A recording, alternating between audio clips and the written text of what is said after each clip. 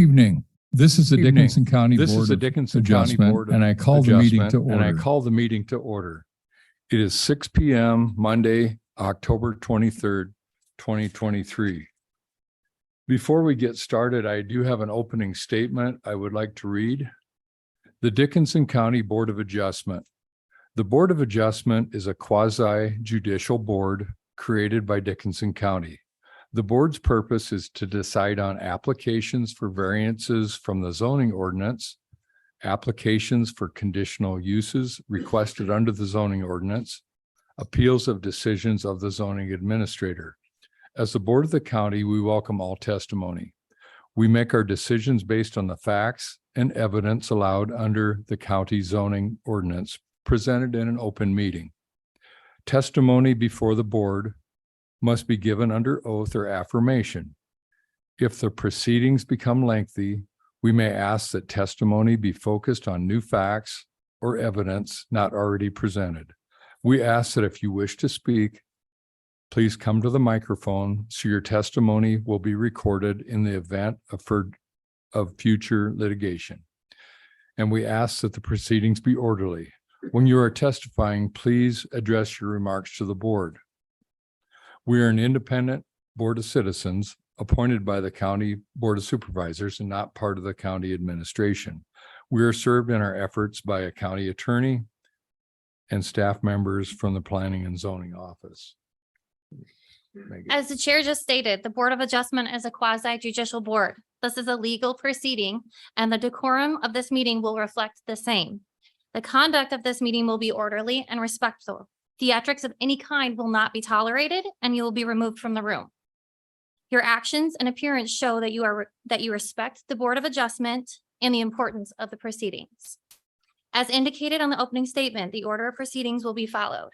An oral statement summarizing the issues and procedural steps as presented by the staff, followed by testimony and evidence presented by the applicant.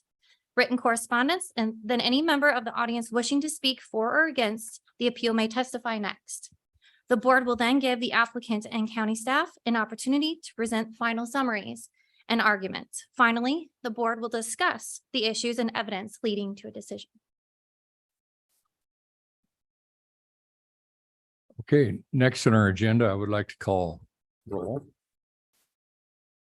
Please, Lee, Jeff Ashlin, here. Jennifer Johnson Ross, Jennifer Johnson Ross has recused herself from the proceedings for this application only due to a true conflict of interest. But she'll look back. Alex Saponsky, Here. Cami Wells, Here. Kirby Burhow. Everybody is present. Excused. Okay. So first on our agenda with new business would be a public hearing for Red Rock Wind Project LLC and participating landowners, conditional use to construct 89 wind energy conversion systems on the following described property. Sections 1, 12 through 16, 20 through 29, 32 to 36 in Milford Township, sections 1 through 36, Lloyd Township, and sections 21, 22, 26 to 29, 31 to 36, Richland Township, Dickinson County, Iowa, in the A1 Ag District. And Megan, do we want to mention? We want to mention that we're going to start with our wind application first, but at 7 p.m. we are going to hear an application for a variance. So at 7 p.m. we are going to pause the discussion, and then after we do our variance for another matter, we will be back on the wind project. Okay, we will resume. And who's here with Red Rock to present that project? And please state your name and come forward to the. Yeah, because it's a conditional use, I do have a staff report as well. Okay. You want I'll to wait. give it?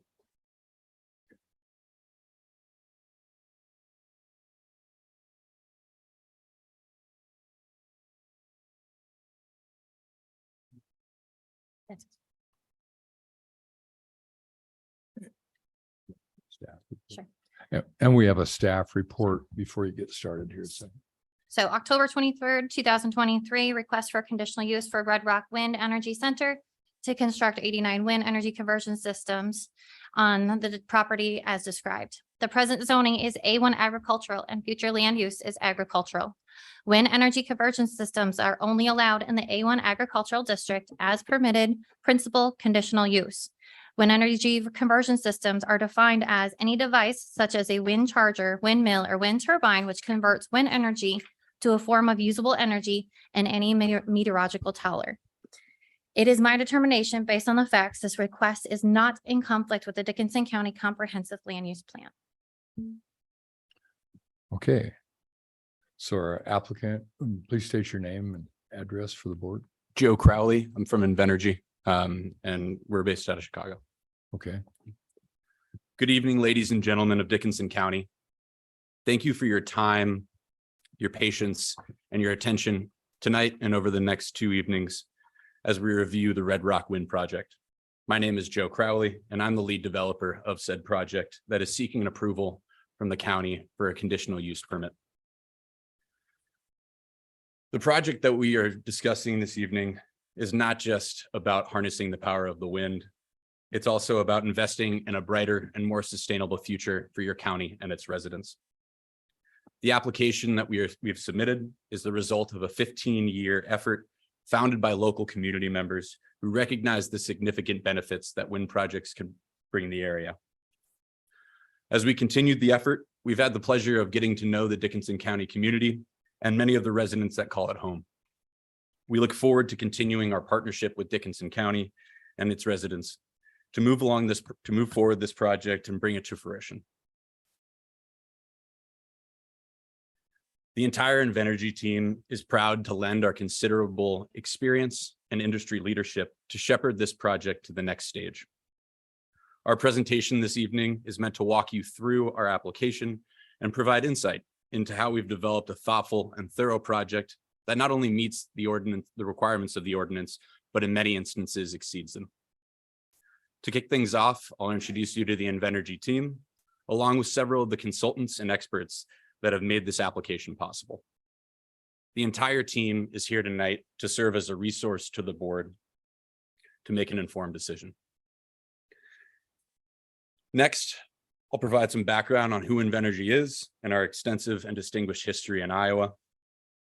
Afterwards, we'll review some details of the project, and I'll pass the mic over to our subject matter experts to speak to the robust studies and analyses they've completed to inform the development of this project.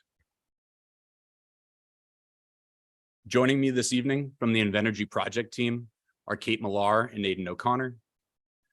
From Invenergy's environmental compliance team is John Aquilino, and from our wind engineering team is John Flanagan.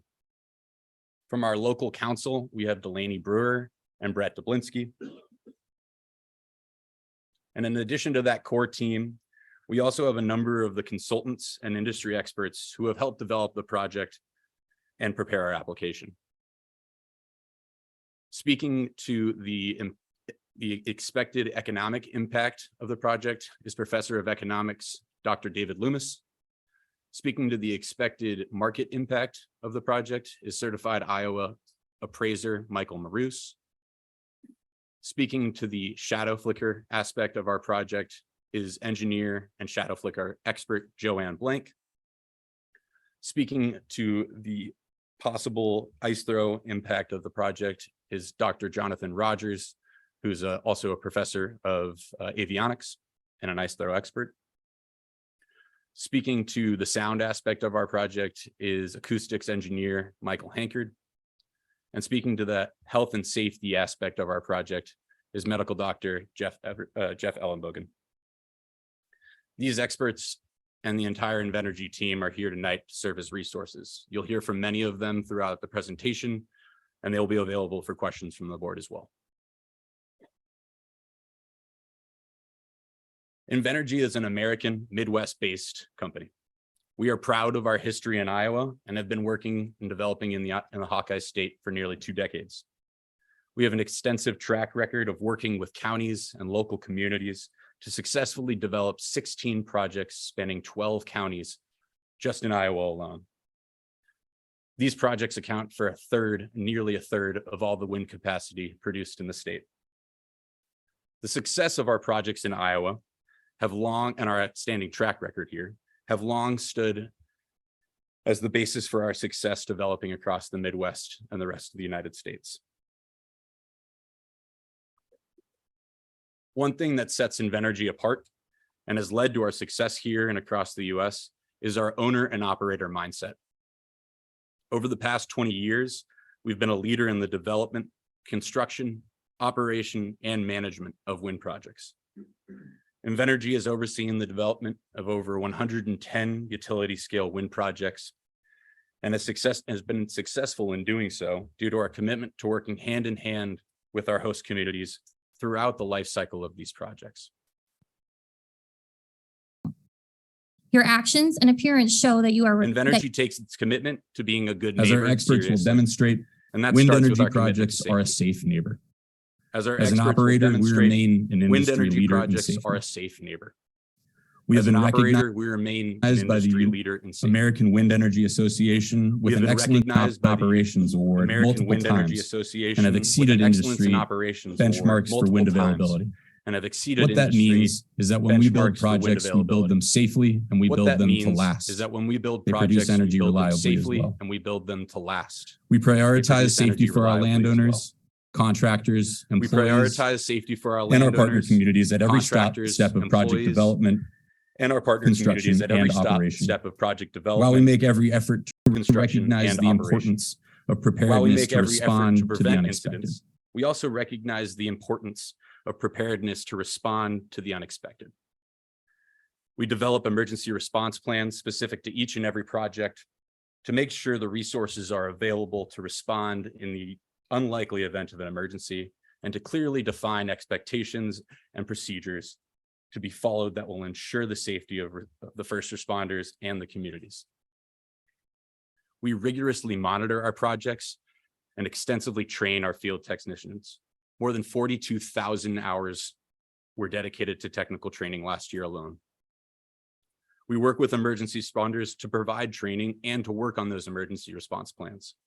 Additionally, we have dedicated on-site staff who are responsible for the safe and continued operation of each and every facility we work on. Each project we develop, including Red Rock Wind, includes a real-time automated system that allows us to monitor each and every turbine 24 hours a day, 365 days a year. The system is designed to identify operational malfunctions or other safety concerns immediately so that they can be addressed quickly and adequately. In many instances, the automated system will stop a turbine operation if it detects any kind of anomaly, allowing project technicians to evaluate and address the issue before it becomes a safety hazard. We have progressive repair and monitoring systems in place for the proactive repair and maintenance of project components, including blades. Our business relies on the safe, continued operation of our turbines, and our enhanced preventative inspections, in addition to our remote monitoring capabilities, are a major contributor to our success here.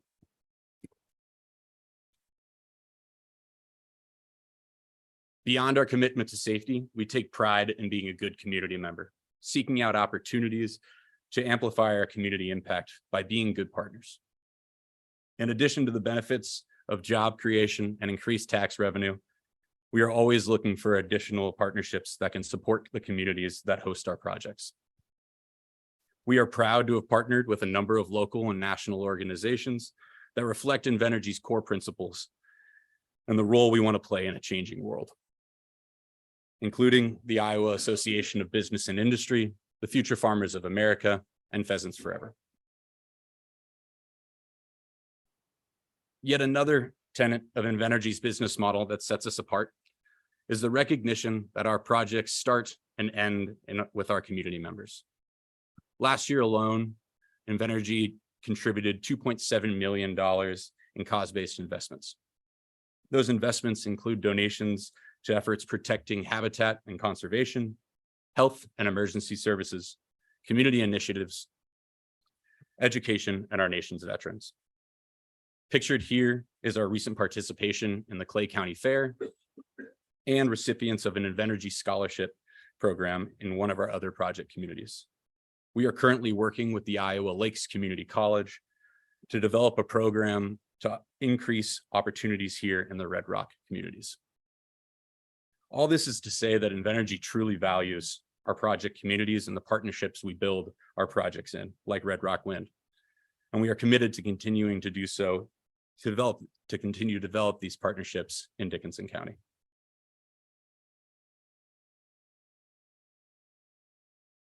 At its very core, Red Rock is a community project.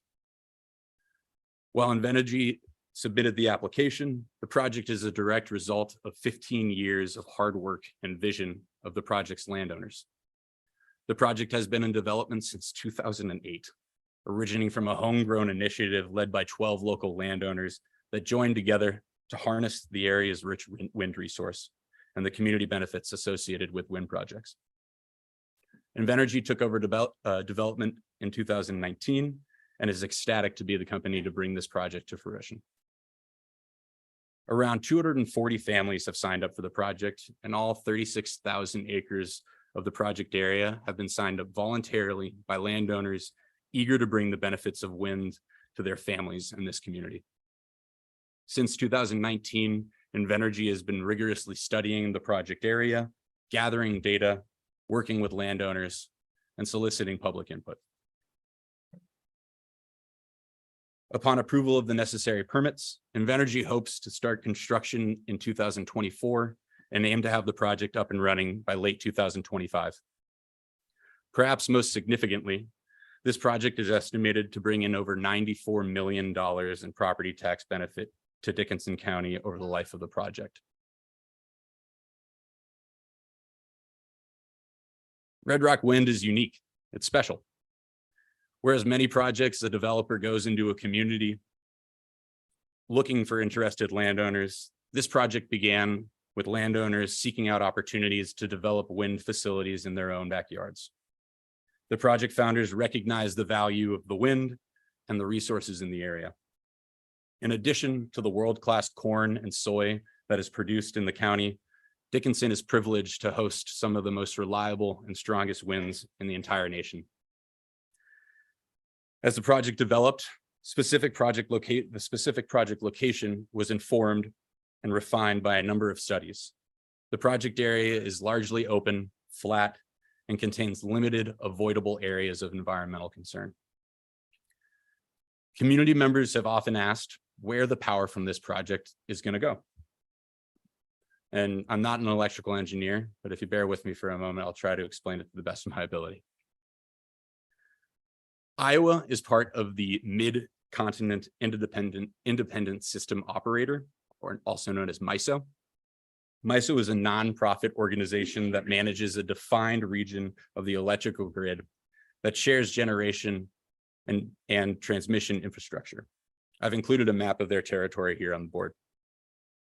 Demand for electricity in this area is increasing, and MISO is responsible for balancing demand and generation on a real-time basis. You can kind of think of MISO like air traffic controllers, but for electrons. So they will send the electricity generated to where it's needed and on the MISO system, in the MISO system at any given time. However, MISO also understands that it's most efficient to use that energy where it's generated or close to it. And so while some of the energy from the project may be used locally, in other cases, when the need here is low, the generation may be sent to neighboring areas.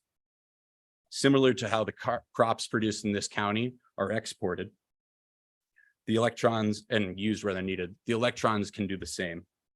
It's important to note here that while the electricity may be used elsewhere, the benefit of producing those electrons stays right here in the county.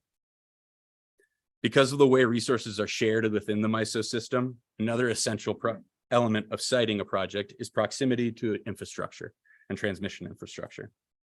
The project will connect to an existing line in Clay County, and Invenergy has worked extensively with MISO to conduct the necessary studies and engineering efforts for connecting this project to the grid safely.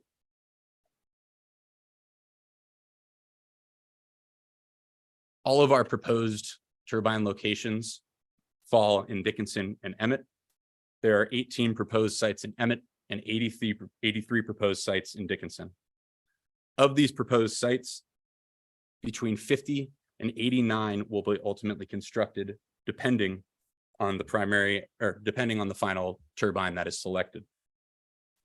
On the final model shortlist, the tip heights, the very top, range from 551 to 591 feet.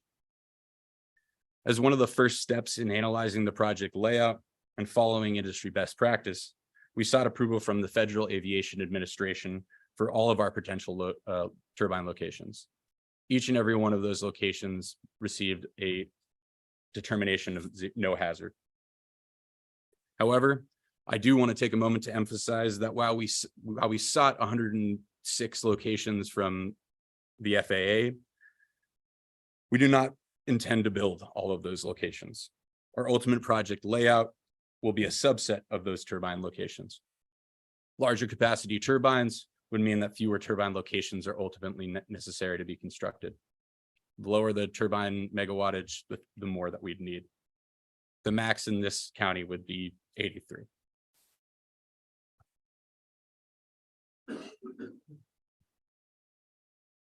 Developing a wind farm requires a substantial amount of study and analysis in order to properly diligence the site. We have conducted a robust suite of studies to inform our project footprint. This includes multiple environmental studies, wind resource data collection, sound and shadow flicker modeling, geotechnical analyses, visual simulations, and market and economic impact analysis, to name a few. Our team will walk through many of these studies, and several of these experts will speak to them in detail this evening.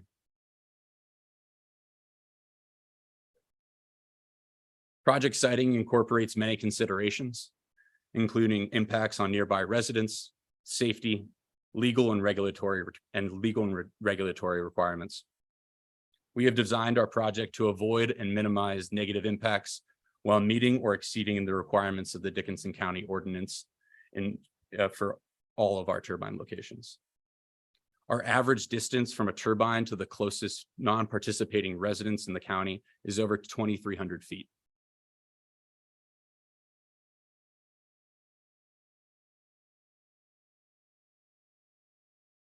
We recognize the unique characteristics of all of our project areas, and Red Rock Wind is no different. Dickinson County is home to the Iowa Great Lakes, which boasts natural beauty and excellent outdoor recreational activities. It is our goal to preserve those natural resources, and we've sited our project with that goal in mind. As you can see by this visual simulation showing the view looking east over the Oak Hill Marina, our turbines are over 4.5 miles from this point and largely obscured by existing vegetation and topography. You can see the tip of one of the turbines right there.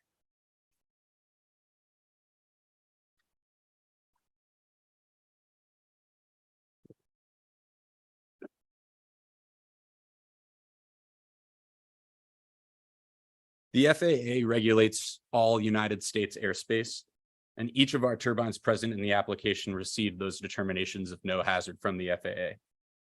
The red lights fixed atop turbines are required by the FAA as a safety measure to protect pilots. In some cases, the FAA allows for wind projects to employ aircraft detection lighting systems, referred to as ADLS, that can significantly reduce the amount of time those lights have to be on. The system allows for lights to remain off until an aircraft comes within 3 nautical miles of a turbine. One exception to this rule is that each and every light is tested each evening to ensure functionality.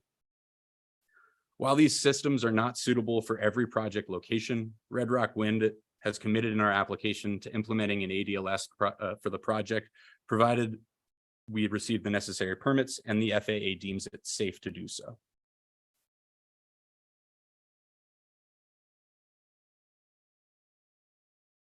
Wind energy is both compatible and complementary to agriculture. We are proud to work with our farmers and producers. We are committed to avoiding drain tile when possible and are responsible for repairing drain tile if it's damaged.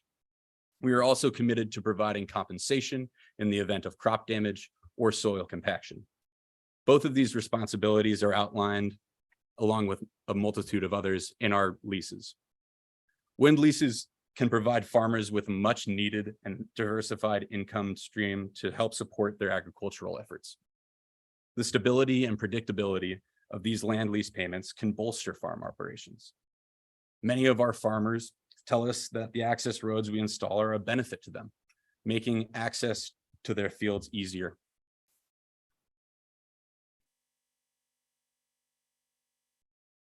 Sorry. Out of the 36,000 acres in the project area, only 80 acres, or approximately 0.2%, will be permanently converted across the entire 300 megawatt project during the operational life of the project. Our operations team frequently works with landowners and aerial sprayers to ensure agricultural practices continue unimpeded. For the most effective application, aerial sprayers tend to operate on low wind days when turbines are not spinning. If aerial applicators prefer to have nearby turbines shut down during application, our operations and maintenance team is able to coordinate with them and happy to do so. We value our community partnerships, and our operations team will be a resource for everyone in the community throughout the life cycle of our projects. And with that, I'm going to hand off the mic to Kate Millar to speak to some of the project-specific plans and agreements for the Red Rock Wind project.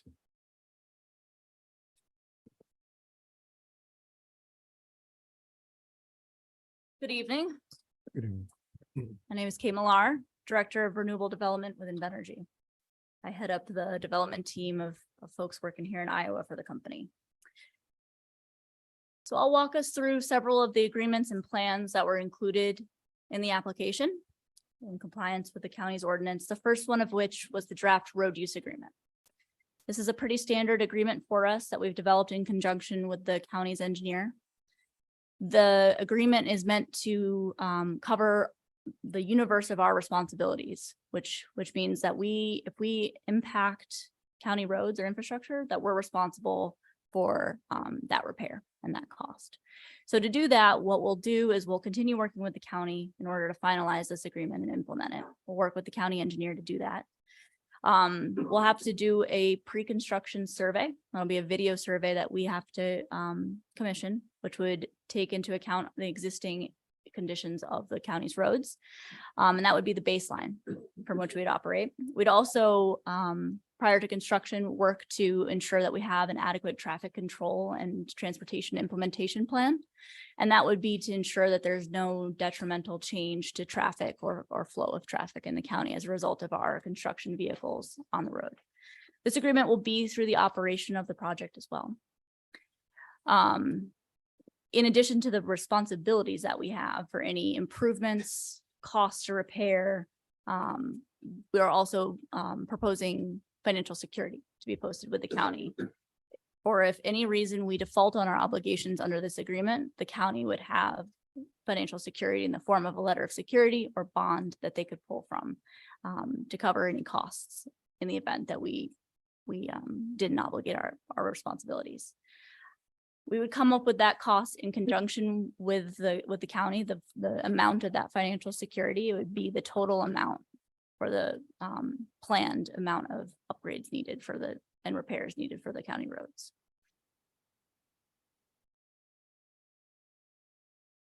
Next is the drainage agreement. In a similar fashion, should we impact the county's drainage infrastructure in the drainage districts, that cost to repair is ours to bear. And we would need to facilitate any modifications or fixes to any of those drains. We would work with the county to appoint an engineer to cover that, and that cost again would be borne by the project. We'll post a financial security in the form of a fee, a $1 million fee with the county that it can draw from. And again, if we fail to oblige any of our responsibilities, that would also cover administrative costs. And this would be a grant of an easement under this agreement. So this was included as a draft, And we would look to finalize that once we have all locations of those drainage crossings in hand. Joe covered safety, but I'm going to talk about our emergency response plan. Our emergency response plan is a commitment we made in the application to develop. This is a living document that we develop, knowing all of the aspects of the project, the infrastructure we plan to build, the locations of them. We would work to ensure that there's a plan in place that covers the responsibilities and whose those are in the event that something does happen on site. Our team on site works to coordinate that, and they coordinate with the community local responders and fire departments to ensure that they're up to speed on the facility. They know our operational protocols, and everybody in the event that an emergency happens knows where to go, who to call, and what responsibilities belong to who. We take this very seriously, and we view this again as a living document. During operation, we would look to update this anytime there's any modification needed. Again, we have a 24/7 control center that remotely monitors our facility and can tell if there's an incident or abnormality in the function of our turbines. And this is in addition to our on-site staff in the event.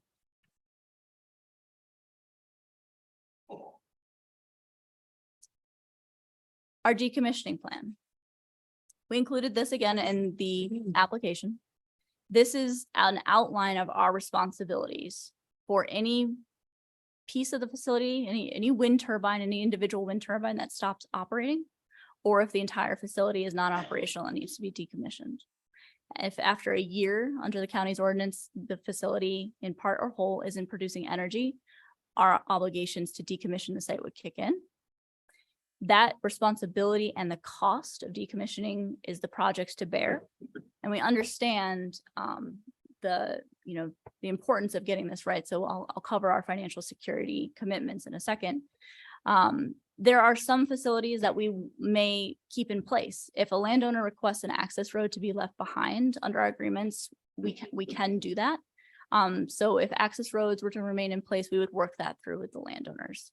But the decommissioning protocol in the plan would be to remove turbines, the blades, the rotors, the towers, the foundation down to a certain depth, and remove that in the timelines agreed to under the plan. So decommissioning security, we understand the importance again of getting this right, and the interest of the county to ensure that there is no financial cost that becomes the county's. So in addition to the plan for decommissioning, we are proposing to post security with the county in the form of a letter of security, a bond, or some similar vehicle for providing this assurance. And this would be calculated in an amount performed by a third-party engineer, and it should be the cost of the removal of the facility, less any salvage value or scrap value that might be needed to be taken into account. And that after 15 years should be updated, and it should be updated every 5 years so that we can remain up to date with what costs may be. And this would be a financial instrument posted with the county prior to the start of operations. In the event that this project is owned by a utility regulated by the Iowa Utilities Board, we're proposing that the letter of security not be a requirement, because the IUB regulates its utilities very strictly, and they have their own financial protocols that could cover this instead of a financial security. So you would see that carved out in the plan.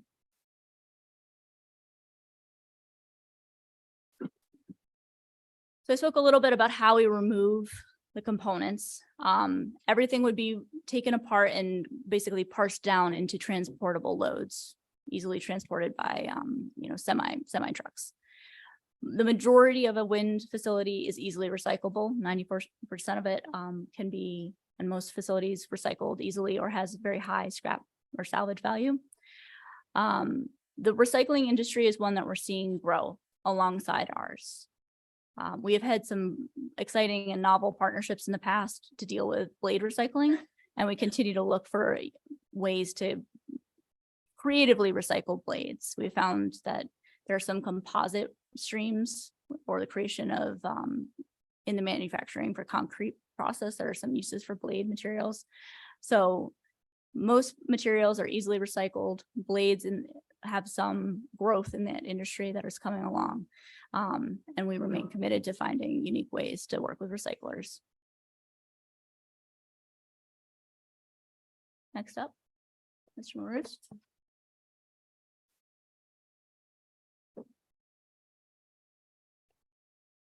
Good evening. I'm Delaney Brewer and I'm counsel for Red Rock Wind. And my colleague Brett and I will be helping to walk through some of the detailed analyses that was performed for the project.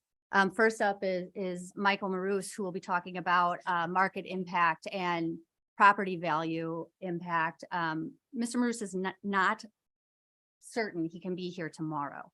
So to the extent you have questions for him, if you could ask them this evening, that would be very helpful to sort of get you all the information you need.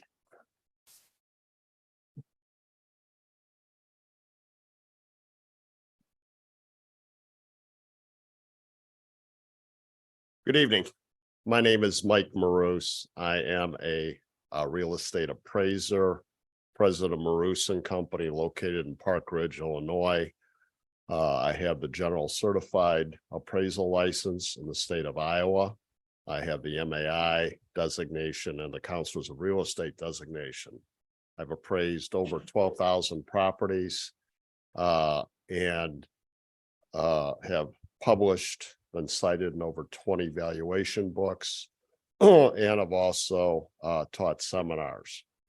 As part of my work, I've done over 200 market impact studies in my career, and looking at proposed projects such as industrial uses, waste transfer facilities, religious facilities, mixed-use facilities, wind energy, obviously, and other renewable projects. In this instance, I analyzed the potential impacts on real estate values in and around the proposed Red Rock project. I followed basically the appraisal rules, which are the Uniform Standards of Professional Appraisal Practice. And I considered my analysis based on local real estate sales, the economic impacts of the development, match pair analysis, market condition, interviews of various real estate experts. And I'll kind of go through. In this situation, I reviewed Dickinson ordinances and law together with Emmett and Clay counties. I reviewed sales in the area. I published a report that was submitted to you that's pushing 200 pages that kind of goes through in detail what was done. I reviewed local market conditions, which are strong for both residential and agricultural land. I reviewed local demographics. I visited the site. I toured the site. I looked at sales in the site and, trying to better understand and familiarize myself with the residential and the agricultural dynamics of the area. I also reviewed the professional reports, which you started to hear and you will hear more of tonight. The things that may impact value, which has to do with health, shadow flicker, noise, and setbacks and all the other things that as appraisers we look at. And I looked at similar facilities, developed projects in Iowa and the Midwest. I surveyed brokers, appraisers, assessors, auctioneers that have personal experience in market activity in and around wind farms. And I actually surveyed, which means I actually physically called and talked to every assessor that has major wind in the state of Iowa, over 41, to see, number one, if there's been a tax appeal filed alleging that property values have been diminished by proximity of turbines? Are they valuing properties any differently than a similar property that, let's say, is 2 miles away? Have they seen any trend in values? Not one tax appeal. None of them are valuing properties any differently. I've done this with over 150 assessors in Minnesota, Illinois, Indiana, Michigan, and Ohio. Same result. There's a fear, there's a concern, and most of the assessors by their county boards are asked to take a hard look at it, but when they look at the data, they look at the activity, there's no indication. And then a match pair analysis, which takes up a considerable portion of the report, basically looks at properties that are proximate to a wind farm or turbines and similar properties in the same market area that would appeal to the same buyer, that have similar physical characteristics, size, land, modernization, etc. And I believe there's probably over 40 examples in the report.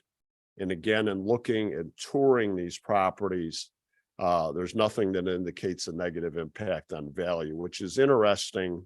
And as you look at the state itself, there's been an evolution of this industry where the turbines initially were 300 to 350 feet tall.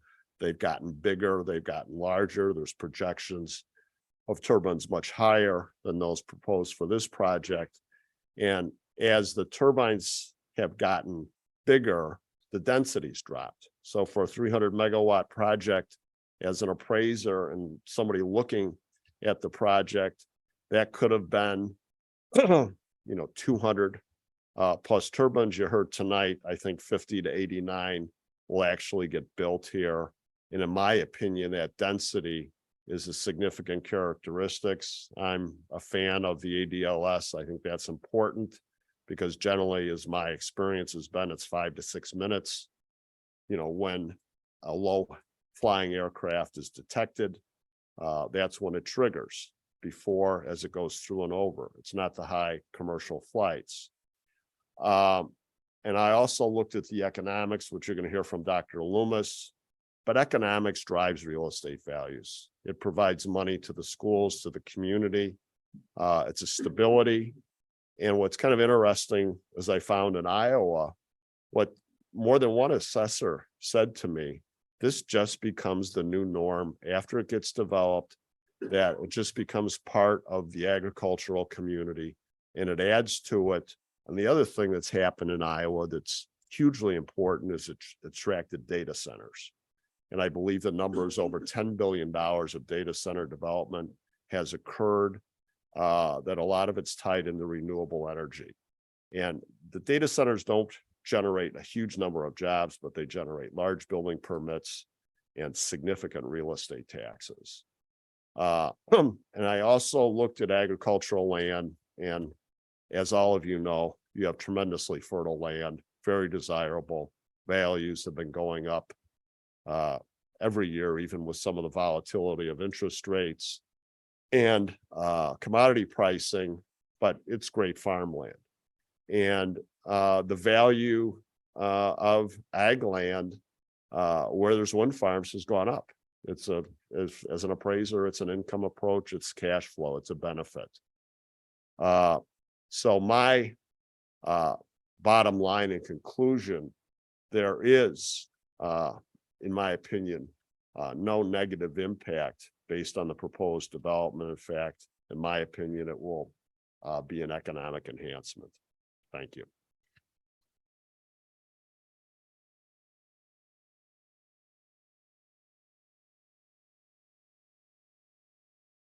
If you want to take an opportunity now to ask any questions you have, we're happy to do that. Otherwise, later this evening, if there's a point when you'd like to ask some questions, just let us know. So with that. Just you have some now? continue. Sure. Okay. So with that, Dr. Loomis is actually our next subject matter expert, and he will talk about the economic impact of the project.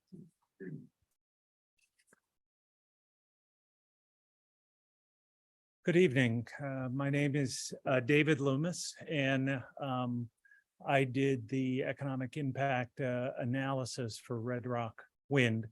I am president of Strategic Economic Research, LLC, and I was professor of economics at Illinois State University for 26 years before I just retired in May.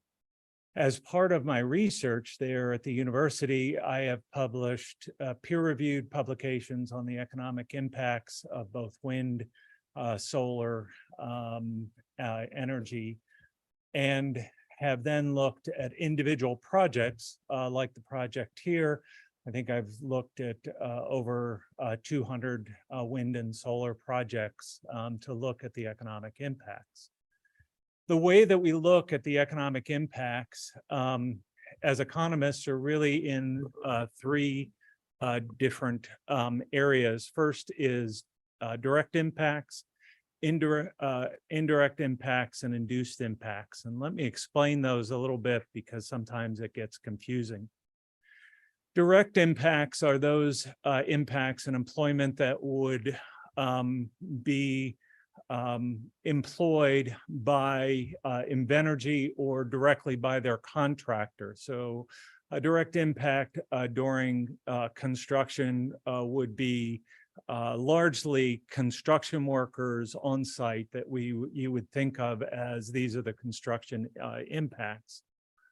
But there's a secondary layer of impacts that are important to include from an economic development perspective, and that's those indirect impacts. Indirect impacts are those jobs that are created due to spending in the local area due to this project coming in. So for example, supplies that would be readily sourced from the local area, like concrete, rebar for foundations. These are materials that are sourced locally because the transportation costs to go for a long distance relative to the value of the material is rather high, and so they tend to come from the local area. And so indirect impacts would measure the jobs that are created or supported as a result of those purchases, not that Invenergy is employing, but the concrete company or the rebar company or the transportation company, and those are what we label as indirect impacts. Finally, induced impacts are those impacts that are the result of people having jobs and people having income. Induced impacts are those things, ordinary household purchases that everybody makes in the local community. They may be groceries, dining out, entertainment. And so we're looking at the economic effect of ordinary household purchases in the local community. So we're looking at jobs created or supported. We want to look as well at earnings to say, are these good paying jobs here? And the final concept is total economic output. Economic output is the value of goods and services in the local economy. And so it's a measure like gross domestic product.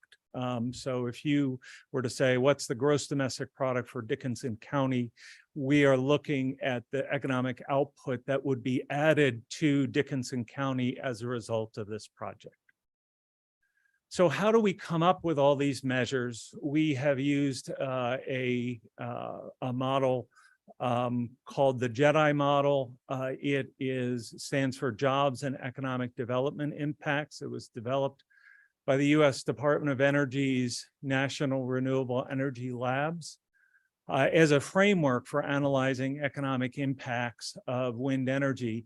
And then I took the multipliers, the IMPLAN multipliers on which it's based.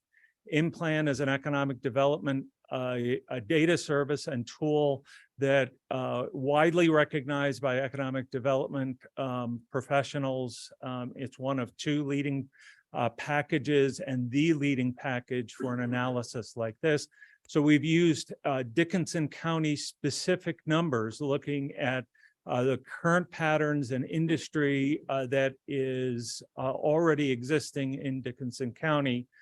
And we did impacts for the state of Illinois to develop these measures.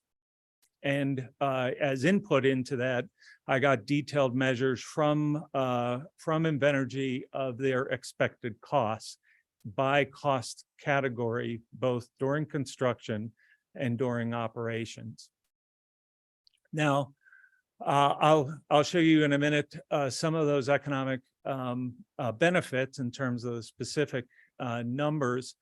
But there's both short-term and long-term job creation. The biggest numbers are going to be during construction, not surprisingly. But the numbers I'm going to show you for operations are long-term ongoing jobs that are going to last the life of the project. So even though they're smaller, they're longer term in terms of duration. The other is the long-term income stream for landowners. So those rental payments that Invenergy will make to landowners that then will get spent in the local community to the extent that those landowners live here. And we did take a look at property records, property tax records, and looked at where those property bills are sent and tried to get a sense of how much of those payments will stay in the local community and how many will flow outside of the community. There's also the benefit of lower cost generation. We did not measure that in our economic impact study here. It's very difficult to measure the economic impact of that, but it is yet an economic benefit of wind farm. And then the property tax base, and I'm going to go into a lot of detail on that. So here are the results of our study in terms of the job creation during construction. The total, and again, this is, it's broken out in my report that itemizes the direct, indirect, and induced impacts, but the total of those three is 519 new jobs in Dickinson County.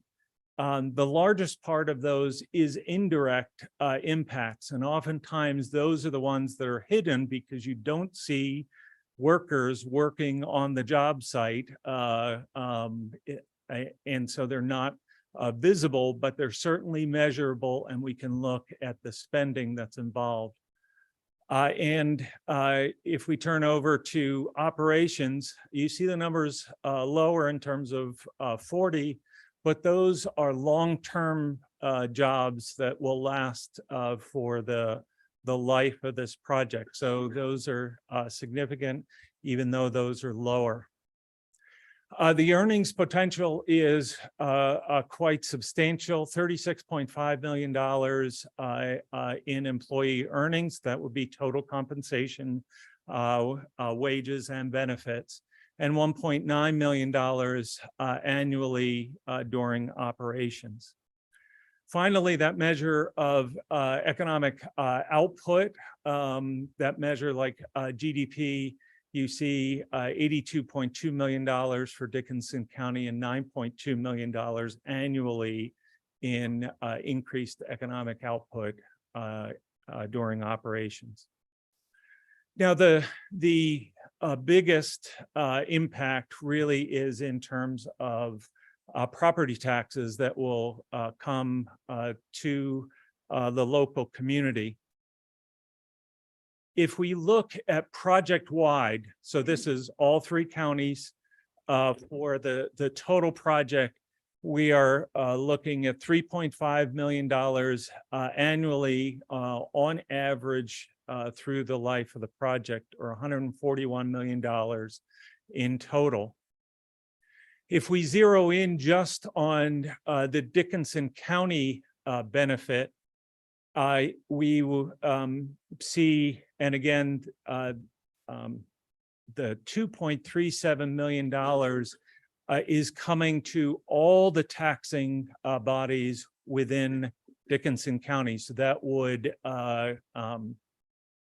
be all of those taxing entities. It would include the school districts and any taxing area within Dickinson County. And it's on $94.8 million over the life of the project in total. $343,000 to just the county taxes and services that would not include school districts, townships, other taxing entities. But you see the largest benefit is to schools. You see those numbers there, very large numbers, $58.8 million, $12.9 million, and $4.5 million to the 3 school districts that are involved, and $6.2 million to Iowa Lakes Community College. So again, a total of $92 million to Dickinson County. And you can see the biggest part of that pie, 62%, is to school districts. Thank you very much.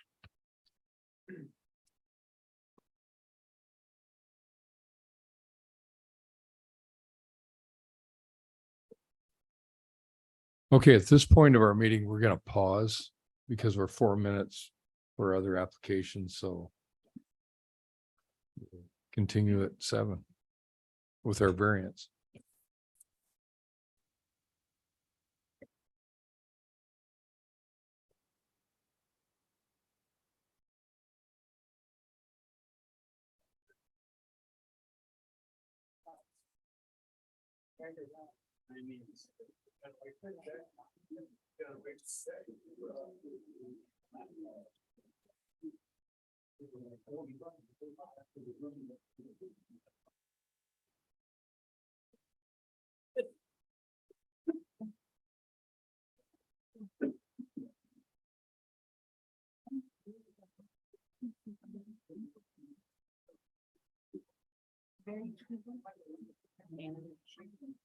No.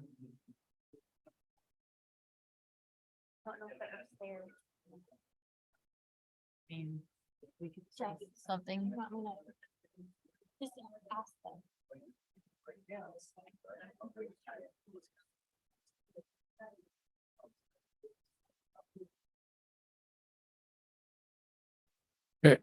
At this time, could we ask the applicants for the variance, It's cooler. Laverne and Connie Matheson, please come forward, work your way up.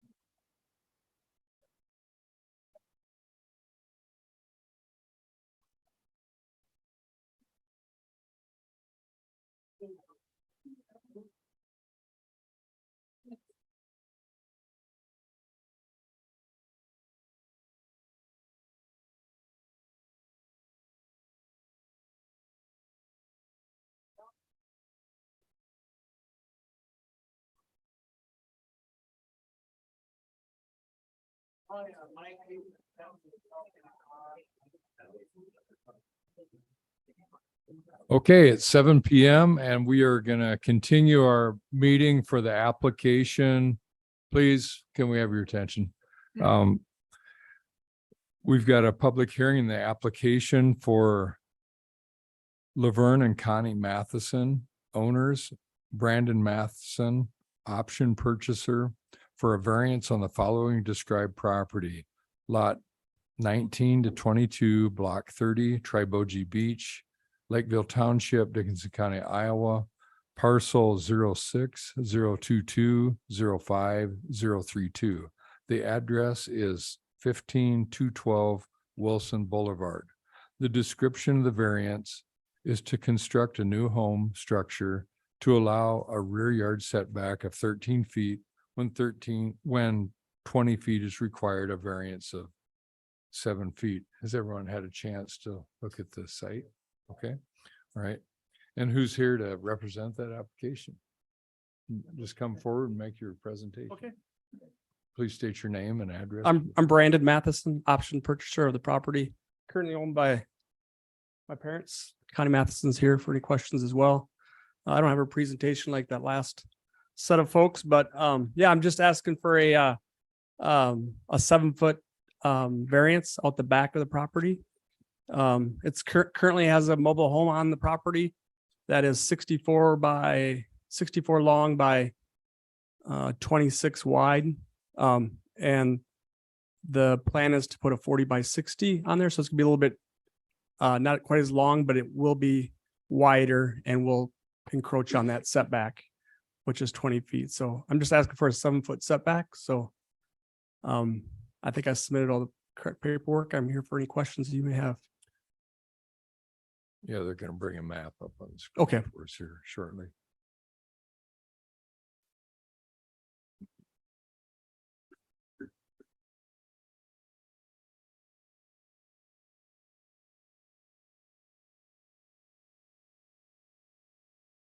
So the property has 4 kind of separate lots there.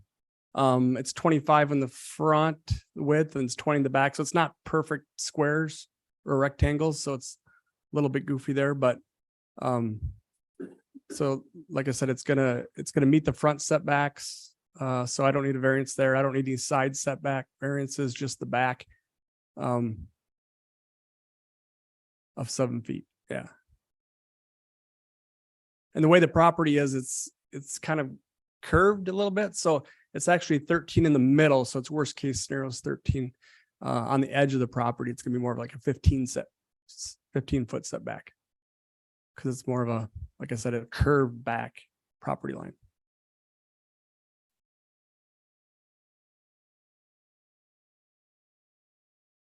There's no basement. No basement. It's a slab on grade.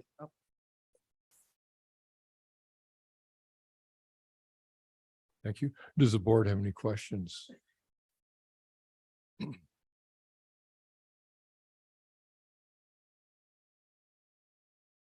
Jeff, Yes, if I can. yes. Okay, so upon the site visit, there is a shed in the rear yard. And when you all saw that where the line was staked out, it is very close to that shed. And so something that in order, if you are looking positively upon this variance, we as a board cannot make anything non-conforming, correct? And an accessory structure needs to have a 6-foot setback between building wall to building wall, not including the overhang. So if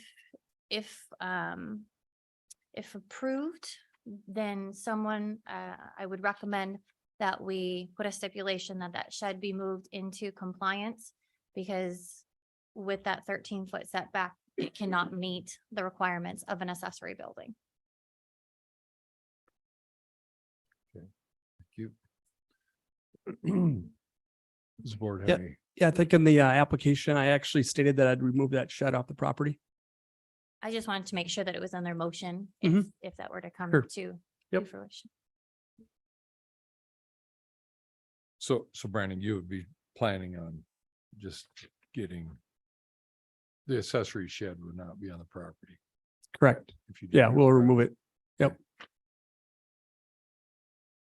Okay. any There's other- also a old well that's there. So we plan on abandoning that well as well. I put that in the application. There's a grant available for that. Please see the office. Okay.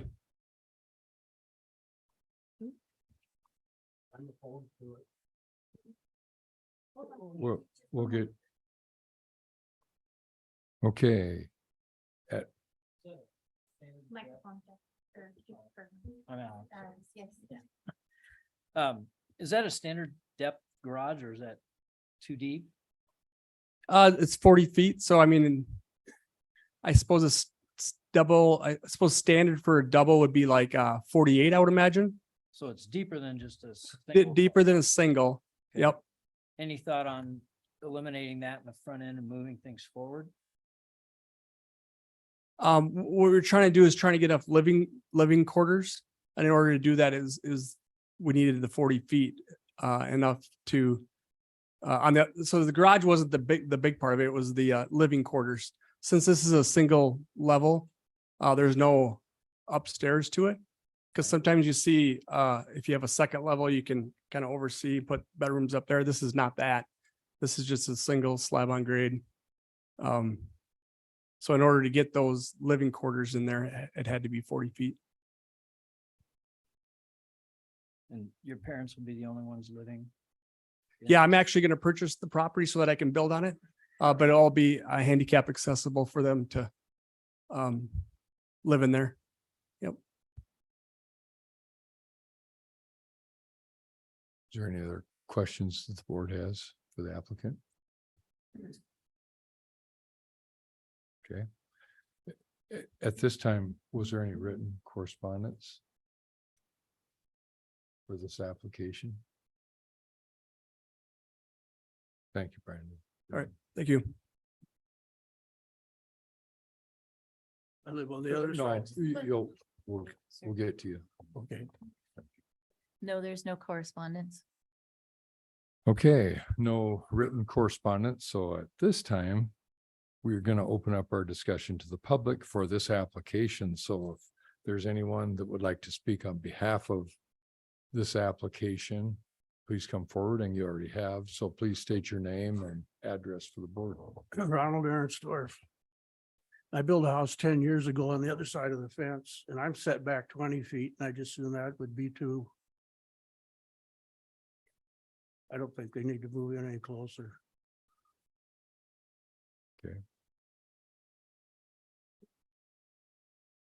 Ron, what's your address, please, for the record? 15217 Lincoln Boulevard. Thank you.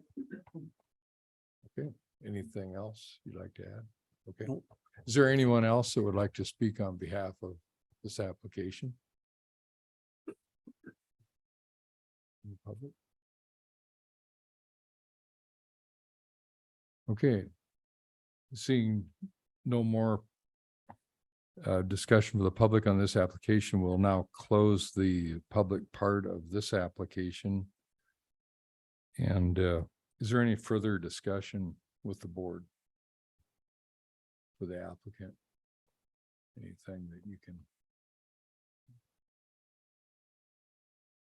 No. Brandon, is there anything you'd like to add? Well, not unless you guys have more questions. Okay, with that, thank you. Like Megan talked about the stipulation, I would entertain a motion if someone would like to bring that forward with that stipulation.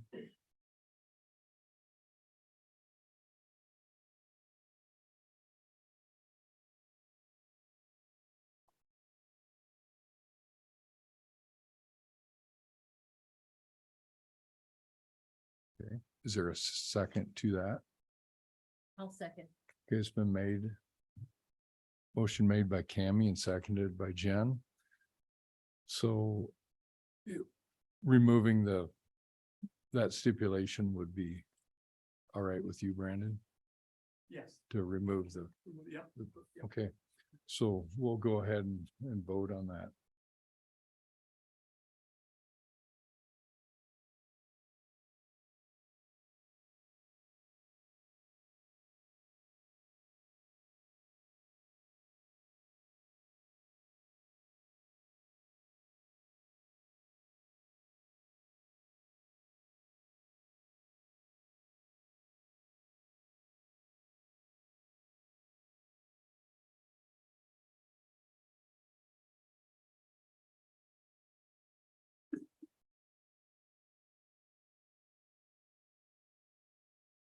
The votes are in. Jeff Ashland, approve. Jen Johnson Ross, deny. Alex Akponsky, approve. Cami Willis, approve. Kirby Verhow, approve. The votes are approved 4-1. Okay, there are 4 votes in favor of granting the application and 1 vote opposed to granting the application. The application as modified is therefore granted. The applicant may consult with the zoning administrator tomorrow as to obtaining a building permit. However, this is a notice to any agreed party that you have a right to appeal this decision within 30 days of today. Okay, now we got to do our findings of fact.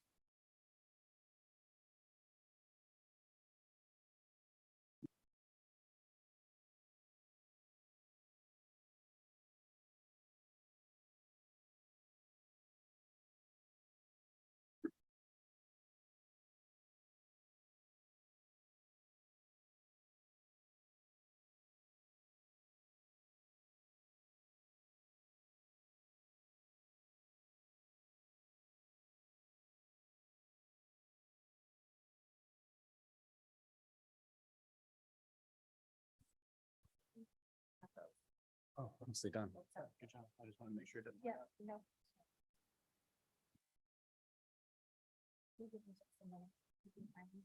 Sure. Of course.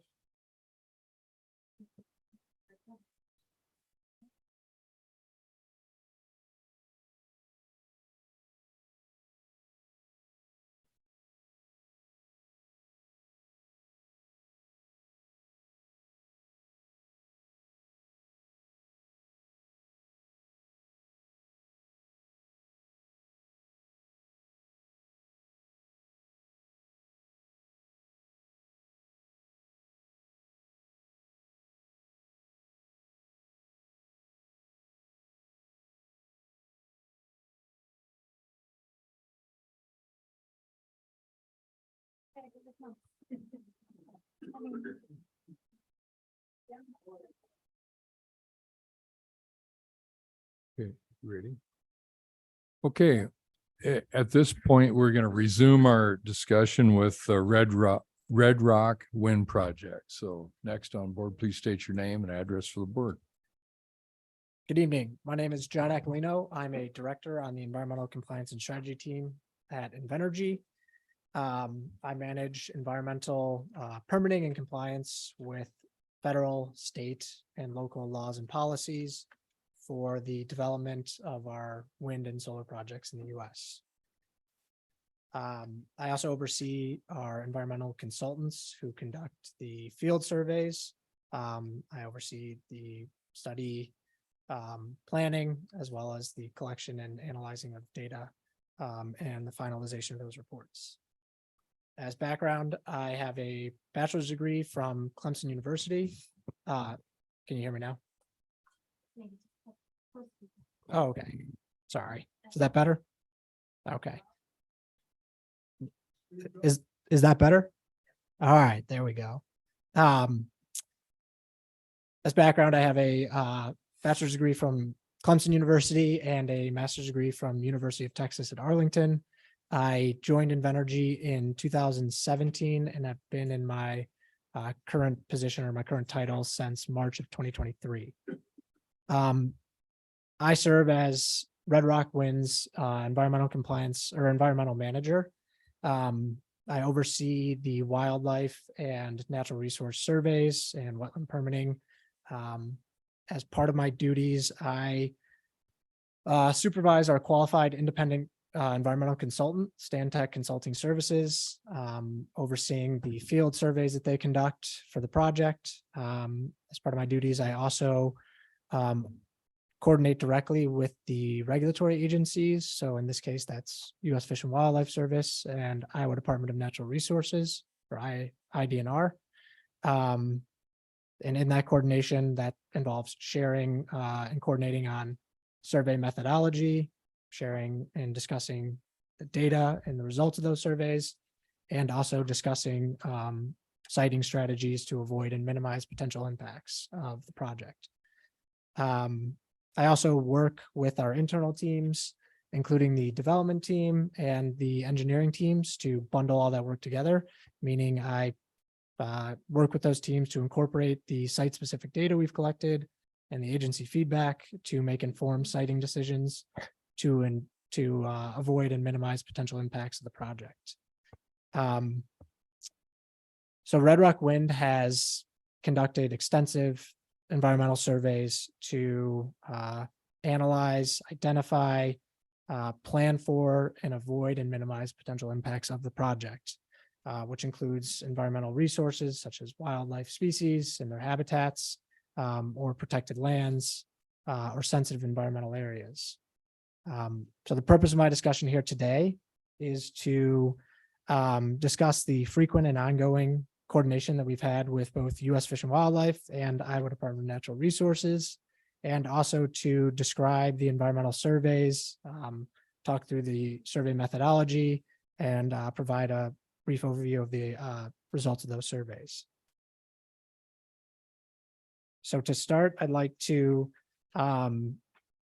discuss our coordination with the agencies. So as Joe mentioned earlier, this project has been in development for several years, and accordingly, Red Rock Wind began coordination with U.S. Fish and Wildlife in 2015 and with Iowa Department of Natural Resources in 2016. During that early coordination, they were, projects coordinating with the agencies to assess environmental resources, including wildlife and their habitats, or sensitive lands.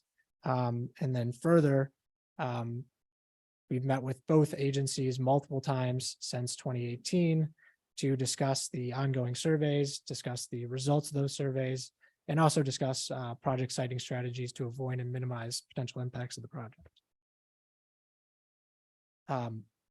Notably, the agencies do not have, there's no official approval from U.S. Fish and Wildlife or Iowa Department of Natural Resources for the development of this project. Rather, the agencies offer guidance and recommendations to minimize potential impacts. But Red Rock has committed to continuing coordination and sharing project results, survey results and data, and soliciting input with those agencies to inform our project siting decisions. Oh, let me just bounce back there. So as it relates to U.S. Fish and Wildlife, we've held several meetings with the agency. We met with them in 2018, 2019, 2020, and 2021. Again, shared the results of our surveys, gained concurrence on survey methodology, and then also discussed project siting and our project siting strategies. We also met with Iowa Department of Natural Resources numerous times during the development of this project. Similarly, we're sharing the results of our surveys and also discussing project siting strategies. As it relates to IDNR, during those meetings, IDNR does not have regulatory requirements for wind development. Again, they offer guidance and recommendations on project siting for developers to consider. During those meetings, we discussed resources, shared the results of those surveys. And during that time, we looked at the site-specific data and coordinated with the agencies to make informed siting decisions for this project. So for example, during those early iterations of coordination with the Iowa Department of Natural Resources, we were looking at a much larger project area, which included areas further north, further west, and areas further southeast. After conducting surveys and after coordinating with the agencies, we identified that there was an increased concentration of environmentally sensitive areas to the north around 4 Mile Lake, around Swan Lake, and also identified resources to the west near Spring Run Wetland Complex.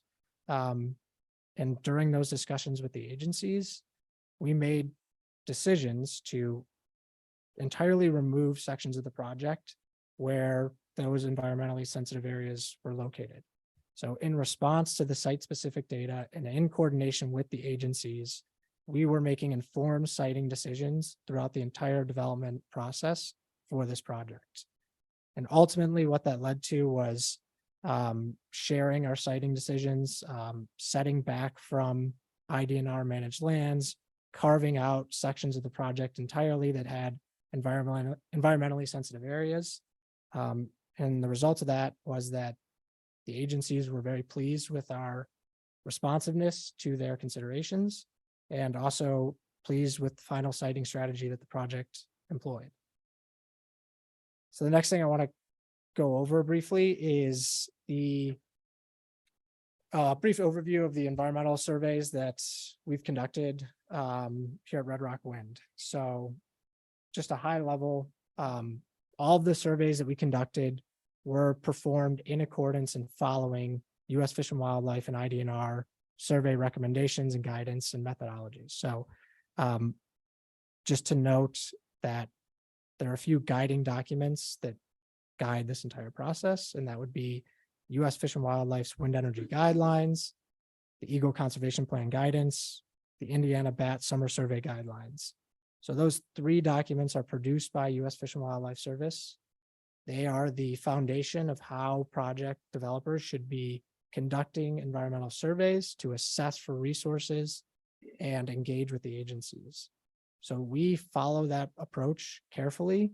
And we, as I mentioned, engage with the agencies throughout the entire survey process, sharing data, sharing the results, discussing site-specific siting strategies.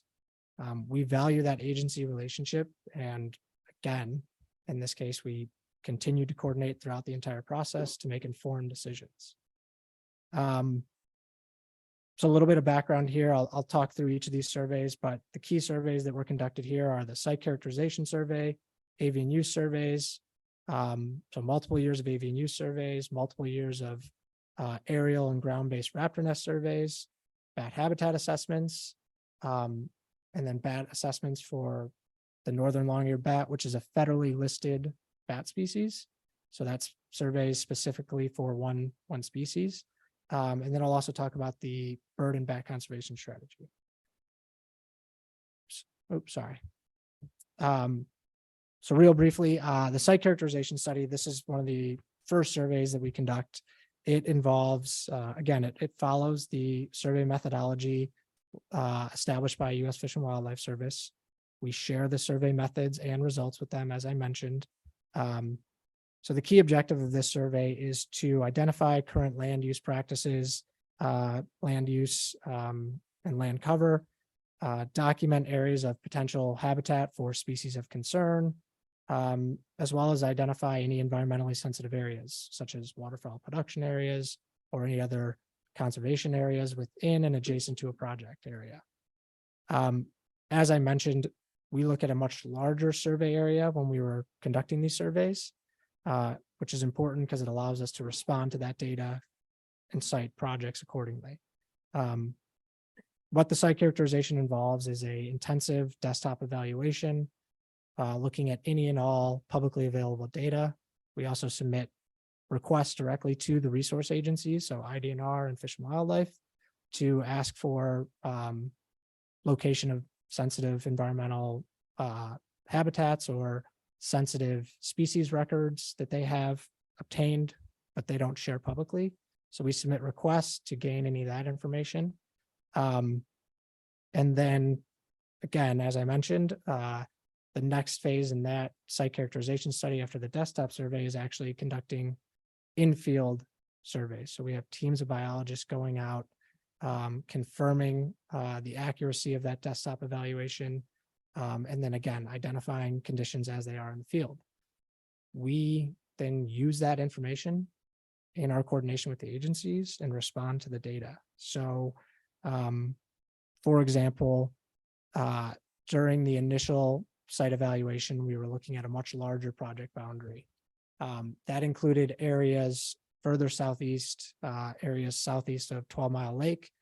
And what we found there was that through the site characterization study and agency coordination in 2018 and 2019, we identified potential grassland areas, potential wetland complexes, and in coordination with the agencies, we decided to not site any turbines in there, completely removed a large section of that from our project boundary, And further, we agreed to siting away from 12 Mile Lake. So that's how we use the data to inform ourselves. That's how we respond to the data that we collect during these surveys. And again, that's how we coordinate directly with the agencies throughout this entire process. So the next survey I'll talk about too is the avian use surveys. So we conducted avian use surveys from 2016 to 2021. These surveys follow agency protocols. What this survey involves is we have trained biologists going out into the field to pre-established points throughout the project area.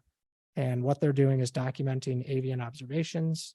And the objective there is to obtain a list of avian species within the project area, and then also document spatial and temporal patterns. So how are avian species using the landscape? As I mentioned, we studied a much larger project area than the final boundary you see before you. And all this data that we collected was again shared with the agencies. And so the results of that survey also informed us on how we should be citing this project. So those areas that I mentioned before in the southeast by 12 Mile Lake, the avian use surveys indicated that those areas were being used by avian species. We noticed increased activity down there. And so again, that informed us and we cited away from those areas entirely. Next survey I want to talk about is our aerial and ground-based raptor nest surveys. So we conducted multiple years of these surveys. The intent and the objective of this survey is to identify raptor nests, which include eagles. The surveys were conducted following agency methodology, and that method and the results were shared with the agencies.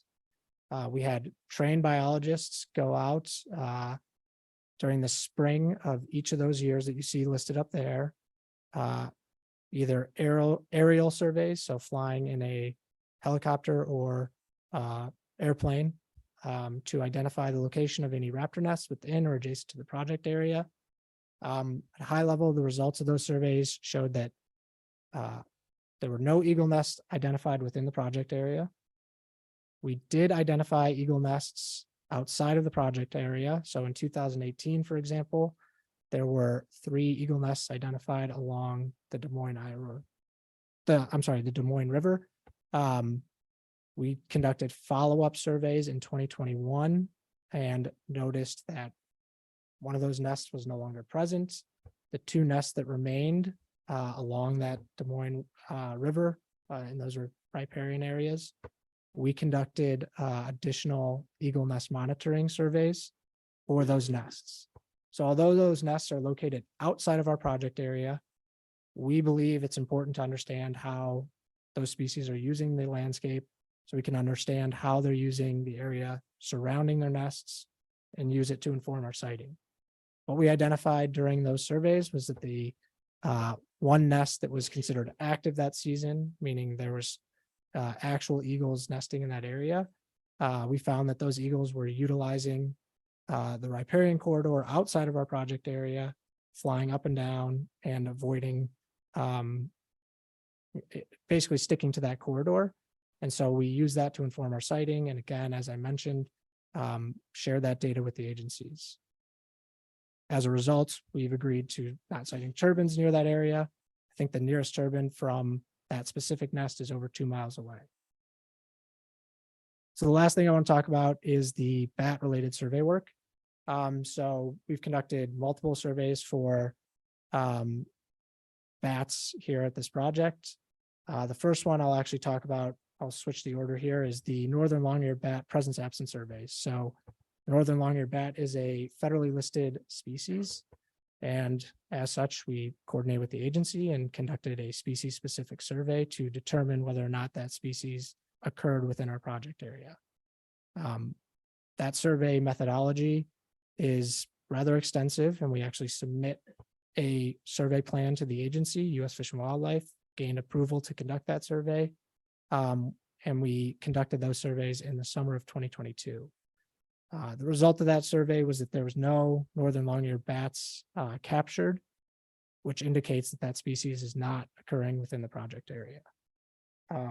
However, we also conducted a bat habitat assessment. So beyond just the species-specific survey, we also conducted a habitat assessment to identify the location of potentially suitable habitat for the northern long-eared bat. We identified that there was no high-quality habitat within the project area, but we did identify that there were some areas of potentially suitable habitat for that species. In response to that, we agreed to siting turbines at least 1,000 feet from those areas of habitat, which is an important number because that's the accepted, basically that's the standard that U.S. Fish and Wildlife uses as the distance that those species would be traveling from those areas of habitat. Meaning if you site outside of that, you're avoiding and minimize potential conflict with that species if it were to be present. So all that to be said, we've conducted extensive surveys here. We've coordinated directly with the agencies, coordinated directly on siting considerations and siting strategies, and shared that with the agencies. And I think that all just demonstrates our commitment to developing environmentally responsible projects and siting projects responsibly. But beyond all of that work, we also, prior to going operational, will develop what's known as a bird and bat conservation strategy, or BBCS. That document outlines all of and memorializes the pre-construction survey work that we've done, memorializes all the agency engagement that I just mentioned. But it importantly includes what's called an adaptive management strategy. So our commitment to environmentally responsible projects goes through development, construction, and into operations. So that BBCS is a voluntary document. It's internal facing. It's for the operations of the project. And that adaptive management strategy includes procedures that if during the operations of a project, unforeseen events occur, there's a plan in place to respond to it. And there's a plan in place to react to changing environments.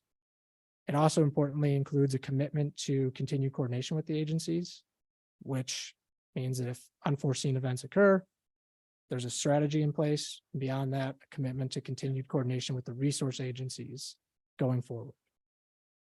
So with that, the project has conducted extensive surveys. We've done significant engagement with the agencies to inform ourselves on responsible project siting. We've implemented restriction areas. We've implemented setbacks from resources, many of which go beyond the Dickinson County ordinance requirements. All of these strategies and all of these siting measures just show our commitment to developing environmentally responsible projects. And with that, I thank you for your time.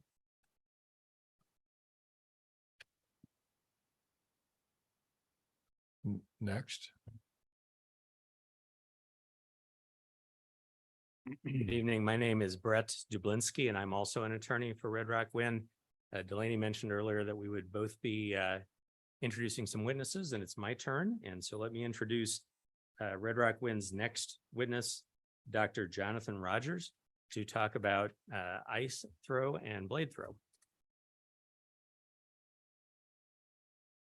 All right, thank you all.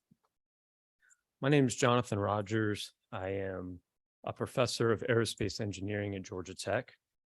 I have degrees in physics and aerospace engineering. My area of expertise is in air vehicle modeling and simulation, as well as flight controls and ballistics. I have 15 years of experience leading research projects for NASA, for the Air Force, and other Department of Defense organizations. About a decade or so ago, we used some of that expertise in ballistics to try to understand where ice pieces or blade pieces, if released from an operating wind turbine, where they might land. And so we developed some of the first models in the industry for ice shed and blade failure. So we've written archival papers on that topics, as well as portions of international standards for risk assessments for blade and ice throw. And I've also served as an expert for various zoning boards around the country, including the Midwest. So first, let's kind of get on the same page about what this phenomenon is. So ice throw refers to an instance where ice has built up on the turbine blade and the turbine is left operating, so the rotor is spinning, and the ice piece is released from the turbine under that condition. Blade throw would refer to a case where there's a structural failure on the blade and either the entire blade or a piece of the blade would come off while the rotor is spinning. And so naturally, there's a concern about these topics amongst some in the community. And as a result, Invenergy asked me to assess the risk of these phenomena using a rigorous engineering approach to try to understand whether this is something that should be of a concern or not. So what we did was we assessed the suitability of the project setbacks and operational procedures to guard against ice shed and blade failure. The overall methodology, and I should have gone to the next slide here. The overall methodology involves simulating thousands of blade failures and ice throws from the wind turbine under a variety of conditions, including the rotational speed of the turbine, the wind speed, the size of the piece being released, and so on. And to do this, we try to remain conservative in our predictions. So we use the largest turbine make and model that's being considered for the project, as well as the wind distribution and the specific climate characteristics of the Red Rock project. Our models have been calibrated against real world data. So they're not simply models with parameters that we have guessed. We have tuned these models against experimental data that was collected in studies to understand ice throw and blade failure. And the goal of these analyses is not to just compute how far something could go potentially, but instead to compute the risk that an ice piece or a piece of a blade would actually hit a person, a vehicle, or a home, accounting for a range of probabilities, including the probability that an ice or blade piece actually gets released, the probability that it travels a certain distance, and the probability that it hits an object of interest. And I've diagrammed on the top right of this slide a little picture that basically demonstrates the analysis that we do. We set up a case where a piece comes off of the turbine blade while it's spinning. We track its trajectory through the air using a ballistics model, and we place receptors on the ground with a particular size representing a home or a person or a vehicle at an appropriate distance based on the project setbacks. This methodology is outlined in peer-reviewed archival papers that I have written as well as other experts. And it's also compatible with international assessments, international guidelines and standards for analysis of these types of risks. So before we talk about the results of this analysis, I just want to talk about one key piece, which is the risk of this event actually occurring.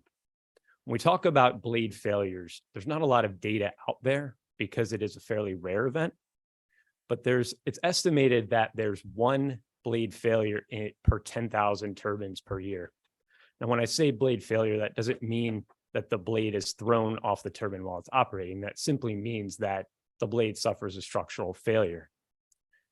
Modern wind turbines are equipped with structural monitoring systems, structural health monitoring systems that monitor for unusual vibrations or other anomalies. And they're also regularly inspected to prevent any kind of release of blade fragments or structural failure while the turbine is operating. So these health monitoring systems will stop the turbine automatically when these anomalies are detected. And that's why these events are so rare. So that 1 in 10,000 doesn't mean that there's 1 in 10,000 blades thrown each year. The number is actually far smaller than that. That just means that there's 1 in 10,000 failures where the blade has to be taken down and replaced. Likewise, we also assess the frequency of ice throw in the Red Rock project area. I looked at the climate characteristics for the Red Rock project area, and based on the International Energy Agency guidelines, the IEA guidelines, it's assessed as a low to moderate icing risk category. So it's no surprise that turbine blades will incur ice during the year because it gets cold. The low to moderate icing risk category determination helps me understand how many pieces are likely to fall off the turbine blades every year.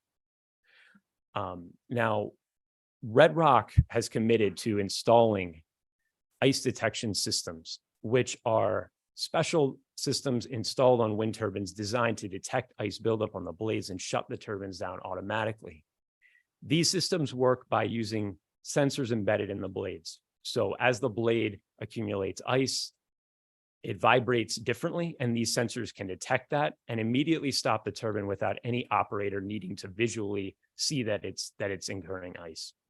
However, operators, personnel at the site also inspect and visually monitor the turbines during icing and snow events, and also will stop turbine blades when ice is accumulated. So it's good operational practice to always stop the turbines if there's ice buildup, and these automatic systems are installed to make sure that they're stopped whenever ice is built up. And when they're stopped, the ice pieces are released by falling straight down.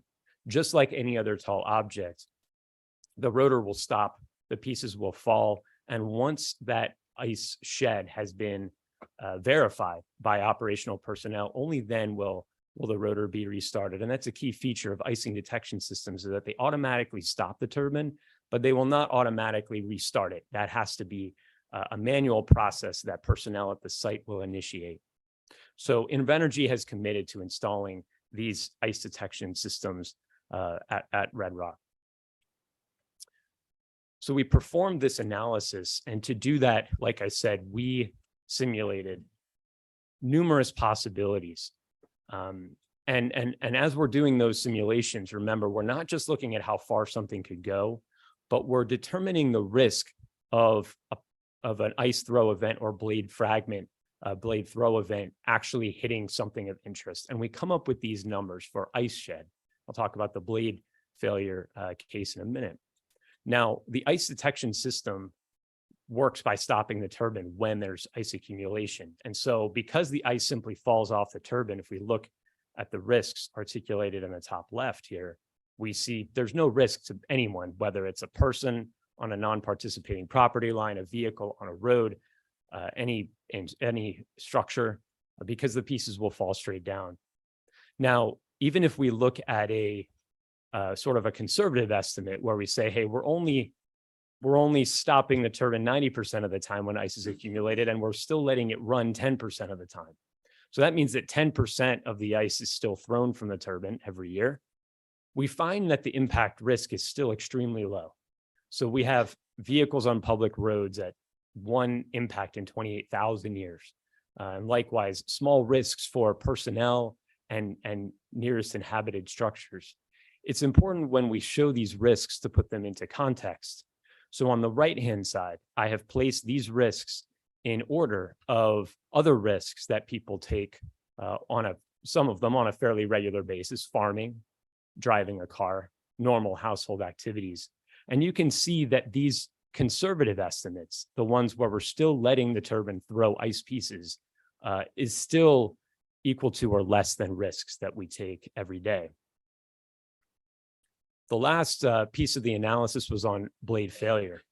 Now, as you can see here, the same analysis was done for blade failure, and we find that the risk of being impacted by a fragment of a blade or by the entire blade is extraordinarily low, assessed to be less than 1 fragment in 4 million years. The methodology used to assess these risks is in a peer-reviewed archival publication that I wrote along with a co-author several years ago. And these risks are commensurate with the risks that were assessed in that paper for an example project with somewhat similar setbacks. Again, if we put these risks into context, we can see that they're smaller than the risk of dying in a lightning strike or any number of other things that we would consider to be low-risk activities. So to wrap up, I will also point out that there's roughly 72,000 operating wind turbines in the United States, according to the US Geological Survey. And to date, there's no record of anyone having been struck by a piece of ice from a wind turbine or been struck by a blade fragment or a blade. So this is not something that's ever been documented to have occurred before, even with a long history of wind energy in the Midwest. So with that being said, the overall assessment is that the project setbacks in concert with the icing detection systems and the ice detection protocols are adequate to protect structures, personnel, and vehicles from these phenomena. Thank you.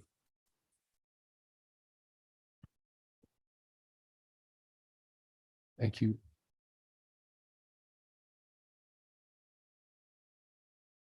Next, I'd like to introduce Joanne Blank, who is an engineer that will address the issue of shadow flicker.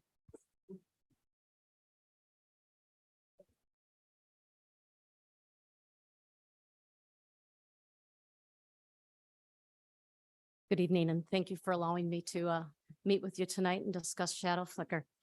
My name is Joanne Blank, and I work at Stantec Consulting Services. Contrary to my introduction, I am not an engineer, I'm a scientist. And I have been employed by Stantec and working in the renewable energies space for nearly 20 years and doing shadow flicker analyses for about 15. I have a Master of Science degrees in atmospheric and oceanic sciences, i.e. some meteorology and climatology, and I also have a Master of Science in environmental monitoring. I do lead the shadow flicker team at Stantec, and I have had the pleasure of running the model not only on this project, but also I've done more than 50 projects across the United States. I have a focus in the Midwest, and I've done dozens of projects here in Iowa, but I have done them all over the United States. So before we start, I just want to give just a little bit of a background on shadow flicker to kind of describe the phenomenon. So shadow flicker occurs only when the sun is lined up directly with the blades and the receptor that would receive that shadow flicker. And as you can see from that little demonstration on the right-hand side, that those three have to be in perfect alignment in order for shadow flicker to occur. And as the sun passes across the sky, it will quickly diminish. So this is a very predictable event. It is used, we model it using a very physics-based approach. So we can predict down to the minute as to when shadow flicker will start and stop. It occurs in short predictable times. It's generally occurs in the early morning, right after sunrise and just before sunset, because as you can imagine, that's when the sun's rays are a little bit lower in the sky and they'll cast a longer shadow. The model itself, as I said, it's a physics-based approach, and it actually takes the entire year and every turbine that is potentially going to be on the project and every receptor, and it steps through the seasons and the day in 1 minute increments, and it adds up all of the time that shadow flicker would occur on any receptor. So when we say that there's a limit of 30 annual hours, that doesn't mean 30 annual hours from one turbine. It means 30 annual hours from every turbine on that particular dwelling. We use a model called WindPro. It is definitely the most accepted application for studying shadow flicker. It is used across the world, across the US, and has been accepted by agencies, again, across the US for its results.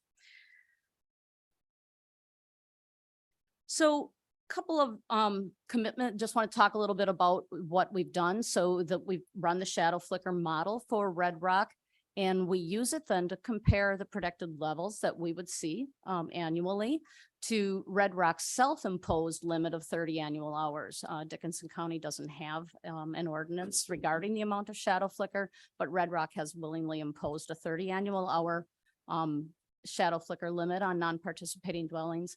And that is the most accepted limit across the US also. So they are definitely in line with that.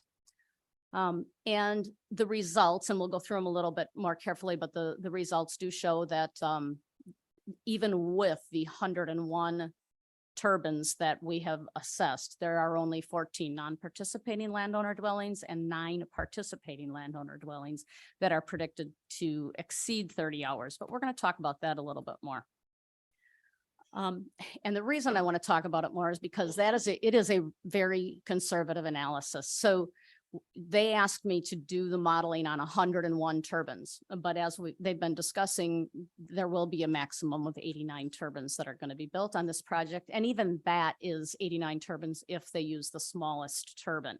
So what they asked me to do was model not only the 101 turbines, but also the largest turbine under consideration, which is the V163 4.5. So if they would use that turbine, there would even be less than 89 turbines in the project. So that's a long way of saying that this is a very conservative analysis that we did.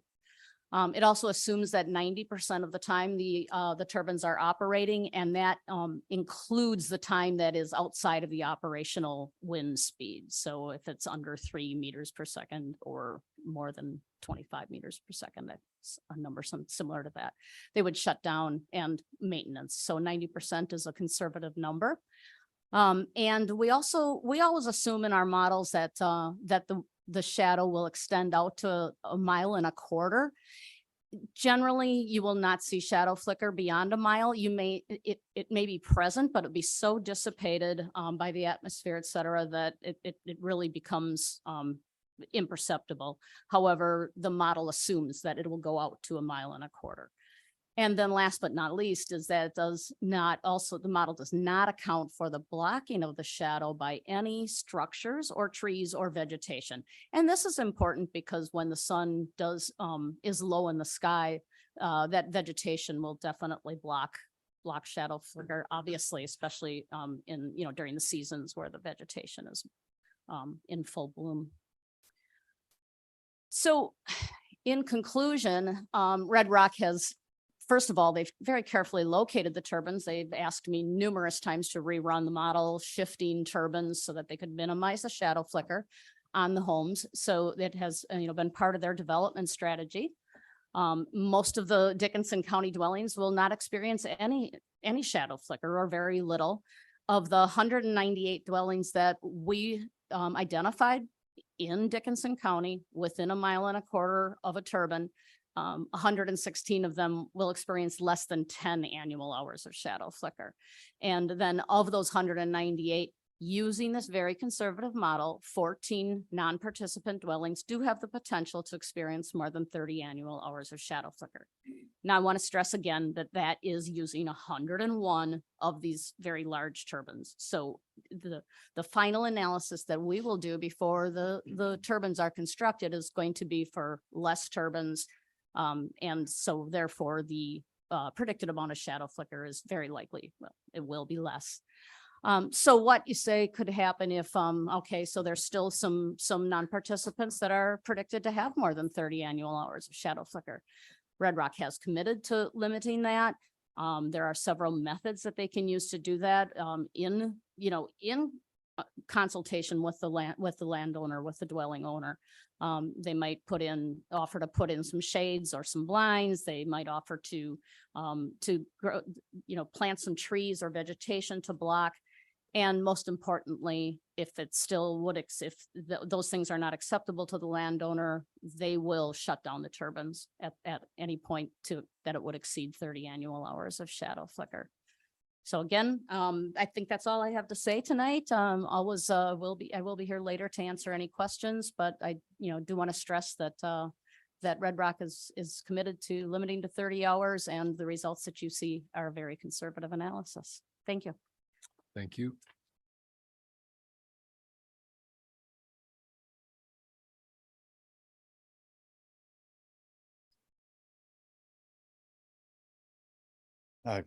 Good evening. My name is Mike Hankard. I'm a noise analysis engineer and acoustic engineer. Here to talk to you tonight about what Red Rock Wind has done to design this project to meet a limit of 50 decibels at all residences. A little bit about myself. I've been doing noise work for about 33 years. I have an engineering degree. I'm a full member of 2 professional societies that are applicable to my profession.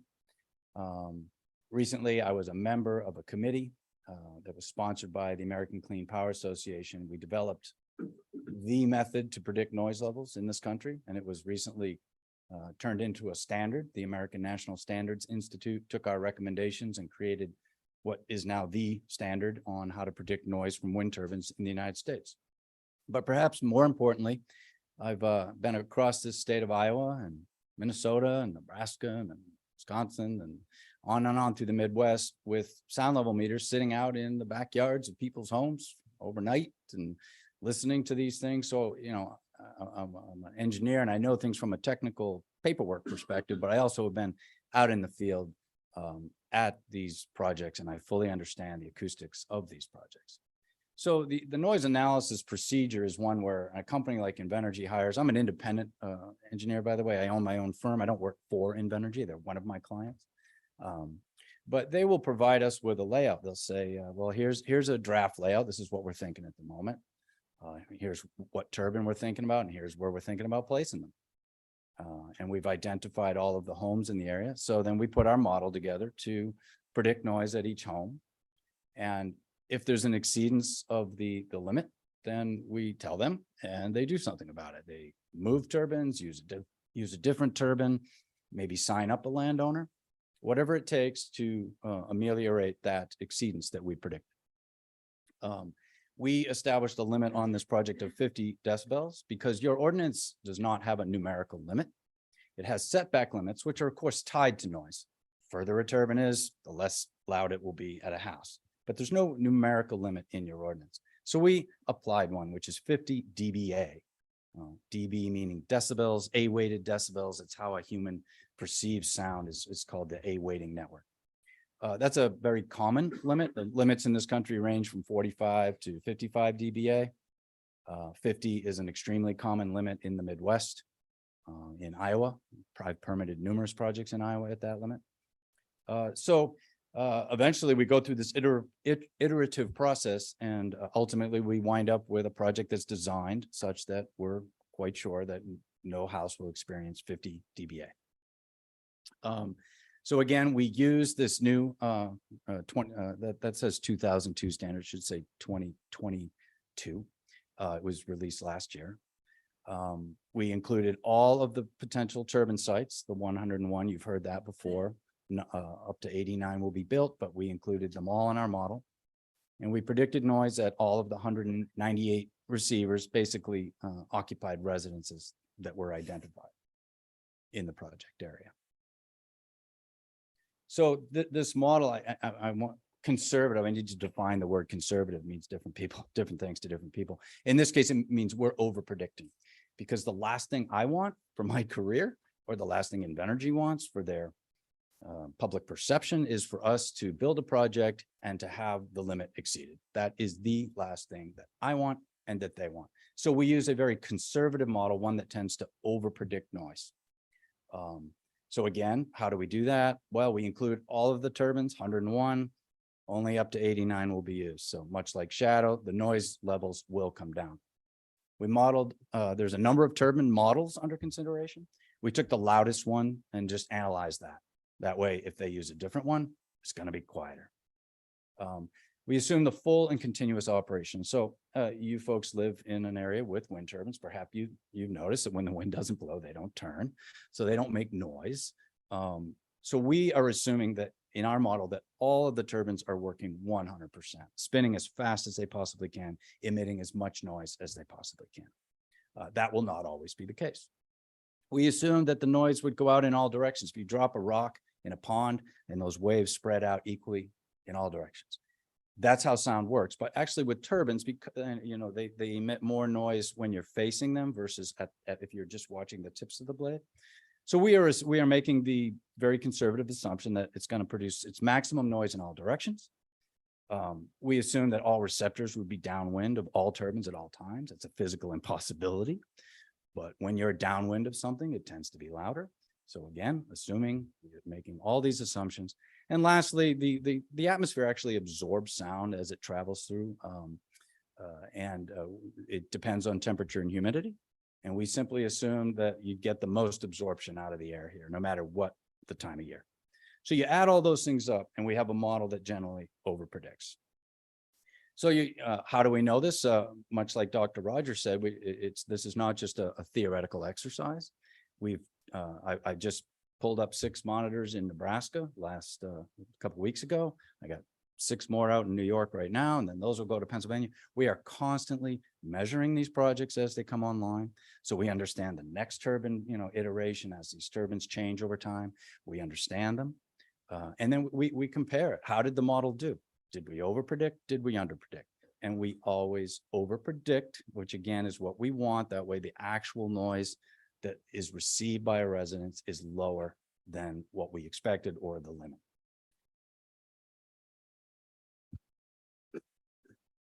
So some results, but before that, this diagram on the right side of the screen here, just to put these levels into perspective, again, much like Dr. Rogers did with these risks. So starting at the bottom is at the threshold of hearing. Go up around inside a bedroom or inside a quiet library. It's like 20, 25, 30 dBA. Wind turbines outside a house would be anywhere from say 30 to 50, depending on how many turbines, how loud are the turbines, how distant are the turbines. Interesting to note so that's outside. A house provides a certain amount of reduction, and that reduction is going to depend on are your windows open or closed. And of course, the construction of your house. But if the windows are open, it's about 15 decibels quieter inside. So the 50 that we predict outside at most at the residence from Red Rock would translate to the windows open being 35 inside, which again, that's kind of getting down towards a quiet bedroom. And if the windows are closed, you get about 25 decibels of reduction. So we would go from 50 outside to 25 inside, which is extremely quiet. Climbing up the ladder, 2 people, well, you're sitting in your living room watching TV, depending on the volume and what you're watching, is gonna be 40, 50, 60, 70. 2 people talking to each other produce 60. I'm producing 60 in here right now. A dozer goes by you or a piece of construction equipment. Now you're talking 80, 90. I do some concert monitoring. They can run from 100 to 105, 110. And then you have the jet engines and space shuttles that'll shake your body at the top end there.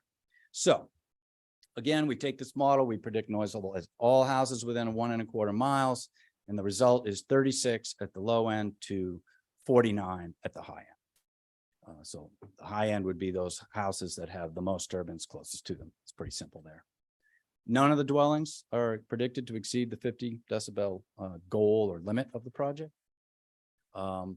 I say here that we expect the levels to be about 2 dB lower, and that's why I say, and that may not sound like a lot. You might think, oh, geez, 2 decibels. You were just telling me you over predicted 17 ways to Sunday, but this is a logarithmic scale, so 2 decibels actually is pretty meaningful. And if we get too conservative, then you're building fewer turbines than you could otherwise. So we want to make sure we're under the limit, but not exceptionally. So we want to be accurate. And so what we're finding with our model, we're about 2 dB loud on the predictions, which is great. We go out and measure, and we're sure to not exceed. 2 last points. I don't know if you've ever noticed this. If you have a highway a mile from your house or some road, there's some nights where you really hear it, and there's some nights when you don't. And it's the same highway, it's got the same traffic on it. And what's going on is wind direction and something called a temperature inversion. There's just some nights when the atmosphere is very conducive to sound propagation, and it's usually a calm night. And then when it's really windy or there's various things going on in the atmosphere, the sound simply doesn't travel as far. So again, in our model, we assume very good propagation, such that most nights it's going to be even lower than what we would assume. Last point I want to make is wind turbines are an interesting industrial source of noise. A regular power plant or many other sources, a factory, they'll run regardless, 24/7. They're just on, depending on the nature of the facility, but they can be. Whereas wind turbines only operate when it's windy. So on those really quiet nights, when it is quiet out here in Iowa, I'm not here to deny that. That's the nights when the turbines aren't operating. So they're kind of a good neighbor in that regard. And one of the most challenging parts of measuring noise from wind turbine projects is the fact that crickets make more noise than the turbines, literally. The wind makes more noise in the turbines if it's blowing at a reasonable degree. Traffic can make more noise than turbines. So when we sit a microphone out in someone's yard for a month, because we want to collect all kinds of different conditions, we have to then go and ferret out all these other noise sources to get down to what are the turbines making themselves. So the point being is that, yes, they make noise. These people can hear these turbines at their residences, but I would not call it loud. That's a subjective term, but nonetheless, I certainly would not label wind turbines as loud relative to other sources of industrial noise. So in summary, this project has been designed and laid out such that no matter what turbines they install and where they install them, no house will receive more than 50 decibels, and a majority of them will receive quite a bit less than that. Again, I'll be here tonight, tomorrow night. If you have any questions on noise of any sort, happy to answer. Thank you. Thank you. When are the questions going to be answered? They're making their presentation. So that's the process. When are the questions? We'll get to that. Okay. Good. When? We're still in our application. People here that have. Please. Like to get transparency. Sir. Thank you. Sir, it is not the proper time.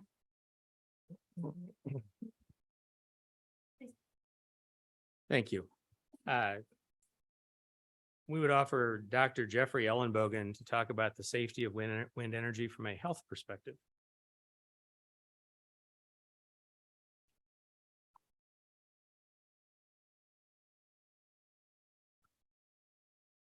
Good evening.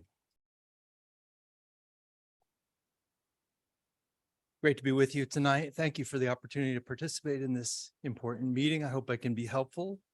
I'll start by being brief. My name is Jeff Ellenbogen. I'm a practicing medical doctor for the last 20 years. I am the director of the Sound Sleep Project, and I've been following the topic of wind, the potential for wind turbines to impact human health for a little over 10 years. Oh, pardon me. Yeah, how's it? A little better there? Okay. I haven't said anything more than just an introduction so far. So a little bit of background about myself, since my goal is to be helpful to the board primarily and the community to make their decision. So if you permit me just a moment to share my background so you can have a better appreciation of what's fair game in my expertise. I'm a board certified neurologist and a board certified sleep medicine specialist. I did most of my training at the University of Pennsylvania in internal medicine and then neurology residency, a neurology fellowship in electrophysiology, which is the electrical conductions of the body. That includes the brain, nerves, but also muscle, which is part of the electrical system of the body, and cardiac muscle as well. Practical diseases would be epilepsy, neuropathy, heart disease from sleep, etc. And then I did a sleep fellowship as well, and joined the faculty at Mass General Hospital at Harvard for a bunch of years, ran the sleep division there. I worked at Johns Hopkins and then Uniformed Services University. I have a passion for acoustics in particular and the impact that acoustics might have on human health and how to increase human health and performance and help people sleep well and be healthy. And I have a little bit of background also from a slightly different perspective that may be useful if you wish, as a firefighter and associate medical director for Baltimore County Fire Department. I've done wildland fires across, work with and rescue operations across the country and sometimes overseas. I have also worked with Bose Corporation, the acoustical company, the headphone people. We worked for many years together on trying to help people sleep in noisy environments. And I want to focus on wind energy, and where my interest got involved on this topic is in 2011, 2012, I was asked by the Department of Public Health and the Department of Environmental Protection in Massachusetts to be one of 7 members for an expert panel to independently evaluate the potential for wind turbines to cause problems for human health. And the commissioners tasked us specifically to say, leave no stone unturned, spend as much time as you want, deliberate, receive information from the public, look at all the scientific literature, and put out a report when you're ready. We deliberated for a year, and we published that report in 2012. At that time, we made what was, I guess, called best practices advice. We felt that at the time there was very little data to support definitive opinions on a number of topics, and we encouraged research to be done in the topic. In the years that followed, many other agencies made similar comments as we did. Basically, we didn't think that wind turbines were a health issue, but we encouraged research to be done to demonstrate that effect. Probably ended up being maximally publicly aware of that in the most recent WHO, the World Health Organization document that also reported poor or very poor literature on the topic.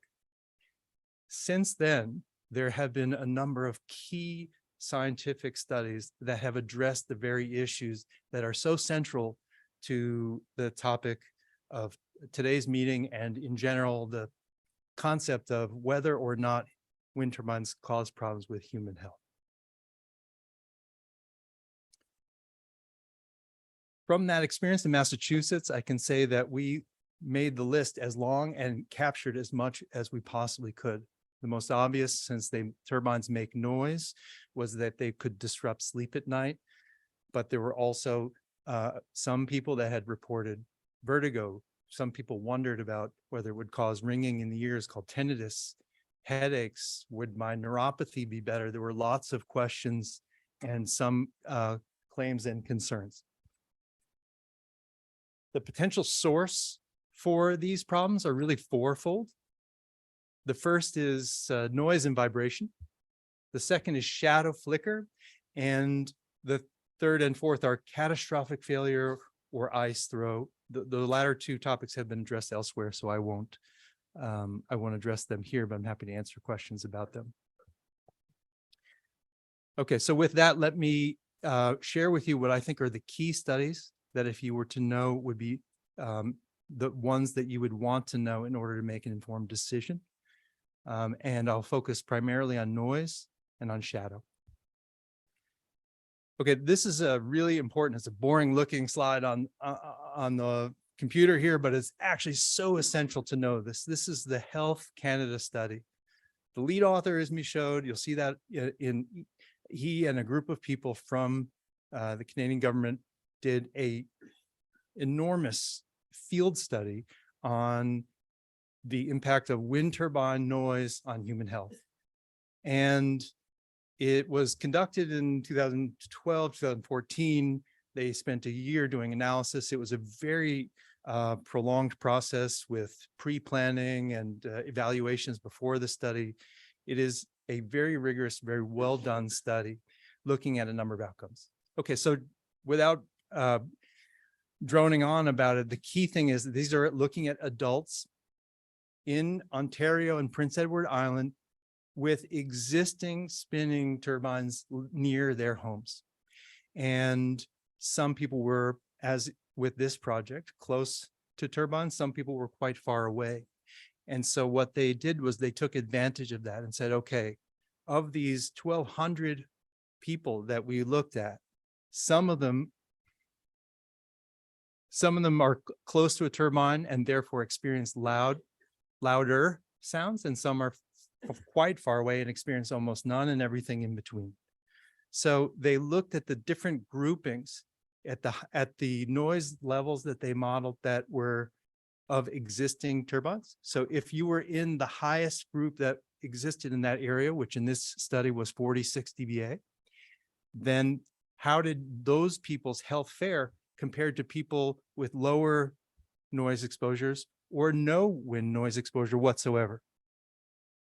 Okay, and the variables that they were looking at were very similar to those variables that we have been talking about from the Massachusetts study that I was involved in, and some reports that people had concerns about and wanted to hear information on. Those variables are on the right-hand side of the column, and they're numerous. What's really unique about this study is not only its size, 1,200 people, not only the fact that it's field work, meaning real people, real turbines, but also that they did subjective analysis of these things: sleep, stress, heart disease, headaches, asthma, asking surveys and questions. And they also took physiological measures of these things. So they actually did sleep physiology testing. They were reporting, they took blood pressure measurements. For stress, they were checking cortisol levels. And they also added annoyance and quality of life. Okay, so just to move through this kind of quickly, annoyance is the first thing that I want to just make sure you're aware of. The Health Canada study did demonstrate that there was an increase of annoyance among people at the highest sound level. And that is compared to the people that are at the lowest sound level. Two really interesting things. One minor point: people at the level at which you couldn't even hear the noise still reported, there was some people that reported the noise was annoying. So there is sort of a baseline that needed to be addressed. That was about 2%. And the highest level was about 13.7%. Okay, at that. Now, when Health Canada reported the details of this study, it is so essential to understand this, because that number 13.7 gets presented a lot. What people don't present is what's underneath that number, which is Health Canada demonstrated that if a person reported that they were concerned for their own safety as a result of the turbine, that they were 14 times more likely to say that the turbine was annoying than not. Let me repeat that in a different way. The highest variable that predicted whether someone reported that the sound was annoying was whether they were essentially afraid that the turbine was going to cause health problems. Okay, so I think that's, should I say that in a different way, or did that, got it. Okay, I can come back to that. But I think what the message that I get from that is that there are some people who will simply find the noise annoying. That is true. But the majority of the people that reported annoyance found it annoying because they were not bothered by the objective sound, but that it reminded them of the turbine's existence, and they had a fear of their personal safety. And perfect timing. Thank you. The next slide. Will do. So let's look at the brief answer to the question as to whether health caused any problems. Of the, I think, 16 variables that they looked at, not a single one was associated with wind turbine noise. Not one. Not sleep, not objective sleep, not subjective sleep, not headaches, not asthma, not dizziness, not tinnitus, none of them. And so my conclusion from this study is that it's the largest, most rigorous, most comprehensive study, field study, looking at actual turbines, actual people, and demonstrated that they are not a threat to human health, at least at the levels that they were studying. Let me move on to two more topics. This is the first of the next two. This is, okay, well, that's fine for audible noise. What about this infrasound thing, this low frequency that we sometimes experience? And for that, I just want to quickly remind everyone that, if you look at a piano keyboard, typical piano keyboard, 88 keys, as you play with the same pressure, as you get to the lower and lower and lower keys, you're getting to lower and lower frequencies. If you kept going, you'd get to very low frequencies. And if you kept going past that, you'd get to frequencies, if the piano just kept going infinitely towards zero, then you'd hit the point where you were pressing the key, you wouldn't even hear it. It would be so low. And that's called infrasound, a vibration that exists that we don't hear. Okay, now this is an important figure regarding that. And let me just introduce you to the figure so you can follow along, and then we can make the conclusions. On the horizontal axis, you see that on the far right, at the very bottom there, it says audible sound. That's like 250 hertz or higher to the right. In the middle, it says low frequency sound. You see that? It's between about 20 and 250 hertz. And infrasound is really defined as 20 hertz or less. It's that one way off to the left. Those are the frequencies that are very low that are called infrasound. Okay, it's just titles so that we can talk about things. Audible sounds are typical sounds like my voice right now, whereas very low frequency are those low frequency keys on the keyboard, and infrasound is even off the keyboard where you wouldn't even hear it. Okay, now let's look at the vertical axis is the sound pressure level. And now the black line is a typical wind turbine inside a dwelling. And the red line is the known perception capability of a human being. Okay, so anything below the red line, a person can't hear. And what you can see is in the audible section that the turbine is above the threshold that a person can hear for a fairly loud turbine nearby. Okay, and as it gets into the low frequency sounds and certainly into the infrasound, the turbine, the black line, is way below what a human can perceive, way below. Studies have been done not only looking at this specifically, this is a known neuroscientific phenomena in acoustics and psychoacoustics. People have even studied deaf folks looking at vibration. So maybe you can't hear something, but you can feel it. And that's actually has a very similar threshold. It tracks right along with the audible threshold there. So for a typical wind turbine that's fairly loud and nearby, infrasound is not only not heard, it's not felt. Okay, and here are 3 recent scientific studies to support that, specifically in the domain of infrasound for wind turbines. The first is a Finnish study by a person, Majala, I believe is how you pronounce the name, in 2021. There's a group in Finland that recruited people who reported that they had symptoms from infrasound living near wind turbines. They brought those people into the laboratory. Then they brought control groups into the laboratory, people that didn't have symptoms. Both groups, they blindly, they had them in a room awake and would play infrasound on a speaker. And they would ask them whether they could hear it. They could not. And they would measure their physiology, heart rate and heart rate variability, a measure of autonomic nervous system function. And that was no different whether the turbine infrasound was being played or whether the speaker was turned off. The second study by Marshall, this is published about 2 months ago. It's an Australian group, randomized, placebo-controlled study, double-blinded. This is an incredibly rigorous study, looking at people who are so-called noise sensitive. And they said to them, well, maybe people that are noise sensitive can appreciate infrasound. It's not just any old person. And so they brought people in that described themselves as noise sensitive, had them stay in the lab for 72 hours, and they measured 62 variables. The most important primary outcome they were looking at was sleep physiology. They were measuring sleep physiology, asking questions about the perception of sleep.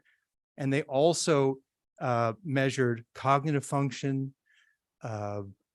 cardiovascular function, mood, cognition, and a battery of tests over and over to look at subjective experience and physiological capability and performance. Okay. And first of all, the most important thing is that since it was double blinded, nobody knew if the infrasound, other than the person dialing the on-off switch, Neither the investigator nor the person in the study was aware of whether infrasound was being played. And they were no better than chance alone at guessing whether infrasound at the level of a loud turbine was on or off. Couldn't detect it. In addition, like the Mijala paper, they did not have physiological reactions or impaired performance. They were no different than when the noise was on than when it was off. Now that was in a controlled lab setting, probably a study that is certainly the most rigorous lab study that probably will ever exist in wind turbine investigations, and it was definitive, but maybe it's not what happens in the field. And so I bring you back to close this topic on noise and infrasound to Health Canada. Remember that they reported that noise was happening up to the 46 dBA. That's the audible noise that Mr. Hanker was describing. But a real spinning turbine that produces 46 dBA also produces a vigorous amount of infrasound. So when Health Canada demonstrated that they had no health outcomes as a result of their audible noise, they were studying, in effect, the presence of infrasound as well. And if that isn't clear at the end, I can kind of button that up, but just in the interest of time, I'll move on. Okay, so to conclude on the low frequency infrasound, the kinds of infrasound that are exposed from a wind turbine is not unlike or more or less than that which you would experience if you went to the beach, if you listened to some modest music, if you had home heating, which everyone does here in Iowa, or even frankly, the noises that our own bodies create. In short, and importantly, the wind itself. So a wind turbine does not produce more infrasound than a moderate amount of wind just all by itself here in Iowa.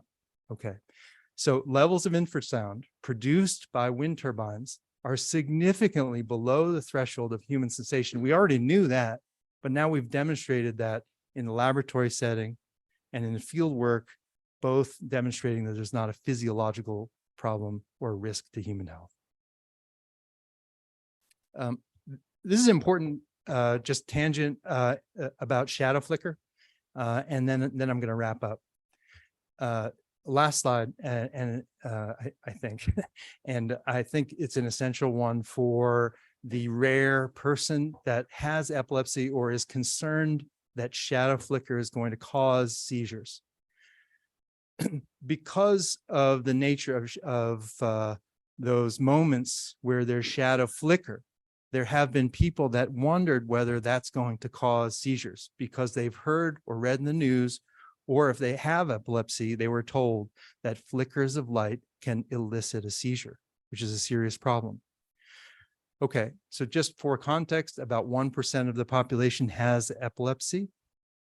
So someone in this room either has or has a relative that has epilepsy, and a tiny fraction of those people will have something called photosensitive epilepsy, PSE, and that is a treatable phenomenon. People outgrow it, but what happens is that when there is intense flashes of light, that can elicit a seizure. So what we know, because we have been doing this in the laboratory with electrophysiology for decades, is that the intensity of the light matters and the frequency content of the light is essential. With the rotating turbine as it is, the flickers of light are not only often not nearly as intense to cause a seizure, but much more importantly, they are well below the frequency that could elicit a seizure, even if the intensity were there. The shadow flicker has a frequency of a little bit less than 1 hertz, whereas in the laboratory, to bring out a seizure in someone who has not only epilepsy, but a special kind of epilepsy, a rare form called photosensitive epilepsy, we have to flash lights, usually at least 10 hertz, 15 hertz to do that effect. The lowest I've seen ever elicit that is 5 hertz. So this is like compare 1 to 5 hertz, it would be like comparing a traffic accident at 10 miles an hour compared to 50 miles an hour. It's a huge difference. In other words, and this is from the Epilepsy Foundation from my work as a neurologist working in the laboratory. And in conclusion, wind turbines simply do not pose a risk for seizures, not even among people who have epilepsy or photosensitive epilepsy. It just is not a risk. So to close, wind turbines sited at less than 50 dBA are protective of human health. And I think that I put that there because it's clear that that's having looked at your project, that in my professional opinion, I don't have an opinion as to whether you should or shouldn't, or whether it's a good idea or not, but I can tell you don't have a health issue. These are supported by our recent scientific work in the audible range, in the low frequency and infrasound, and as well as what's known about shadow flicker. Some people do find turbines annoying. You can't please everyone, but it's not a health risk. And I think to the extent that people become more educated and aware that it's not a health risk, I think that percentage of people who find them annoying will be greatly reduced. Thank you. Thank you.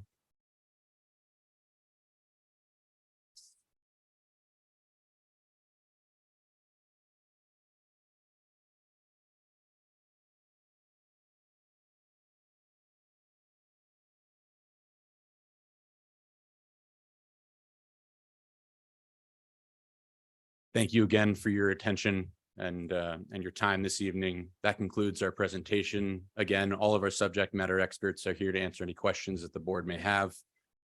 Please feel free to direct those questions now or for the rest of the meetings that we have this week.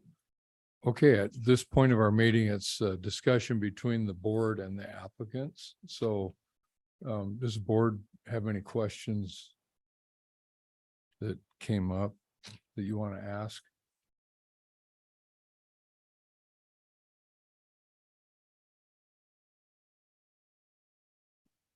This is Kirby. I have a question.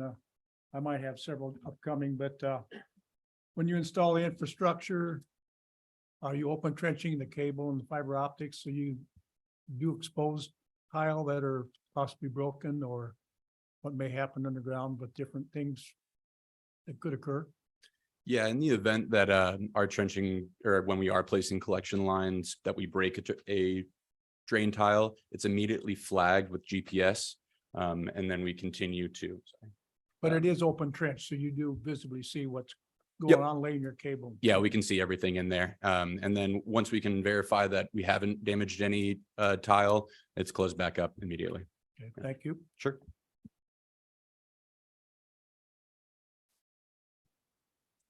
I have a question regarding the environmental studies. It was mentioned that most of the measures suggested by the US FWS and IDNR were considered, and that those agencies were fairly pleased with the modifications. Can you tell me, were there any suggestions made that were not implemented or that you did not find merit in? Sure. To speak to that, I'm going to allow our environmental specialist to come up if that's all right with you. Thank you. Sure. So the Iowa Department of Natural Resources, as I mentioned, they provide general recommendations and guidance for developers to consider. What we do is we look at the site-specific data and coordinate with those agencies to respond to the data and cite accordingly. So in this instance, we looked at site-specific data, analyzed that against recommendations, and made citing decisions, informed citing decisions to respond to that data. As I mentioned, we shared those results directly with the agencies. And in your case, I think you're asking about IDNR there, and shared those decisions with IDNR. And as I said, they were pleased with the responsiveness to their feedback and to the final siting decisions we adopted here.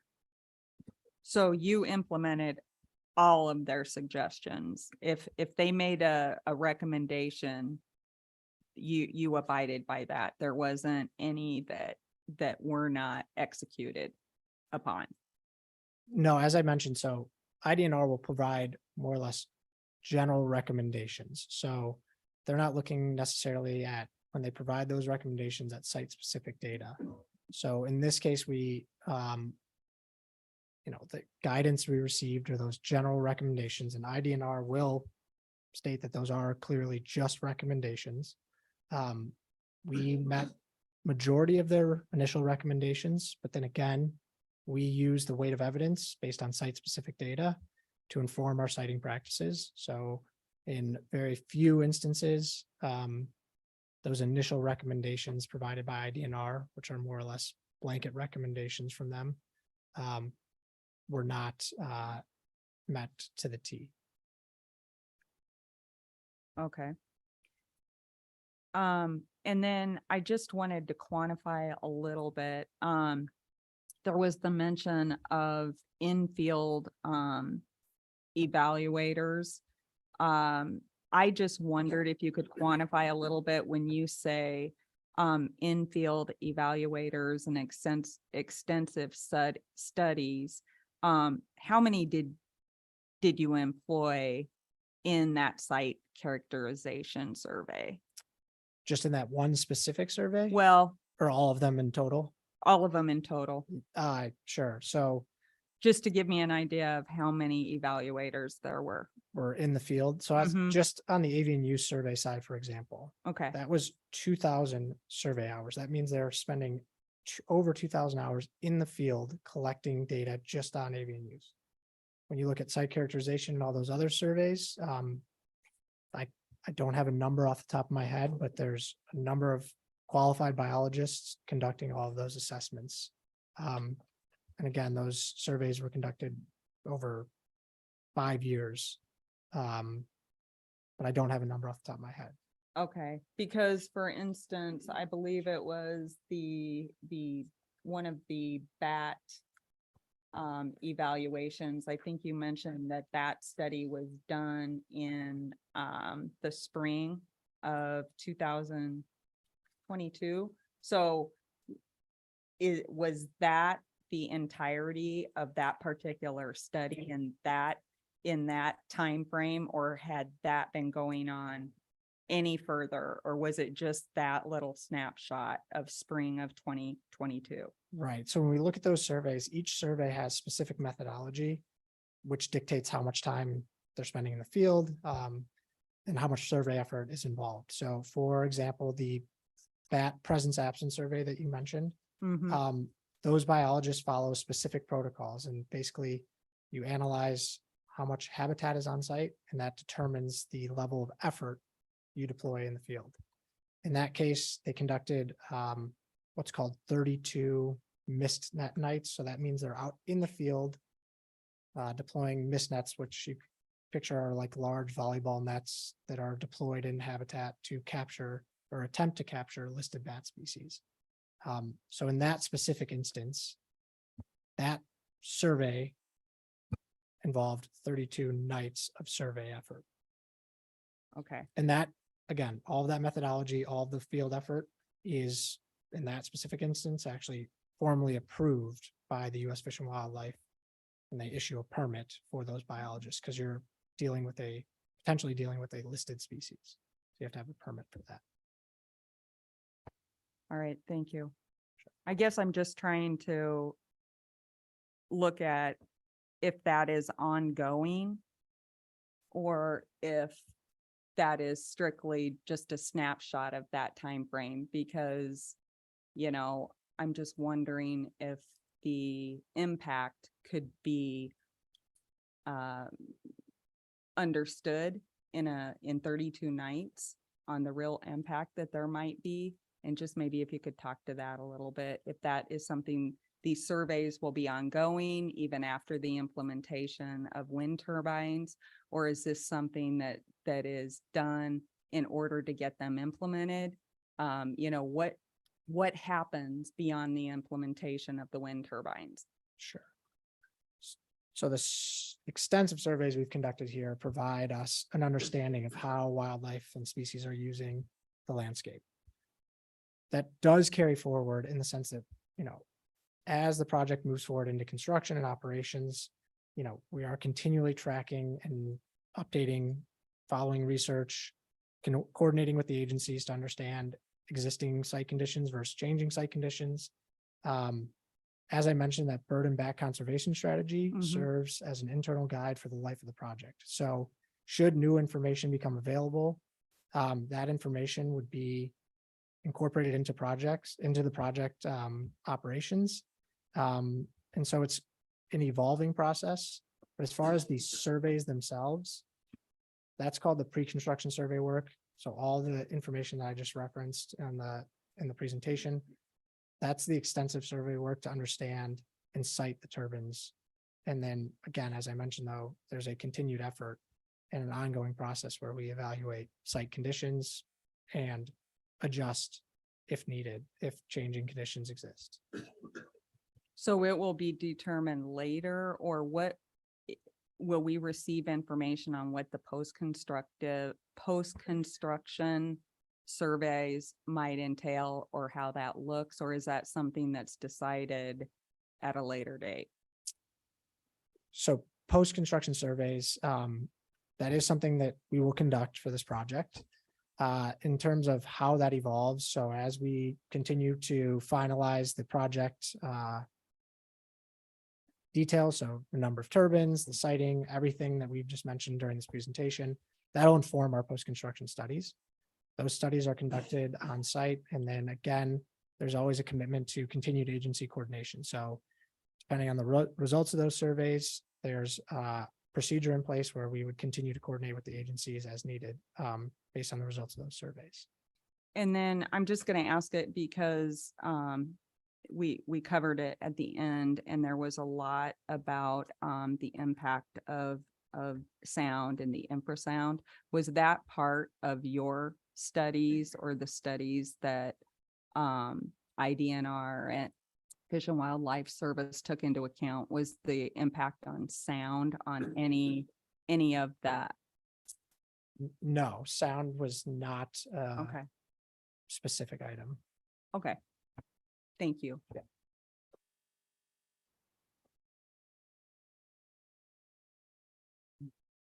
This is Alex. These may be random, so I'm not sure who the best person to answer may be, but first off, sorry. First, I assume these are produced in America. It depends on the turbine model that's ultimately selected. Where would they be produced if not in America? Again, sorry, it's Kate. Hi. It depends on the manufacturer. State your name. Kate Millar. She did. Depends on the model.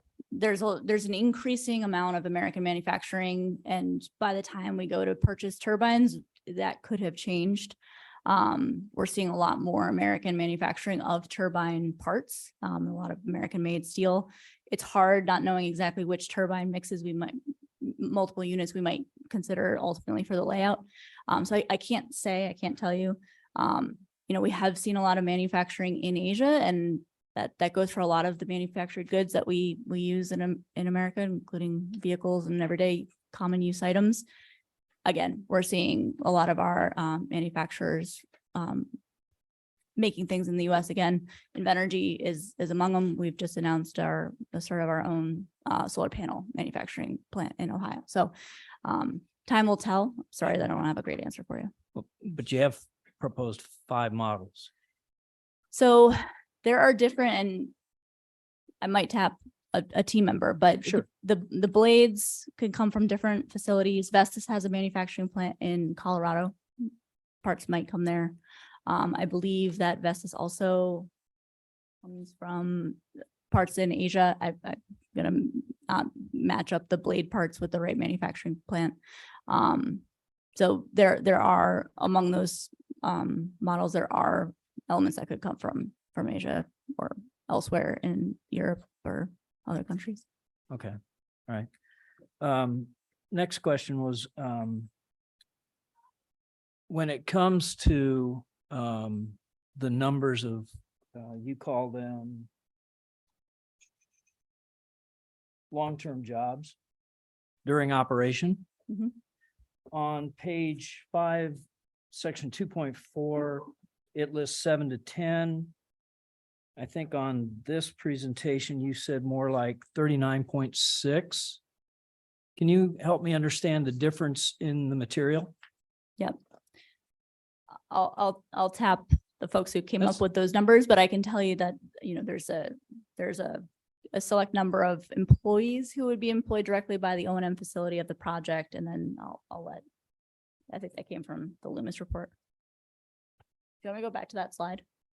Huh? I can go back to that No, slide. That'd be I've got it. I'm just Okay. curious why the pre-material was different than what was presented. Yeah, it does go to those different categories of jobs. So usually what Invenergy will report is direct employment. So that typically is looking at wind turbine technicians, maybe a site manager. And that's in my study what I call direct jobs. And when I put in the slides in my section were total. So it was not only the direct, but indirect and induced. And where you get those additional jobs is the property taxes that get paid and any expenditures that they make on an operations basis for materials wouldn't be much, but services in the local area. So any expenditures they make in the local area, we count those indirect jobs that are caused by their spending of being in the job. So that's where the difference is. And then that final category of induced is those household purchases because people have more income and spend money on the in the local community. So that's the difference between mine. Mine is total and theirs is just what they're responsible for in the direct jobs. So your number includes the 5 to 7 that they had in here. Okay. And then the rest of yours is based on speculation that revenue generated by the taxes will increase jobs? What is that extra number? Where does that come from? I guess I'm asking. I'm sorry. Yeah, so I got detailed cost estimates from Invenergy, probably 12 different buckets of expenditures of what it's going to cost them to construct the project and also during operations what they expect to spend. I calculated the property tax numbers as input, and I also considered those landowner payments and looked at those property tax records to try and make sure, and in this study, we were always trying to make sure and separate out what's actually going to be spent and those jobs that will be available to Dickinson County residents as opposed to those that, even though it's being constructed here, it flows outside. And so to the extent that we were talking about turbines and where the turbines are going to be manufactured, just to be conservative, there is a tower manufacturer, there is blade manufacturers, or at least historically has been in Iowa, could be sourced in Iowa, but again, to be conservative, we assume that all of those were sourced outside of the state. So we didn't count any of that impact for the state of Iowa, and obviously not for Dickinson County in terms of materials. So that I'm understanding, that would be like you talked about, someone talked about concrete rebar, the demand for that. Are those jobs then associated for the increased demand for that, which means it's only going to last the length of implementation? And at some point it falls back to the 5 to 7 to 10. No, it would be those my number in terms of total impact because that's based on those ongoing expenditures. So during construction, those are only during the time of construction, and they're full-time equivalent jobs. So it could be some part-time, but we've built it to full-time equivalent jobs. And so those are short-term, meaning that they're only going to last, a year. But those jobs that I reported for the long-term are ongoing impacts. So for example, you saw the millions of dollars they're going to schools. We then in the in-plan software will look at that school category and say, with X amount of additional revenue going to the schools, how many more school employees are they going to hire given their school budget and so forth? Obviously, not everything goes to salaries, but a portion goes to, to salaries. So what we're saying is because of this project, because of the additional tax revenue, what are those jobs that are created in those institutions that are receiving the funds coming from the wind project? Does that make sense? It does. And that's taking into account that I think there was some more information in here that showed that the populations in most of the counties is decreasing with the exception of a couple. Yeah. Is that correct? Yeah. And we're still going to see the increase in job demand Yeah. based on your projections. That is important information as we look at, long-term trends. If there are jobs here, people will come. I mean, I've seen it again and again in Illinois. I think you've experienced it in Iowa. Kids will move away, be educated in the area, but move away because there's jobs in bigger cities. So to have the jobs here, and then the ancillary jobs that go along with. So it's not just those wind turbine technician jobs, it's all of that ecosystem that comes along with it. So that's what I was trying to get at in the report.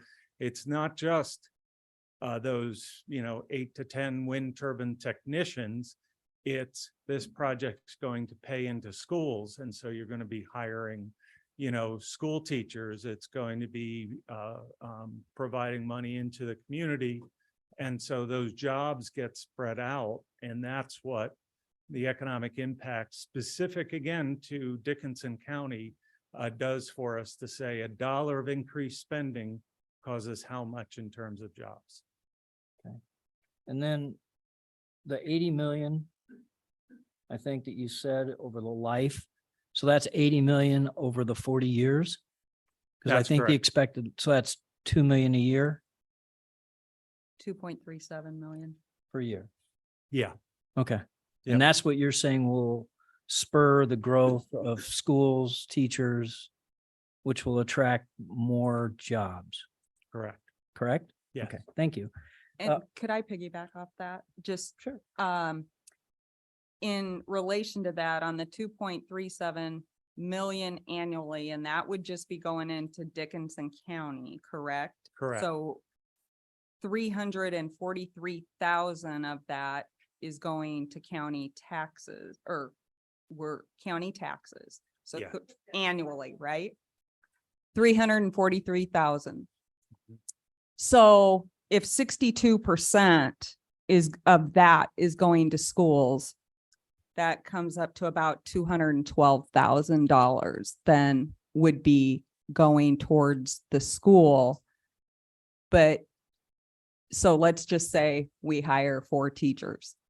That would have to sustain those teachers then across the 40 years of the project, right? Correct. It would not be incremental. So Right. That's correct.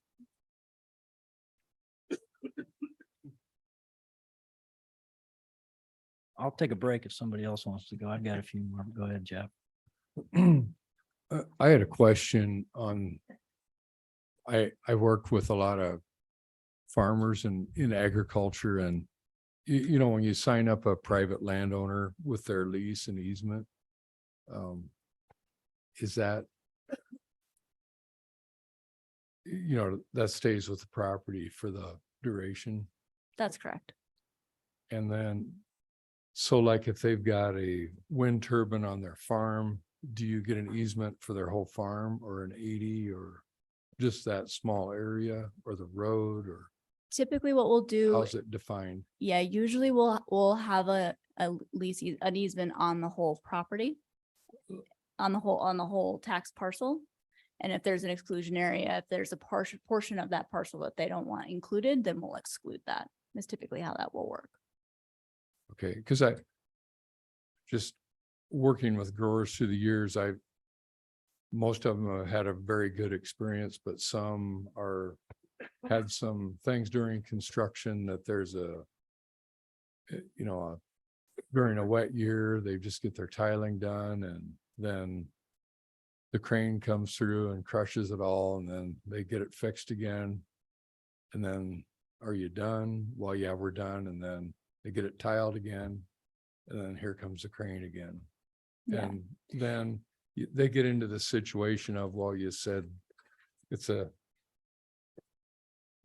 this, and while another property owner, they've just had some experiences that are not good. Yeah, we've learned a lot of lessons over the years in best construction practices and how to structure agreements with landowners so that those problems are fixed and they're fixed by the project. So in our agreements, we have it be our responsibility, the project's responsibility to repair drain tile if it's impacted at any point during construction. If the fix doesn't work, then we'll repair it more. We get the importance of that. If, same thing goes for crops. If there's damage to crops, it's our responsibility to compensate the landowner and the farmer for that. But I've had situations where you've got adjoining landowners that have signed easements, and then the crane will want to track from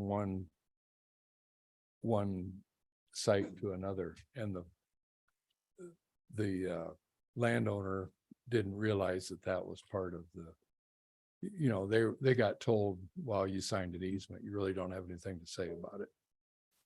Yep. So that's a huge part of what we do is communicating with landowners and making plans and having our construction teams communicating that ahead of time. We're doing that on a project right now in Iowa, where we're giving that heads up and making sure that we're responding if there is, damage to drain tile. So we understand the importance of both communication and the responsibility to the land and to the agricultural infrastructure. Thank you. So kind of a follow-up to that, Kate, since you're here. Yeah. As driving around looking at the sites, some of those bridges are I would say look questionable to be able to support the weight. Mhm. That would be part of your plan, is to support and reinforce whatever, replace whatever, to make sure that. So with the county engineer, so what we'll do is we'll do that pre-construction survey and exactly that, establish the baseline. What is the condition of those culverts, of those bridges, of the road, and we'll work on a transportation study and that'll identify haul routes. And if if crossing one of those bridges is what is necessary for both routing of traffic through the county and delivering of components to the project, then we would work to we would, of course, work with the county, but to enhance or reinforce that bridge or find another way around it. Okay. I didn't see any mention of substations. Our substation, our point of interconnection is in Clay County. So we'll be Okay. tying into an existing transmission line in Clay County and building a substation in that county. So there will be one built, it just won't be in Dickinson, correct? Yep. Okay. All right. And then regarding the ADLS. Yep. I don't remember if that was you or not, but I can do it. okay. It said, somebody else referenced that it lasts the test, if you get the ADLS implement, or you get permission, I think you have to get permission, right? If I understood that test lasts 5 to 6 minutes. Correct. Someone So referenced that. So yeah. my question is, the rest of the time, how often does that 5 to 6 minute test occur? And during the rest of the time, are they dark? So to back up, so ADLS will work with the FAA to be able to implement. It's up to the FAA whether we can, right? That if we implement it, it greatly reduces the amount of time that those lights run. Those lights run, they would come on when there's aircraft in the region. Sure. And those lights need to come on to identify aircraft and pilots of the presence of those turbines.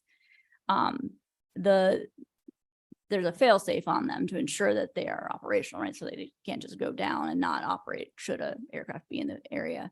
That means that at least once a night, they come on no matter what. So that's a test that's a couple minutes long.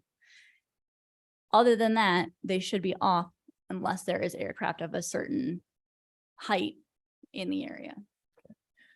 So your specific airspace would be the factor there for how much they run. And I'm not qualified to tell you what amount of time that would be based on the air traffic in the area. And if what I understood was presented, you won't know for some time Whether we can whether implement, you can do the ADLS, or ADLS. whether they're going to be the constant blinking. that's correct. So we'll have to hear back from the FAA on that. Any time frame?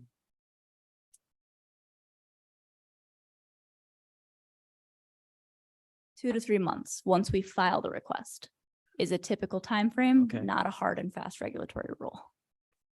Are there other wind projects that you've done that implement the ADLS? I have permitted projects with the ADLS permitted, not constructed. This is a fairly advanced technology that's being sort of deployed across the wind industry. So Invenergy is But in the permitting meantime, projects they're with it. blinking all the time until they'll be blinking all the time at night. Current facilities without ADLS, yes, Right. blink.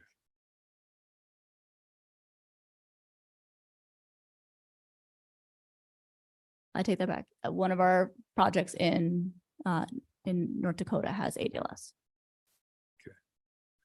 A question, you talked about turbine size and you're kind of talking about different models and that. You talked about the V163 4.5, the largest turbine.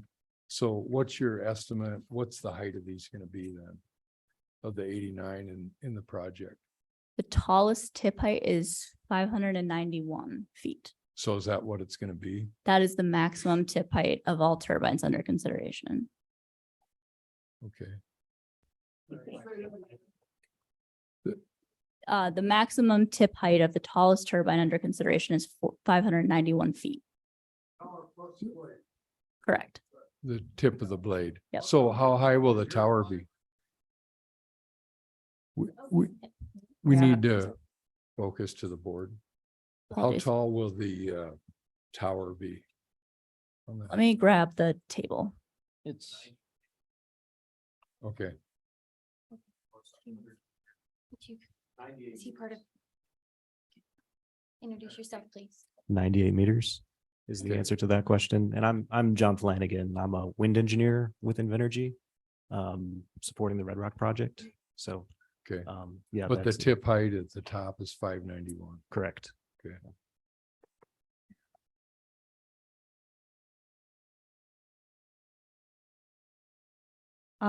Speaking of the turbines that are 591 feet, we heard a lot about sound. Mhm. Did those studies, were they based upon turbines of that height or at the general height that I think is almost 300 feet today? Or could you just talk to that a Yeah. little bit for me? And I might tap a colleague, but the Sure. unit that was studied was the noisiest turbine, which was the V163 4.5.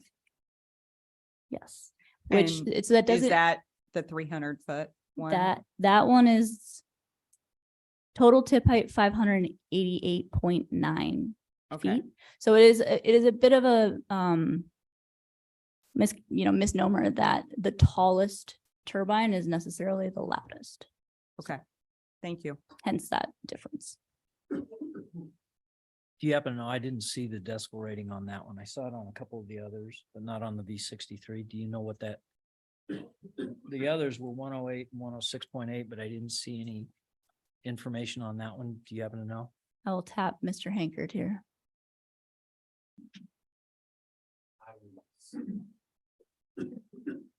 Okay, it's probably in that range.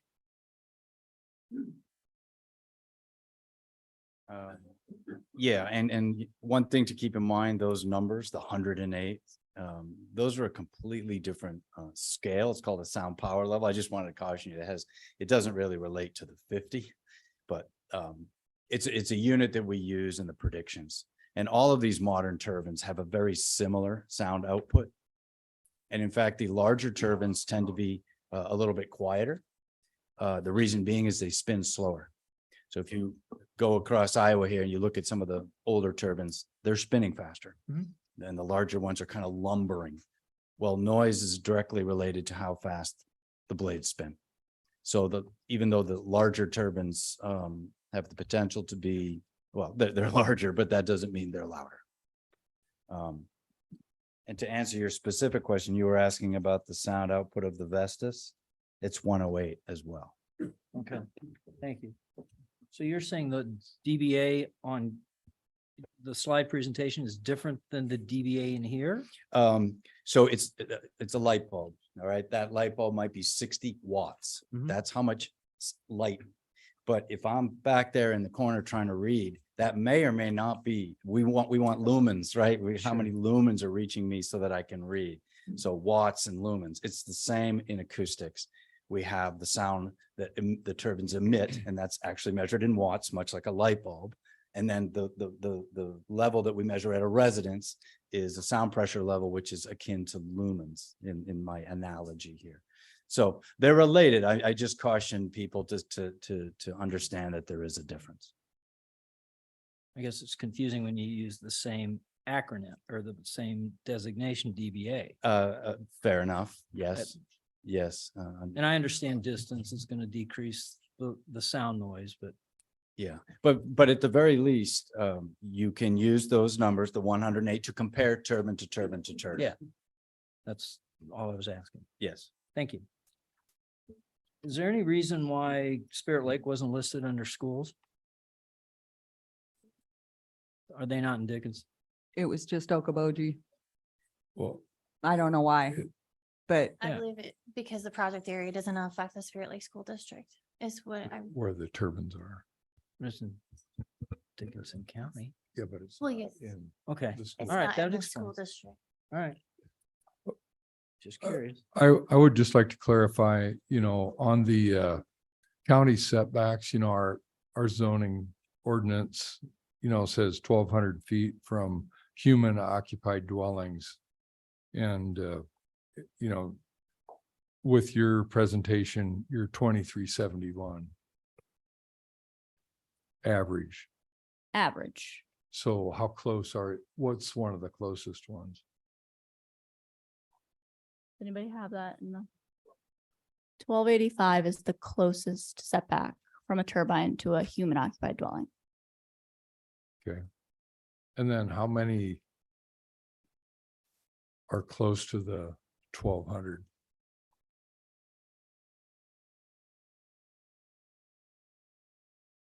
Well, or the 1285, what's your low end? That is the low end.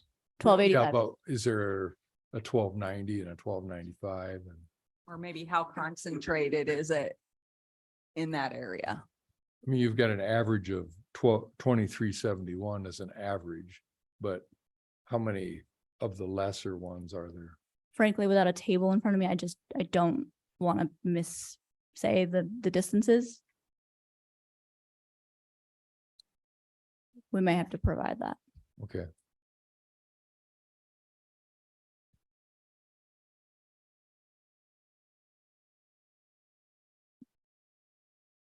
Can you say we'll come up to the I was gonna give him a microphone. microphone? And say your name for the board, please. Aiden O'Connor. Okay. I'm one of the developers on the Invenergy team. The project layout has 2 human occupied dwellings under 1,500 feet. That'd be the one that's at 1285 and then one above that. And then there's the 1,500 feet threshold there. And then what's the next jump? Do you have the data? It's more continuous after 1,500 feet. As Kate had said, the average distance, I believe, was 2,171 across the board. So there are human occupied dwellings that are greater than that distance and shorter than that distance. But as you approach the average distance, there is a concentration of the data just by the nature of the statistic. Okay. Thank you. Quick question, maximum Dickinson County numbers of turbines are 89. You still don't really have a brand which you're gonna go with for sure yet, if this was approved. So it's very possible there would be less numbers. Naturally, that's what you said, but don't have any indication yet of which model you're using yet, huh? That's correct. It's based on availability. There's some potential that we could use a combination of multiple models to best fit the site, best suit the site. I'm surprised you could change that quickly. And to be clear, in Dickinson County, it's 83 turbine locations. So just to, I know. Yeah, so the total range for the entire project could be 50 to 89 turbines. Yeah. Okay, Depending on thank that you. mix. I'm gonna jump back to the sound. I know, I appreciate all the information on all the studies. Just a real brief question.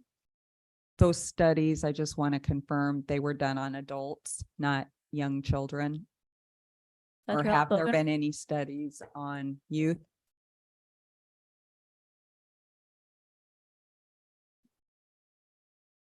Yes, ma'am, that's correct. That all of the studies are adult only. I don't know of any study that's looked at this in anyone under 18. Okay. And then one other thing I was curious about was the information was on the fear versus the actual event. Do you have, has there been any discussion that might be coined as mental illness, or in the future, do you see bringing that as a mental health concern?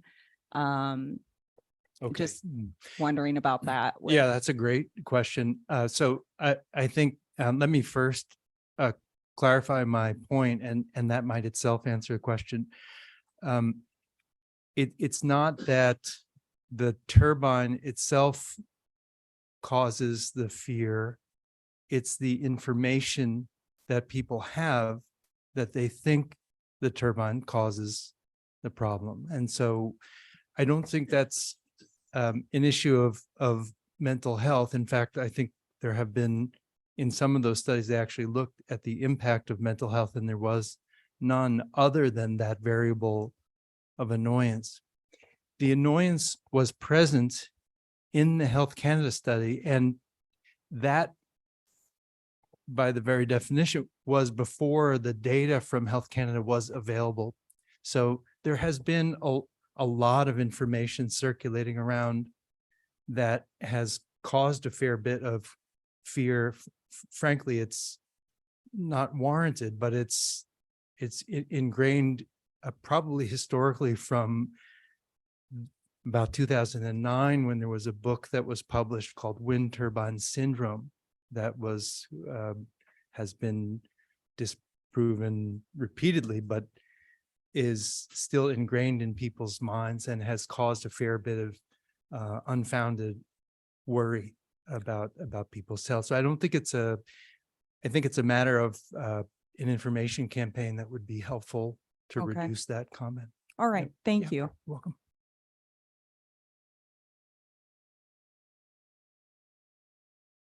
Any other questions for the board? I had a quick one on the decommissioning Yeah. you talked about. When Red Rock, they'll have the decommissioning plan, but if Red Rock sells the project, does that stay? Just get closer to your microphone. Does that stay in effect? Same plan? So all of the agreements and permit conditions and obligations of the project transfer with the project entity should the project be sold. So I think that answers your question. Yeah. Thank you. Any other questions? Yeah, I've got one. Sure.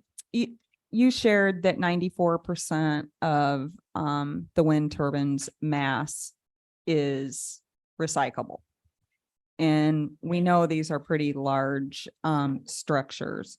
So what is done with the other 6% that cannot be recycled? Is it removed? Is it transferred? Is it left there? You know, what happens to that 6%? Right. So anything that we're removing that can't be recycled would be hauled away. So if say there's a component that isn't recyclable or we can't somehow, salvage, then we would be transporting that out of the field and restoring the project area. There are some components like buried collection down to a certain depth where we may leave that so that we're not inviting, increased impacts such as, more agricultural impacts or wetland impacts. But yeah, does that answer your question? Yeah, Okay. thank you. Yep. The board have any other questions for the applicant? Okay. Sorry, one more. In terms of safety. Yep. You talked about the 24/7, 365 maintenance. I'm assuming that would shut down anything in the case of an electrical fire or something like that prior to it happening. But if it does, what's the equipment or how do you just let it burn out? What's the process for that? Because it's pretty high up where it's going to catch fire. It's pretty high. And I doubt that our local fire departments have anything capable. Do you call it a helicopter or? So first thing would be that we would stop it. Shut it remotely. down, sure. For some reason, if that were to fail, which I think you're asking for a worst case scenario, there are mechanical breaks at the facility. So there is a mechanical way of, feathering the blade into the wind and stopping it. We also have a mechanical break. But if in the case that there is a fire, we're not asking fire departments to go up and put that out. It would be to allow, clear the area, set a perimeter, ensure all personnel are safe, coordinate with emergency responders. And, we're not asking them to go. Sure. handle No, that. I was asking about a catastrophic failure, basically. Yep. Okay, thank you. Can I make one point of clarification to the board about the property tax benefit? I just want to make sure I didn't mischaracterize one number. The $340,000. $343,000. Yeah, that's county property taxes. Yes. Okay. But then 62% of that, it said on average, 62% Of the Of- 2 of the I'm gonna- 2.37 or the 343 go to the county. the 2.37 million annually average, the overall proportion of that dollar figure goes 62% to the schools. The $343,000 annually, Yes. that is county property taxes. Okay.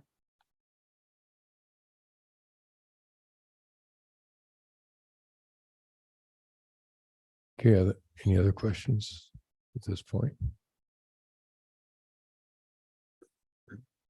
Okay, this point of our meeting, we are going to read the correspondence we've gotten and Thank Meg- you. thank you. Thank you very much. Megan and Lee, did we have any correspondence? So we'll go ahead and read those.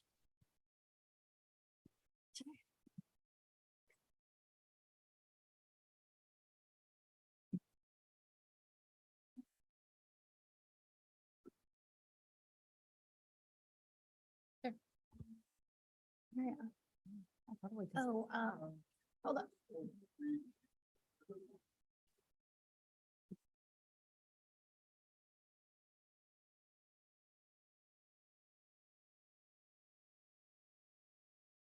Okay.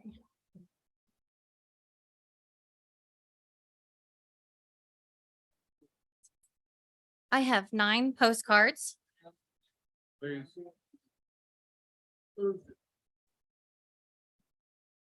Dear Dickinson County Board, I'm in favor of the Red Rock Wind Energy Quiet, please. for the following reasons. Wind is safe, reliable, and clean neighbor. I support private landowner rights. These wind leases will help our local farmers diversify their income and hold on to their land. Red Rock Wind Energy offers 241 million in local economic investment. That kind of funding can be used to drastically improve our schools, healthcare, and public safety. The project will benefit our local economy by contributing to our tax base and creating over 300 good paying local construction jobs, which will boost our local economy. Landowners should have a right to do what they want with their investment. That is Dave Schwaller, Kathy Lockey, Gail Hughes, Lori Ballin, Sarah Allen, Brooke Nichols, Jesse Nichols, Patty Fairchild, Matt Fairchild. Good afternoon. We would like to bring your attention to my concerns for the possible addition of 200+ wind turbines in Dickinson County area. My first concern is ruining the natural habitat for our animals and birds. The turbines that are potentially going to be placed here are massive. Think of how large those blades are and how much airspace it will take. Then add 200 of them in a line and imagine being a bird, bat, etc., trying to dodge the blades. Those massive blades also rotate at very high speeds. They create unnatural wind that will disrupt plants, flowers, and animals on the ground.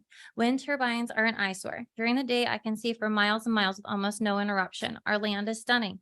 I love driving in the country at night. The moon is bright and you can see the stars. It's simply beautiful. My parents live east of Milford, and when I head back to Milford heading west, it's blinking red lights from the wind farm pollution west of Milford. I don't see the moon. I don't see the stars. My eyes are drawn to the blinking lights. It's actually distracting. My next concern is for the people who will be living near the wind turbines. There are multiple negative effects on humans. They range from mental issues to physical issues. One doesn't just get used to how close or used to it or just close the blinds. Would you want to have your blinds closed on a nice day or in the winter when it's already a tad bit dreary out? My last concern is long-term effects. What will they do to the turbines when the turbines no longer work? Will they just be rusty poles all around our land? Will they tear them down and stack them up in piles? Will our land just be polluted for no reason? Will they actually dispose of the turbines as they say? Please consider these concerns when making your final decision. The wind turbines are not welcome here. Respectfully, Afton Roca, Milford resident. The Dickinson County Board of Adjustments from Thaddeus Cook, U.S. Air Force, retired. Thank you for taking time to listen to our concerns. Unfortunately, Dickinson County, like many other regions, is falling victim to the destructive force of wind turbine industrialism. And in this case, it seems that negative consequences far outweigh any potential benefit for the people residing in the area. The couple handfuls of greedy landowners and corporate wind turbine complex owners who have spearheaded this destructive movement should not be determining the landscape and overall well-being of our land. Firstly, to fully grasp the implications of industrialism in Dickinson County, one must first understand the term itself. Industrialism refers to the economic system based on large-scale industry, typically characterized by the extensive use of machinery, wind turbines, and the exploitation of natural resources. At first glance, it may appear as if the wind turbine industrialization could bring economic growth and benefits while creating a few temporary job opportunities. However, we know too well from the past wind turbine complexes in the area that this false information they claim as facts falls quite short. It is the natural beauty that has attracted visitors and tourists for generations to Dickinson County. They are contributing to the local economy through sustainable tourism by allowing a handful of individuals to dictate the landscape through industrial venues. This unique identity is diminished and the county risks losing its appeal to outside visitors. In turn, this negatively impacts local businesses such as hotels, restaurants, and small locally owned shops, which rely heavily on tourism for their survival. Furthermore, the environmental consequences of a wind turbine complex in the county are undeniable. The pursuit of profit by these greedy landowners and corporate wind turbine complex owners will result in the rampant destruction and exploitation of the natural resources in the area. Just within the last week, I was headed west on 250th Avenue, southwest of Terrell by Big Muddy Creek, and there sat 4 bald eagles in the field. According to eagles.org, wind farms are one of the largest threats to our American symbol of freedom. President John F. Kennedy himself wrote to the Audubon Society, "The fierce beauty and proud independence of this great bird aptly symbolizes the strength and freedom of America. But as Latter-day Citizens, we shall fail our trust if we permit the eagle to disappear. Are you going to help the eagle disappear and allow the wind turbines to kill the symbol of freedom?" Moreover, Dickinson County is a county of natural beauty, as the people of the past have recognized. In recognizing this, they set aside well over 100 plus acres to stay in its natural state, creating multiple wildlife management habitats for us and the wildlife of the area to enjoy. I challenge you to hike out through Spring One Wildlife and Waterfowl Production Complex just east of Arnold's Park. It will bring peace to anyone who walks through the natural calming beauty. On the opposite side, I also challenge you to go hike through Jaeger Slough Waterfowl Production Area, which is 5 to 6 miles west of Village West Resort. It is littered with wind turbines. The peace and tranquility is gone from Jaeger Slough. It feels as if you are hiking in an apocalyptic time, and the wind turbines did that. I cannot fathom how a wind turbine farm can be built over top a Department of Natural Resources waterfowl production area. Once those turbines are built, we will never have a clear sky again. We will see the monstrosity during the day, and our night skies will be lit up in the flashing red lights.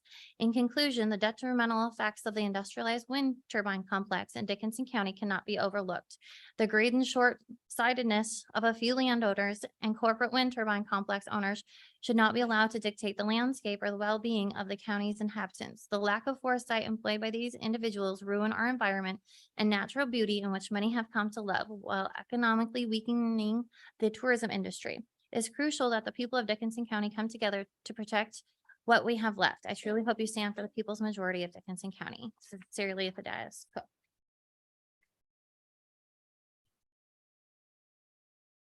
My wife and I are in favor of the proposed wind turbine project proposed for Dickinson County. We have witnessed the effects on our planet and our worldwide climate that has been caused by the carbon emissions that are destroying our atmosphere. If this planet continues to ignore this problem, our grandchildren and their children will suffer severe consequences. The best solution to us continues to be alternate sources, which include wind and solar options. Please take into consideration the future of our planet. Respectfully, John and Shelley Wiedebrand. Please abort the greed energy project referencing wind turbines that are being discussed in and around the Great Lakes of Iowa. After listening to the landowners at the last 2 meetings referencing wind turbines, it was all about the money they could make, nothing about helping the environment. We are to be good stewards of the land that was given to us by God, not to destroy it and not to be greedy. Please abort this green project referencing the wind turbines in and around our Iowa Great Lakes area. East of Kaboji, Teresa Bruce Scottberg. All forms of electrical energy production, wind, solar, hydro, fossil fuel, and nuclear are necessary and have various types and degrees of negative impact on the environment. It will, however, require all these methods to satisfy the voracious energy needs of an ever-increasing and demanding national and world population. In Dickinson County, Iowa, we have an energy-producing commodity available, wind.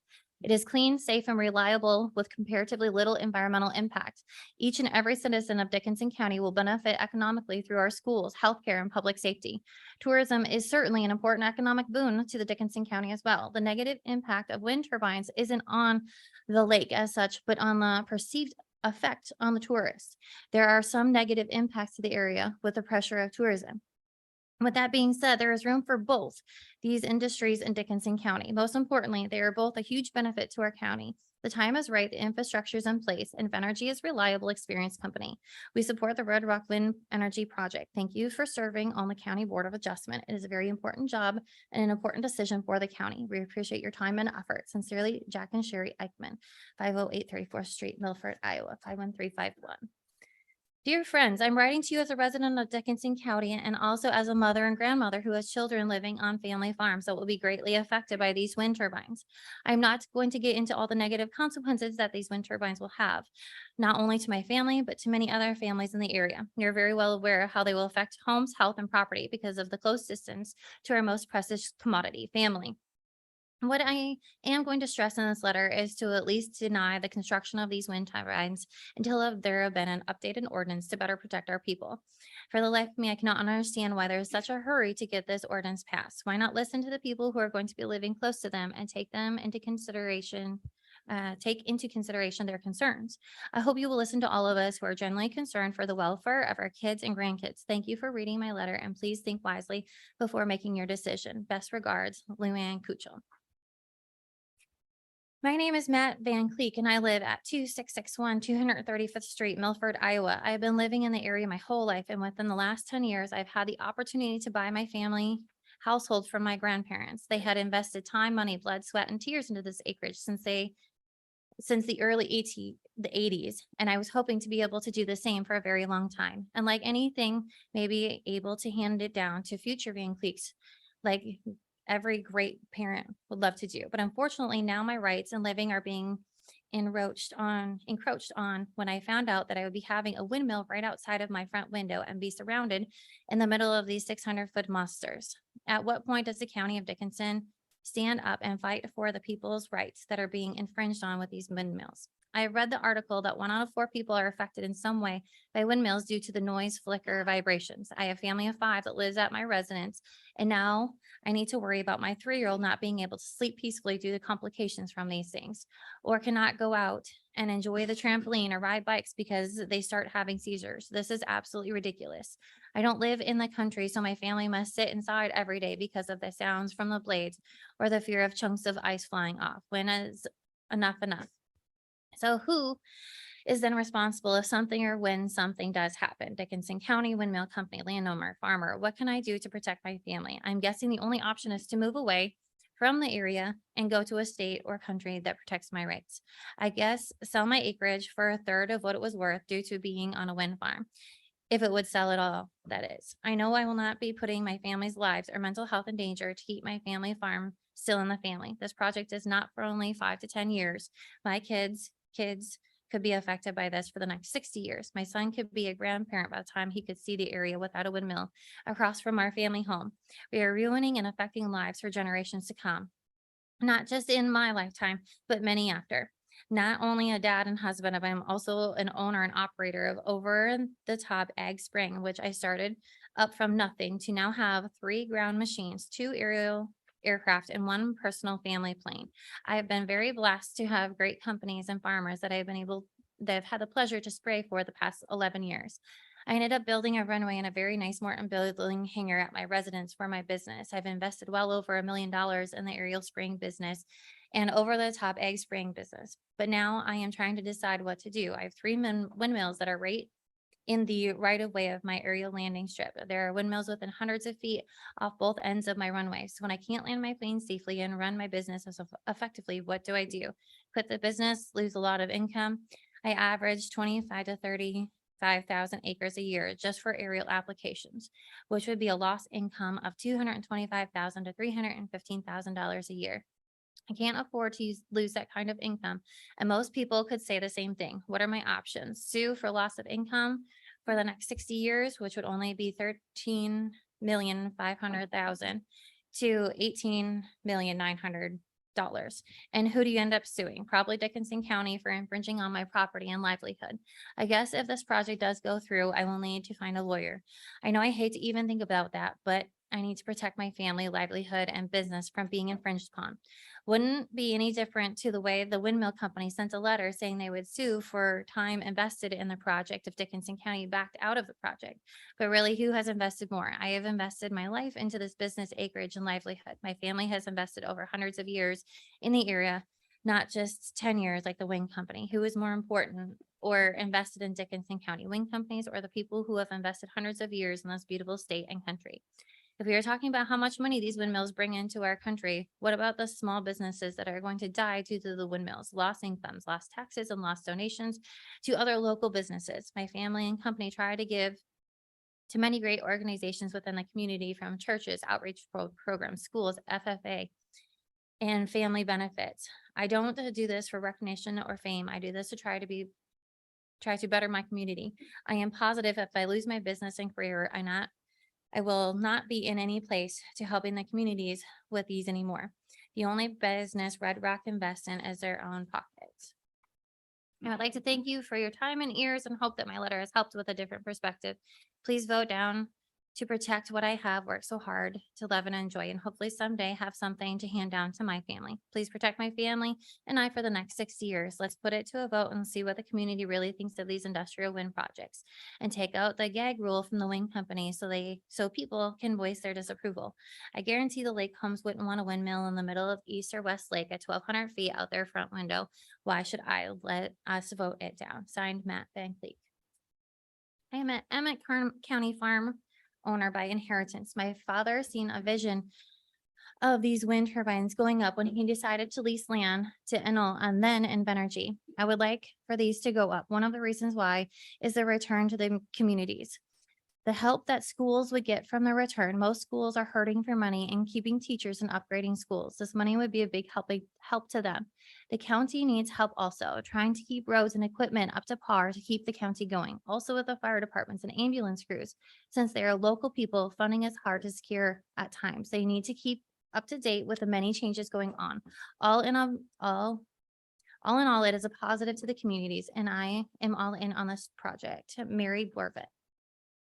To the Dickinson County Board of Adjustment, our family has land on the Red Rock project and we are in favor of it. We believe the wind farms provide economic and environmental benefits to our community, and these are important issues for us. Jerome and Barb Scherer, 2011 360th Avenue, Osterville. Dear Dickinson County Board of Adjustment, my name is Janie Ike and I am a Dickinson County resident and currently reside at 3213 210th Street in Terrell, Iowa, with my husband and 2 small children. My acreage is located 2.5 miles north of Terrell. According to the map of the projected turbines, we will be surrounded in every direction with a wind turbine. My husband and I also own the acreage 1 mile north of us at 2018 320th Avenue, Terrell. Our adult children rent that home from us and currently reside there.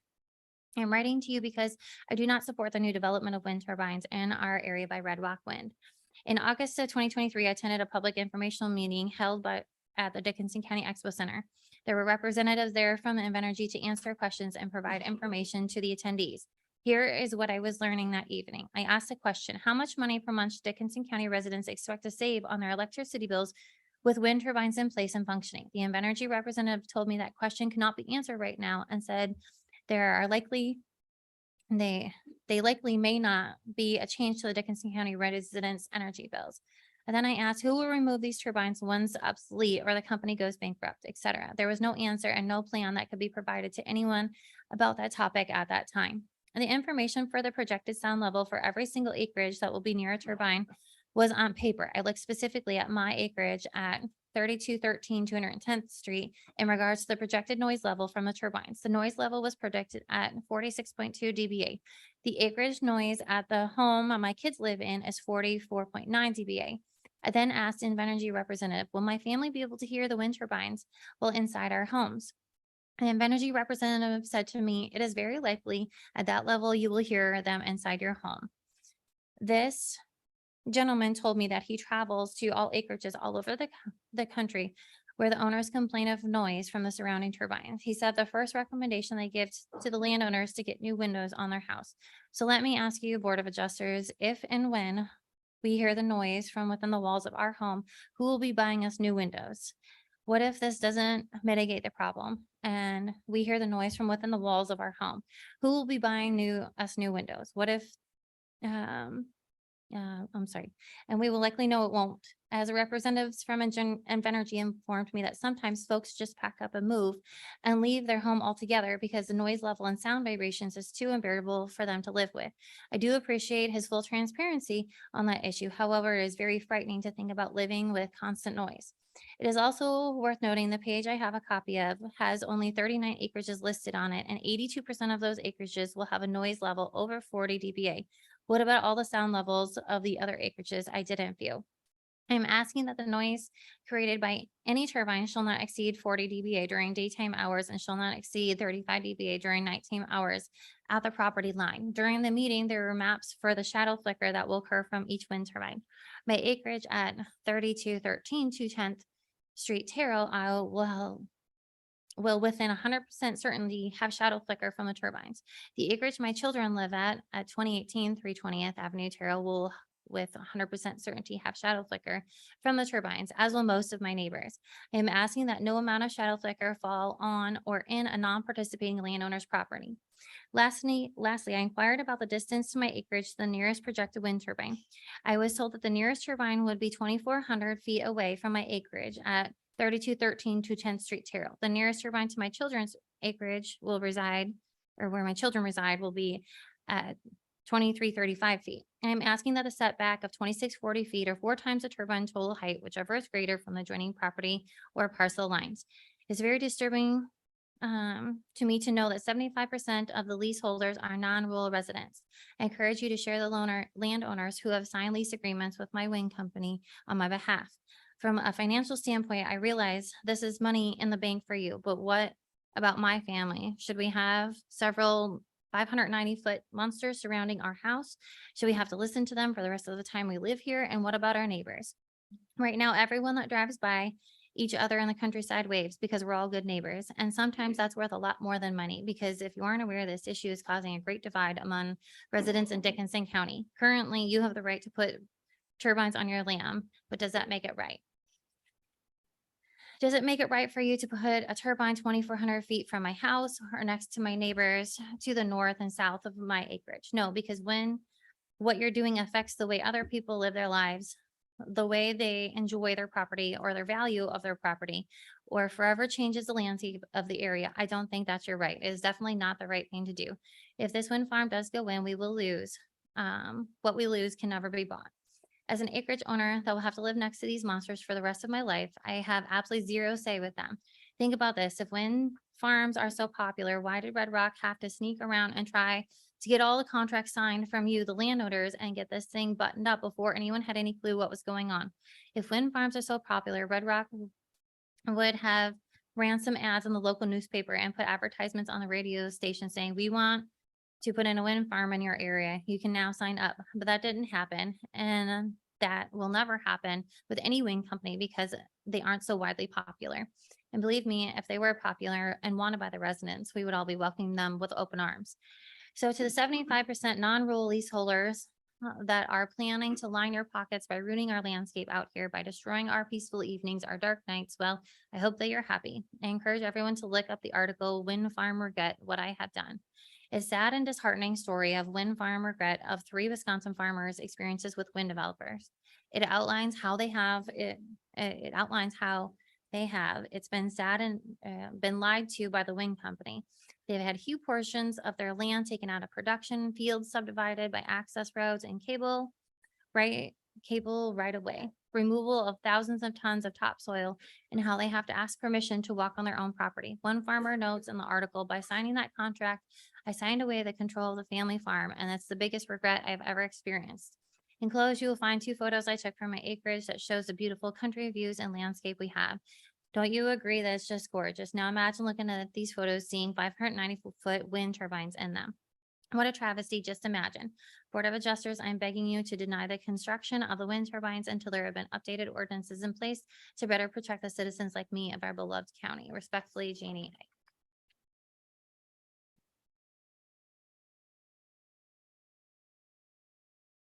Pictures.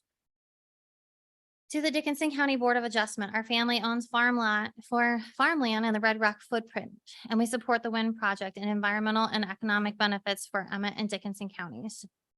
Jan Schaller. Oh, it's the same one. Megan Cardell, Dickinson County Board of Adjustment. I am writing about the wind turbine project. I've been a resident of Milford for over 20 years and formerly reside in Spirit Lake. The current wind farm west of Milford have been in place over a decade and have not had any negative impact on Milford or the Iowa Great Lakes. The development of green energy is benefit both to Iowa and the county as we face serious problems with climate change. So anything we can do to increase the production of green energy is a positive. As I review the map of the proposed plans for additional wind turbines, it appears to me that there is a significant buffer from the core of the lakes area. The importance of the Iowa Great Lakes is significant to our economy and quality of life. I would be against anything that would harm the significant part of our economy. I do not see with these maps any problem with the developments going forward and support the projects moving forward. Sincerely, James L. Ramsey. What are the benefits to the citizens of Dickinson County? Because of the newly proposed wind turbine application, wind energy producers guarantee that all health risks, hazards, or injuries relates to the production of the wind energy be compensated? Will wind energy producers guarantee that all environmental risks, hazards, or damages to the land, animals, and environment be compensated? Will wind energy producers guarantee that electrical rates charged to all the citizens and business entities in the rural and urban market areas of Dickinson County receive significant rate reductions based on the overabundance of energy produced from the wind farms within Dickinson County? See Article 1, increased rates. Will wind energy producers pay property tax rate at full valuation 100% without any special tax breaks as all other individuals and business owners pay? The answer is not yes to the questions above and the others that may develop because of the application process. It is not worth the risks and costs. See Article 2. Warren Buffett, the chairman and CEO of Berkshire Hathaway, once said the only reason to build wind projects is to collect the PTC. They don't make sense without the tax credit. Charlie Munger, vice president, said, you get what you reward for. So if you have a dumb incentive system, you get dumb outcomes. Robert Bryce, contributor to Forbes magazine, 6/17 of 22, Article 2, asked the question, what is the purpose of wind power? It is not about climate change. It's about money and the no holds barred pursuit of tax credits. Some of the incentives for wind project developers are noted by the U.S. Department of Energy Office and Renewable Energy Report. The DOE/GO 10200 or 10/20 of 22, 58/23, April of 23. See Article number 3, federal grants, tax credits, and favorable loan items. Most wind farm projects, 500 million plus, cost for 75 to 100 wind turbines. Will pay for the initial investment and ongoing maintenance of approximately 6 years. How can this occur? The wind producers obtain favorable permits, tax credits, property tax breaks, grants, low interest loans, and other guarantees from the public and private business sector. See Article 4. Vote no for the following reasons below. Vote no to the 2,107-page application for Red Rock's Industrial Wind Complex. It is not beneficial to all citizens of Dickinson County, and it has too many unanswered risks, hazards, and costs. Vote no to any ordinance related to allowing a special property tax valuation pursuant to Iowa Code 427B.26. There should be no property tax valuation carve out for this project. What citizens or business receive a 70% reduction and eventual elimination of their Dickinson County property taxes. The application and report from the Strategic Economic Research highlight the 40-year tax break. Looking at the 70% that is not paid, this represents $257,197,141, or about $6,429,928 tax breaks per year. What is the benefit to the citizens of Dickinson County? Mike Fergan, a concerned citizen and taxpayer, 524 252 Avenue, Spirit Lake, Iowa. All right, Dickinson County Board of Adjustment. I'm a landowner in Dickinson County and support the Red Rock Wind Project. James Raybert. I write to you to voice my support for wind energy and their proposed wind turbines in eastern Dickinson County. The wind farms developed and planning has taken many years, and all of the county's rules have been followed. No eminent domain requested or used, no coercion of landowners to sign on. Now, after all these years and money spent, a group of citizens from our county and from afar have made it their mission to stop this development, essentially asking you and the supervisors to dictate to landowners how they can or can't diversify and safeguard their families and farms out income, despite having followed every rule and ordinance on the books. If a vote is taken to stop this project in its entirety, what message does that send to the business community? If you follow the law and the rules and spend a pile of money planning your project, you will at any given moment get the rug pulled out from under you. Issues like this are always nuanced, and yes, it's true, wind turbines have and will likely continue to kill birds. The number of birds killed by turbines are too many. However, the leading cause of bird mortality is habitat loss, followed by cats. DC3 doesn't mention this, of course. It doesn't fit their narrative. It would in fact bring to the front that everything we do as humans on this planet has consequences for humans and biological systems. I simply subscribe to the fact that this is what we can do right now to produce cleaner energy for an ever more energy demanding future, while also adding great paying jobs and revenue to our local economy. Most of the objections put forth by those who oppose this project do so in such a way that suggests they are okay with wind turbines, but the greater setbacks in reality, they simply hate them and oppose them outright. For example, DC3 often states that the electricity produced from this project may not even go to the power, or it may not even go to power the local grid. It would indeed be great if it did stay local, but I've been trained, good or bad, that capitalism and free market principles shall dictate where goods, and yes, even electrons go and how much they sell for. Under DC3's rules, are we to assume that they would be against new production plant for Berkeley's or Polaris? They certainly don't just sell to local markets. Are we not going to sell grain to other states and countries? No, it's insane and ignorant to the realities of the world we live in to have such views. So even if all of this energy were to be used here, they would most certainly oppose every one of these turbines. In Iowa, we adhere to the saying, farmers feed the world. Well, why can't Iowa power Iowa? Or yes, even Chicago or St. Paul? In short, your task is to look at the facts and not opinions. This is not a popularity contest, and if you really look at the facts, approval of the wind project is the correct decision. When it comes to actual facts, groups like DC3 are all sizzle and no steak. Respectfully, Matt Fairchild, Milford, Iowa. My name is Roger Doyle. I reside at 3180 270th Street, Terrell, which lies in the Dickinson County, Clay County line in the southeast portion of Dickinson County. I have owned and lived in this residence since March of 2000. It is proposed that 3 wind turbines, T86, T87, and T88 will be built within approximately 1 mile of my residence. 2 of those turbines, T87 and T88, will be approximately a half a mile to the northwest and north of my residence. I am against the wind turbine project in its entirety. It will have a negative visual impact on the entire area and will negatively affect my personal use and enjoyment of my property. Most importantly, I firmly believe it will serve a negative impact on my property value.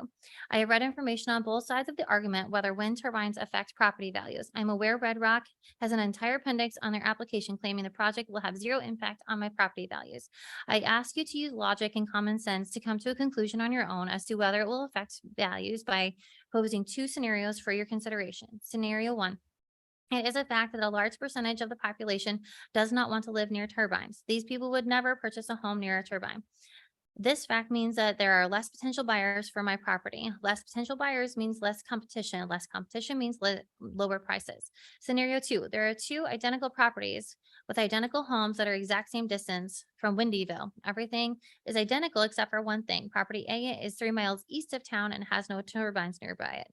Property B is 3 miles west of town and it has 3 turbines half a mile west of it. Property A will always sell quicker and at a higher price than property B. My hope is that this project is turned down. If it is approved, affected non-participating property owners need to be compensated fairly. A reduction of property taxes will never equal the amount of property value lost. Sincerely, Roger Doyle, concerned citizen. He has the pleasure. Gentlemen, I'm disappointed at the present time. My farmland in Dickinson County is not scheduled to get a wind turbine. No one lives near that farm, so no one would be disturbed by a turbine. However, we need as a society to use wind and solar power to generate electricity instead of carbon fuels. I currently live where there is not enough wind turbines, but I do have solar panels on the roof of my house. As a landowner in Dickinson and Clay County, I fully support Red Rock Wind Project. Robert Booth.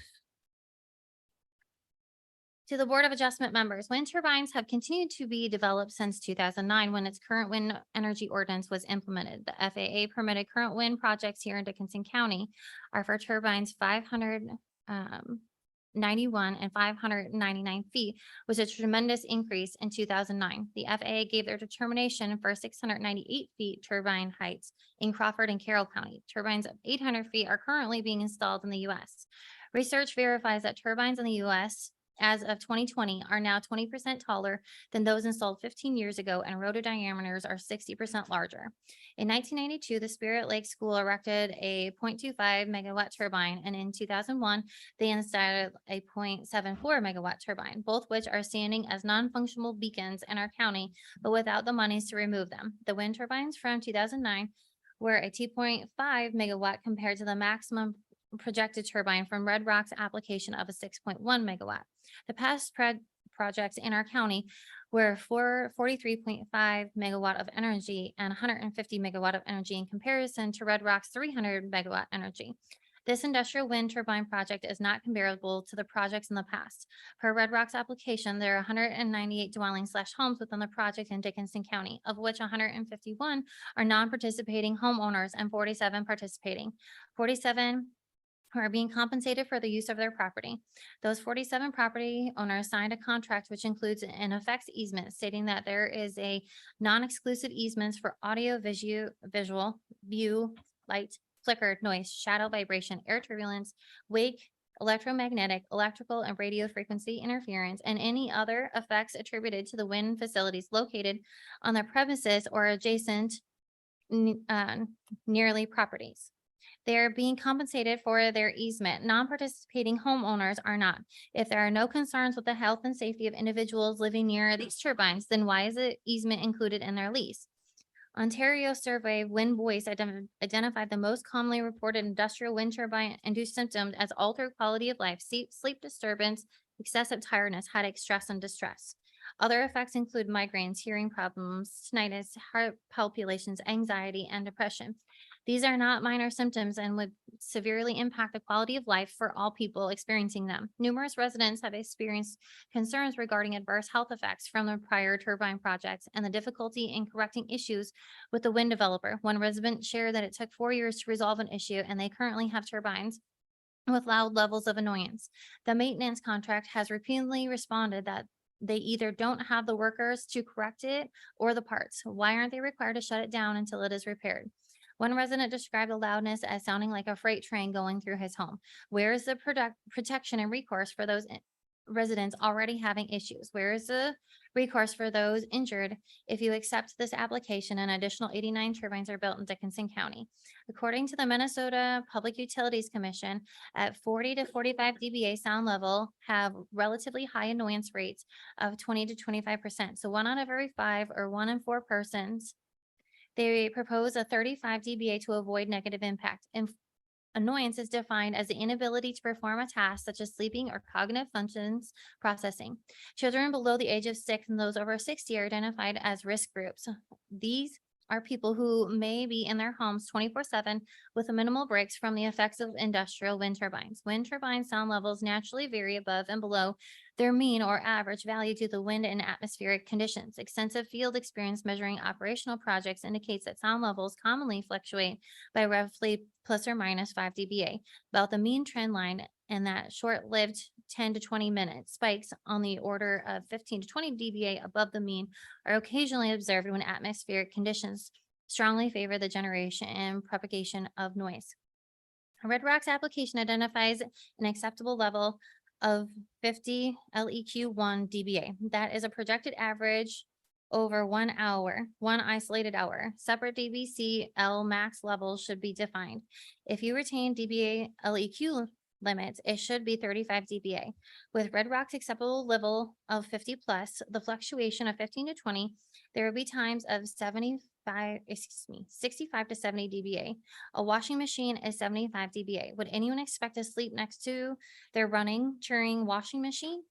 The World Health Organization night noise guidelines for Europe recommended less than 40 dBA during sleeping hours and reports that levels of 35 dBA have observed effects on persons. The ANSI 12.9 Part 5 states that noise levels of 40 dBA or higher are incompatible with rural land use. I could continue to cite study after study, and of course, the wind energy promoters have research completed by the American Wind Association, Health Canada, et cetera, that are biased and support their ability to name their sound level as acceptable. Red Rock has the burden to prove that 89 wind turbines will not be detrimental to the public health, safety, morals, comfort, and general welfare of our residents. Red Rock retained a consulting firm which tried to emphasize the lack of scientific research that noise from a turbine directly causes health issues. First, a lack of research does not mean that turbines do not endanger health. It only means a lack of research. Second, Red Rock's own findings demonstrate that its turbines will be detrimental to the health, safety, morals, comfort, and general welfare of the county. They admit that turbines cause noise. Where is the supporting data that supports that these 591 feet tall 6.1 megawatt turbines are safe? And at what setback distance are they safe? Article 21, Section 4G, conditional use ordinance states, the use shall not include noise which is objectionable due to volume, frequency, or beat unless muffled or otherwise controlled. Will the noise from the industrial wind turbines be objectionable? Will it injure the health and well-being of people living near them? I believe that it will. Respectfully ask that you deny Red Rock's industrial wind turbine application and protect the health and safety of my family and those living in this project area. Thank you. Chris Van Cleek, 2326 to 70th Avenue, Milford, Iowa, 51351. You want to take over? No, it's fine. Yep, it's fine. To Dickinson County Board of Adjustment. Over 10 years ago, a group of 13 local landowners here in Dickinson and Emmett counties formed the Red Rock Wind Energy Project. We believed at that time, and we still do, that the economic and environmental benefits to our landowners, schools, countries, and cities is substantial and will be for many years in the future. Over 160 landowners in the Red Rock footprint here in rural Dickinson and Emmett counties have voluntarily signed wind leases with the hope to have a turbine placed on their land. The Red Rock Wind Project is in its final stages of development and has filed a conditional use permit to the Board of Adjustment. We now respectfully request that you approve the conditional use permit before you. Thank you, Al Blum, founder, 418 Central Avenue, Osterville, Iowa. Planning and Zoning Commission, written by Jim Baumgartner, 25299 182nd Street, Spirit Lake. I am in favor of the wind generating towers. We need clean energy, and if demand continues to grow, especially now with electric vehicles, the county needs to generate more power. Yes, I am slated to get one windmill on my property. The companies that have come to our area to construct the wind generating towers have been working on the projects for several years and have spent millions of dollars at this point. Is it right to pull the rug out from underneath them? No, all of their work has been done under current guidelines, which they have followed. To change rules in the middle of the project does not make sense. It is said that income generated in the community turns over 7 times, assuming 80 towers were built and income per year is 10,000 per turbine. To the landowner, that equates to roughly 800,000 per year. Assuming that money turns over 7 times, that equates to $5.6 million per year back to the local community. How can we turn that money down? If rules need to be changed, do it for future development projects, not the ones that have already been following current guidelines. Thousands of reasons why you must reject the application. Dear BOA, I am addressing the industrial wind energy application that has been submitted by Red Rock Wind out of Chicago, Illinois. This application cannot meet the standards set forth in Dickinson County ordinances. First, I understand that the application is 22,107 pages long. There is no possible way to thoroughly verify all references and accuracy of this application. I have read enough of the application information and see that data is outdated, just like our ordinances. References Red Rock has used are biased because the information is submitted from wind advocates, not an unbiased source. This alone should cause you to deny the application. Second, the thousands of people who are signing petitions, talking to neighbors, collecting data from all over the world, and have brought forth policy changes, but were ignored. So now we say we don't want them. Please listen to the people who love this area and want the best for our community. Third, this process is flawed due to the wind bias on several of the committees. How many non-wind or open members do we have? I would guess very few from what we have seen and heard. The boards are loaded as wind advocates. They are not listening to the residents. They become rubber stamps and leave us to fend for ourselves. Let me ask you, should elected officials be promoting anything that is intrusive without community support? Nothing of this scope should be denied by 10 to 20 persons, especially if they are promoting or being paid to tell us that this is the best thing for our community. Put it on the ballot and let us vote before you allow this to happen. That would be the fair way to see if we residents want hundreds of turbines in our county. Fourth, we the people of the project area were not properly informed, finding out about a project 6 months before application was submitted. Please tell me that there was not a certain amount of deceit and manipulation of this information to keep us, the residents, on the dark. BOS refused our request for a moratorium. The PNC board did very little to hear our grievances. How do we respond to the lack of respect of our community members? Community groups have spent countless hours researching and talking to professionals in the wind energy field, neighbors, our FAA representatives, board members, persons who signed contracts, those who didn't, and experts for around the world.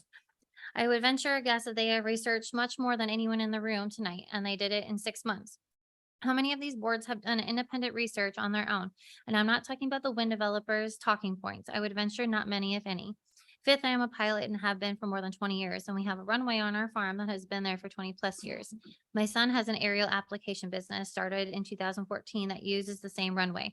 We have pilots come and fly for us from around the US. They care for thousands of acres for our local farmers every year. There are 3 turbines proposed a little over half a mile off the end of the runway. They were placed so that after takeoff, we will have to go between the 2 to the south. Turbine number 59 would be located 200 feet to the right, west, and turbine 60 would be 700 feet or so to the left, east, north of our driveway, south runway.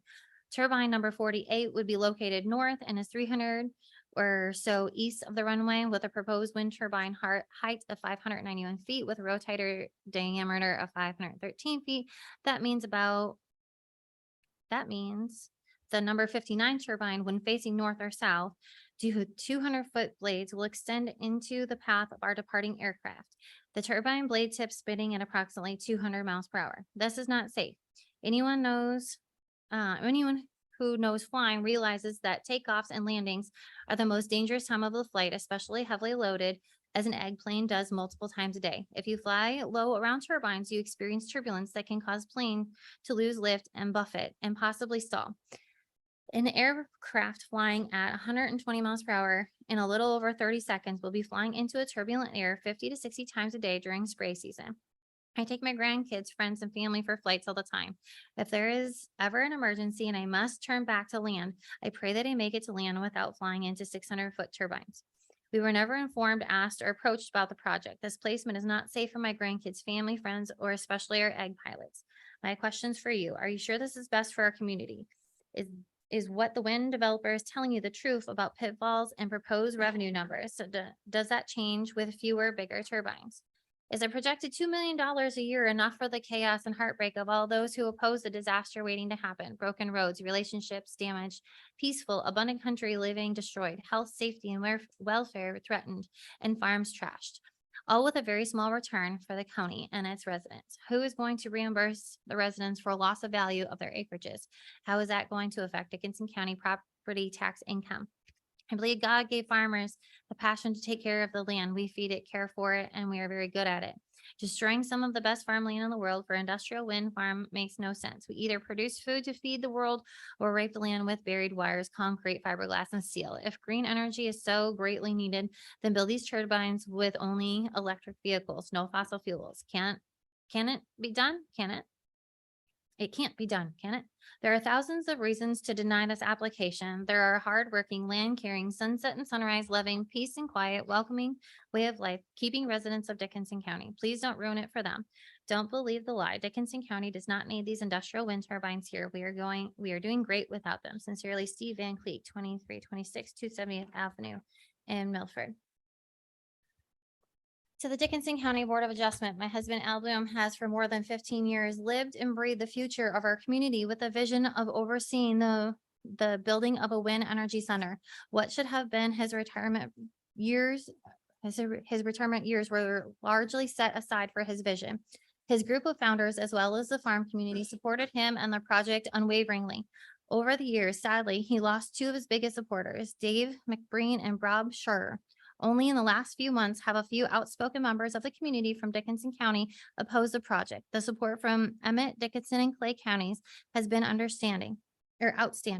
Even though the Blum family does not have a wind turbine in the footprint, never stopped Al from forging ahead on the development. When it looked like the project was dead, he never wavered on his faith in the world-class wind and what it would mean to our communities, both economically and ecologically. Having lived with this guy for 55 years, I know that he never gives up on what he believes in. Over 30 years, he, as head of Esterville Industrial Development, orchestrated the birth and success of numerous industries in Esterville, most of which are still successful today. I continue to believe in him and in the Red Rock Wind Center. Linda Blum, 11 Alexander Road, Esterville, Iowa. Dear Dickinson County officials, I would like to speak against the proposed moratorium against wind farm development in Dickinson County. As a resident of Milford and landowner in the Terrell area, I'm fully supportive of wind farm development.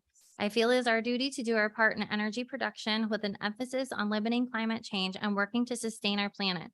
Farmers have long been aware of the changing climate as we grow our crops right here in Dickinson County. We cannot pretend that we can grow corn in Iowa that has 102-degree weather as every summer gets hotter and hotter. As good citizens of our county, country, world, we're obliged to do what we can to embrace technical advances and capture the free energy that swirls around in the atmosphere. Wind power propelled our sailing ancestors across the oceans in the distant past. For hundreds of years, wind has provided energy for the Netherlands to pump the ocean water over the dikes as they live in a country below sea level. Every Iowa farm had a windmill that pumped water for livestock and cooling purposes since the state was settled. Our grandparents and great-grandparents depend on the wind to provide power. Today's wind turbines can produce a tremendous amount of energy that can be put into power grid to provide for an enormous demand for electricity. Due to transmission limits and switch capacity, there's a limit to how many kilowatts a wind farm can produce. With a modern large turbine, there is a reduction in the number of turbines required for each wind farm power plant. Each wind farm project has been under consideration for years before it even gets to the county approval stage. The developers have to make environmental studies, transmission audits, and financial arrangements. They must get regional and federal approval and work with multiple regulatory bodies. The science and technology have improved dramatically with the increased demand for non-petroleum energy production plants, and arguments against this form of power production have been studied and addressed for decades. As far as the financial benefit to the county, the value of the wind farm is immense. Millions of tax dollars will be put into our county coffers annually via property taxes, and the state and the country will no doubt benefit from the additional income from the farmers who have leased land to the power generation company. I stand in support of being a responsible citizen of this planet and doing our part in protecting our way of life by using modern wind turbine technology to produce power with a method that has been used for hundreds of years. I stand in support of Dickinson County reaping a financial benefit that will help this county prosper. I stand in support of property owners deciding how to use their own property in accordance with the laws and regulations that are designed for the betterment of our area with proven and safe scientific technology. I oppose a moratorium on considering wind farm applications. Thank you for your consideration, Gail Bachman.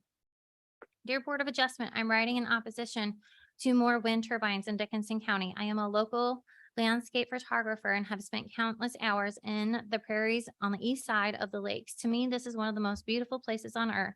I photograph storms on the horizon, birds playing among the wildflowers, sunrises over the prairies, and constellations at night. There is nothing that compares to the peace and tranquility found on the prairie. I love listening to the classic country song of the red-winged blackbirds. The thought of ruining this special place brings me great sadness. The massive size of the turbines and the quantity of turbines in this and future projects would forever scar our beautiful land. I ask this board to please carefully consider if it is worth it to give up what makes this place great in the first place. Sacrificing the charm and wonder of the Iowa Great Lakes should not be on the table. Please deny the turbine permits as the fate of our area hangs in the balance. Alex Smiles, 121 21st Street, Spirit Lake, Iowa.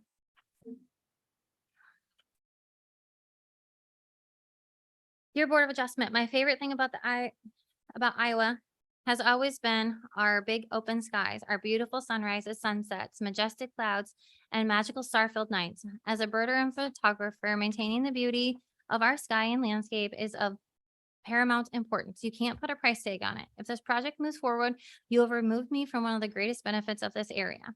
We must protect our eagles, osprey, and other birds prone to turbine strikes. In April 2022, NBC headline reads, "Wind Energy Company pleads guilty after at least 150 eagles killed in U.S." The article states because the carcasses are not always found, officials said the number kills was likely higher than 150 birds cited in courtroom documents. A headline from birdguides.com reads, "Young osprey dies following turbine collision. What a horrifying outcome that would be for our nature center's beloved osprey and their new chick."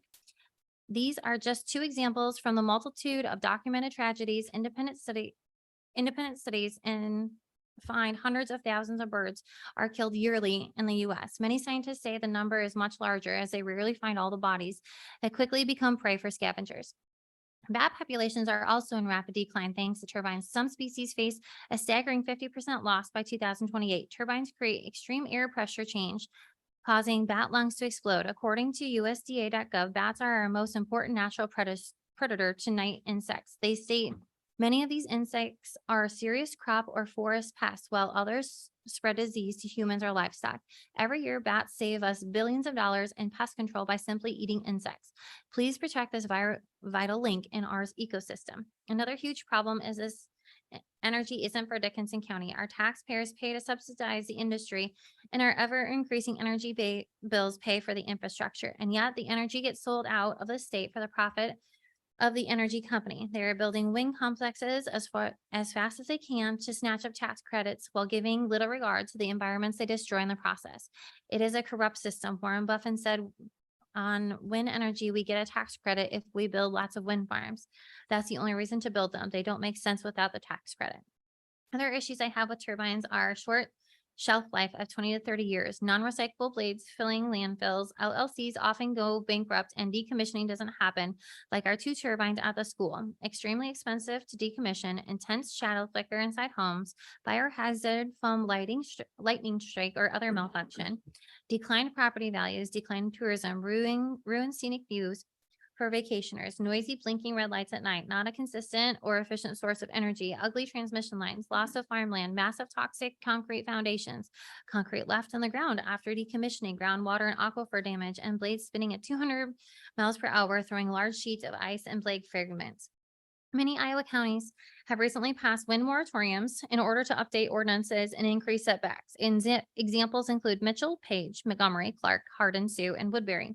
Woodbury supervisors felt their outdated 2,500-foot setback was not adequate, and they approved a 2-mile or 10,000-foot setback from residential areas and a 1-mile zone around conservation land. Dickinson County has a measly 1,200-foot setback from residents.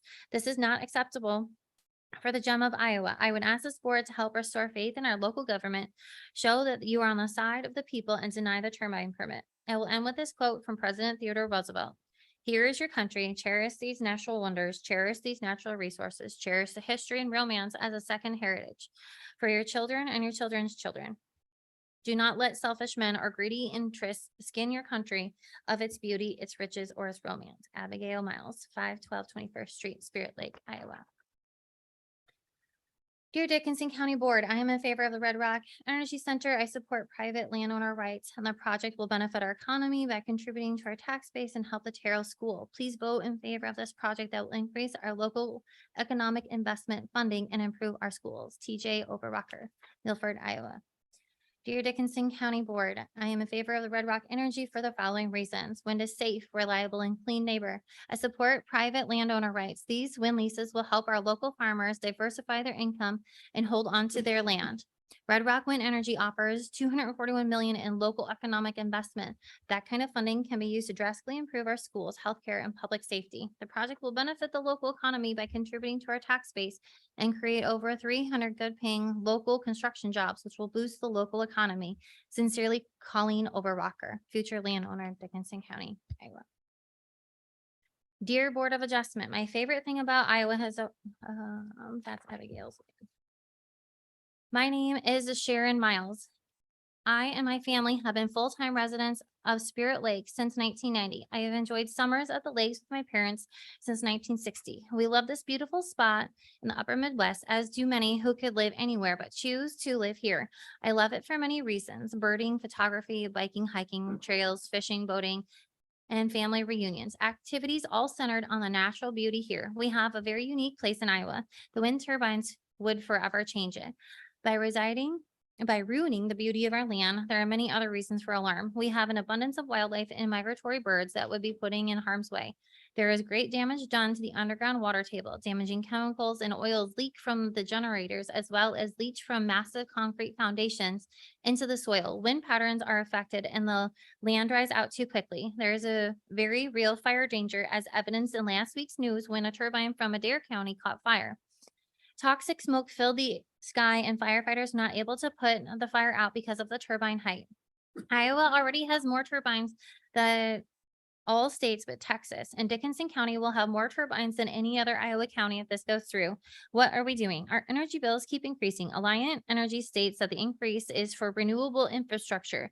Iowa is already on the 8th most expensive state for energy. So while our tax dollars subsidize the industry, we also get to pay for the infrastructure costs. Most of us will see no real benefit as our bills keep increasing and the energy is sold out of state. If you get rich, well, the majority pays for it. I ask you as a government to respect the will of the majority, deny the turbine permit, and require our ordinances to be updated in a way that satisfies the majority.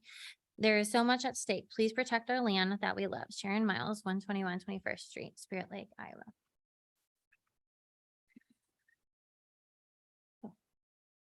To the Board of Adjustment.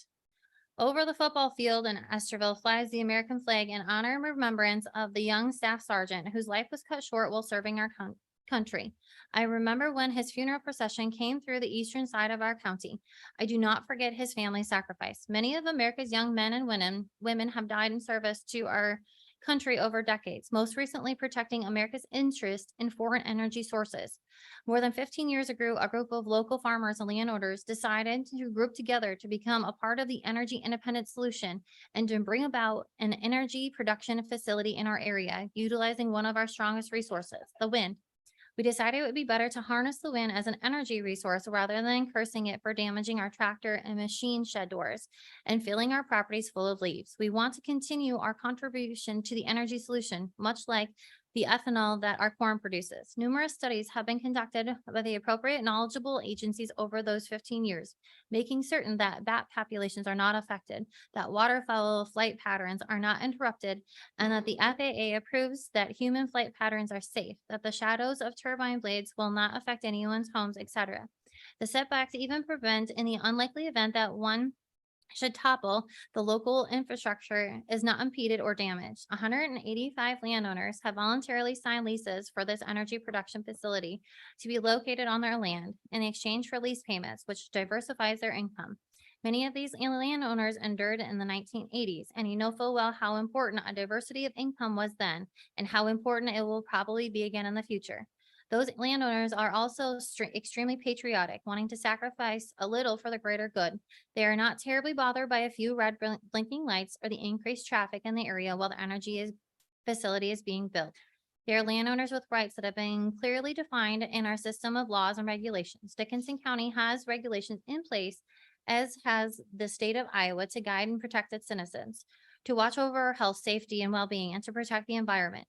In fact, many of those who have leases would likely not have a turbine placed on their land for various reasons, whether located near a watershed, river valley, or homes. The projected locations of the turbines are not near lakes. They are distant from homes and roadways. There are no carbon emissions, no smells, and the sound is not encroaching, unlike the semi-truck engine brake that just passed my home. I personally enjoy the sight of the turbines gently turning in the wind and have taken family members and others visiting the area on a tour to see them as well. It represents Iowa's contribution to American freedom. Much like the statue that stands high in New York Harbor. I visited that statue this spring with many students from an area high school. A couple of them intended to have jobs in a couple of years working on wind turbines. Keeping those jobs in our area is crucial to our area businesses. The dollars turn over many times. The energy production facility is projected to create 300 jobs in its construction and contribute 2.8 million per year in tax revenues to Dickinson County. There was opposition to the Golden Gate Bridge near San Francisco when it was built, but with that project, like this one, the benefits far outweigh the sacrifice. I'll endure the red blinking lights right along with my neighbors to hopefully prevent more flag draped funeral processions with love and respect for our citizens of our county, Ryan Ross, Dickinson County landowner.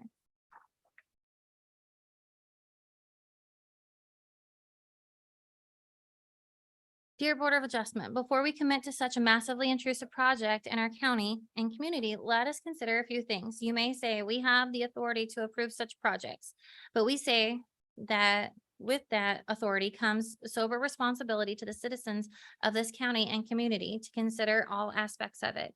You say this will be a financial benefit to our community, and we say, who could blame one for desiring the financial benefit that comes with this industrial wind complex, especially the farmers and agricultural landowners, even though many of them don't live here or don't live among the complex.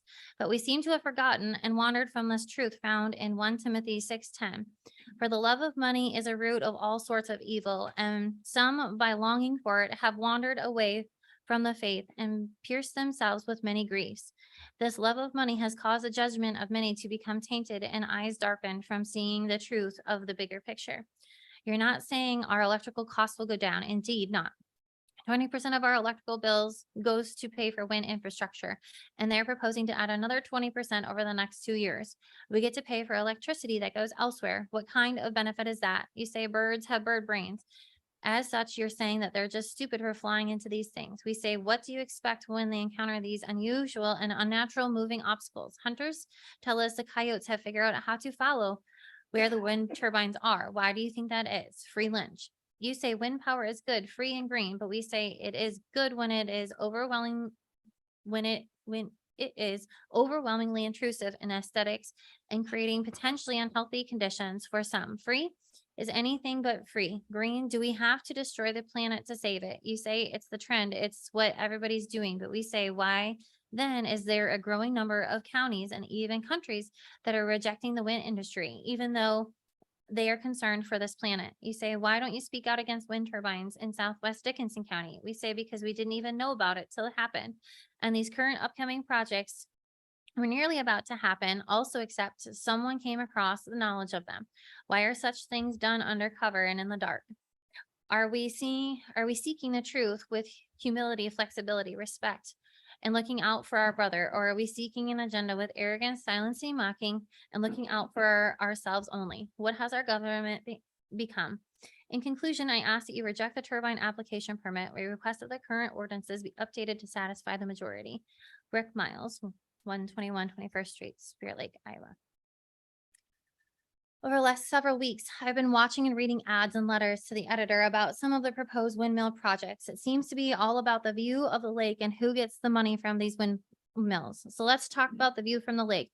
These windmills will be built over by Terrell and Superior. Last time I looked, you can't see the lakes from either location, and you won't be able to see the windmills from the lake. Recently, someone invested a lot of money refurbishing a building just south of the Ritz. A nice deck was built for the visitors to have a beautiful view of the lake. The property across the street was sold and is now being developed into a huge condo, totally blocking any view of the lake from the street, let alone the staycation units. As you go around the lakes, huge homes and condos are being built, but no one seems to care about what that does to our views of the lake and the overcrowding that goes with it. They also talk about the so-called absentee landowners having these windmills put on their property. Not sure what the percentage of property owners on the lake actually live in these monster homes and condos year-round, but I would be willing to bet it's a very small percentage, which brings me to the money. The reason no one complains about these huge homes and condos is because it brings millions of dollars to the local economy. These windmills will also employ our local citizens and generate money for the local economy. I'm not sure who or what is right in all of this, but I don't see how you can tell Peter he can't put up a windmill and then let Paul build a 50-unit condominium. Kind of hypocritical if you ask me. Don Orger, Milford, Iowa. Dear members of the Board of Adjustment, first, thanks to the Board of Adjustment, service to the public. My name is Angie Cook and I live at 2831 230th Street, Terrell. I moved to the acreage from the city of Milford in March of this year. Shortly after moving, I was informed a wind turbine project was coming to the rural community where I just purchased my acreage. I was devastated when I heard the news. I moved to the country, returned to the place I call home. After being raised on the farm, living on an acreage for 20 years, and then in Milford for 14 years, my husband and I were super excited to be where it is quiet. Stars are easily visible and stillness is present. The current project application has slated 3 turbines north of our home to include turbines number 51, 52, and 53. All three could possibly be in our visual landscape. The very things we move to the acreage to enjoy will possibly be stripped from us if the application is accepted. As Dickinson County resident, it feels as if my personal rights have been violated. I would ask that you put yourself in my shoes. Have you ever had something you were over the moon excited about and then find out it wasn't happening or wasn't going to be as you dreamed? That's how it feels. Individuals are quick to say, pull the blinds for the shadow flicker. The turbines aren't that loud. You will get used to them. It will bring the county more tax dollars. There are no health effects. I have spent countless hours researching the negative effects on the turbines and I've been a nurse for 36 years. The wind turbines will affect the health if Dickinson County residents. I ask you to consider this, which is more important, the health of the citizen you represent or the money that goes into the county fund. If the application is accepted, the turbines are never going away. Never will we see them, not for a day or days, but generations to come. Let's be different and keep the beautiful landscape as it has been gifted to all of us here in Dickinson County. I would like to request the Board of Adjustment take action and deny the application for the health and safety of the Dickinson County residents. Thank you for your attention. With respect, Angie Cook. Okay, at this point, it's 10:30 and I think we should table our meeting. We've got a lot more letters to read and we'll table that for tomorrow and continue the reading of the correspondence. And then after that's done, that's when public comment takes place. So we'll table this. Will there be an opportunity for Red Rock to be here tomorrow night to answer whatever questions we have from what was presented tonight? Yes.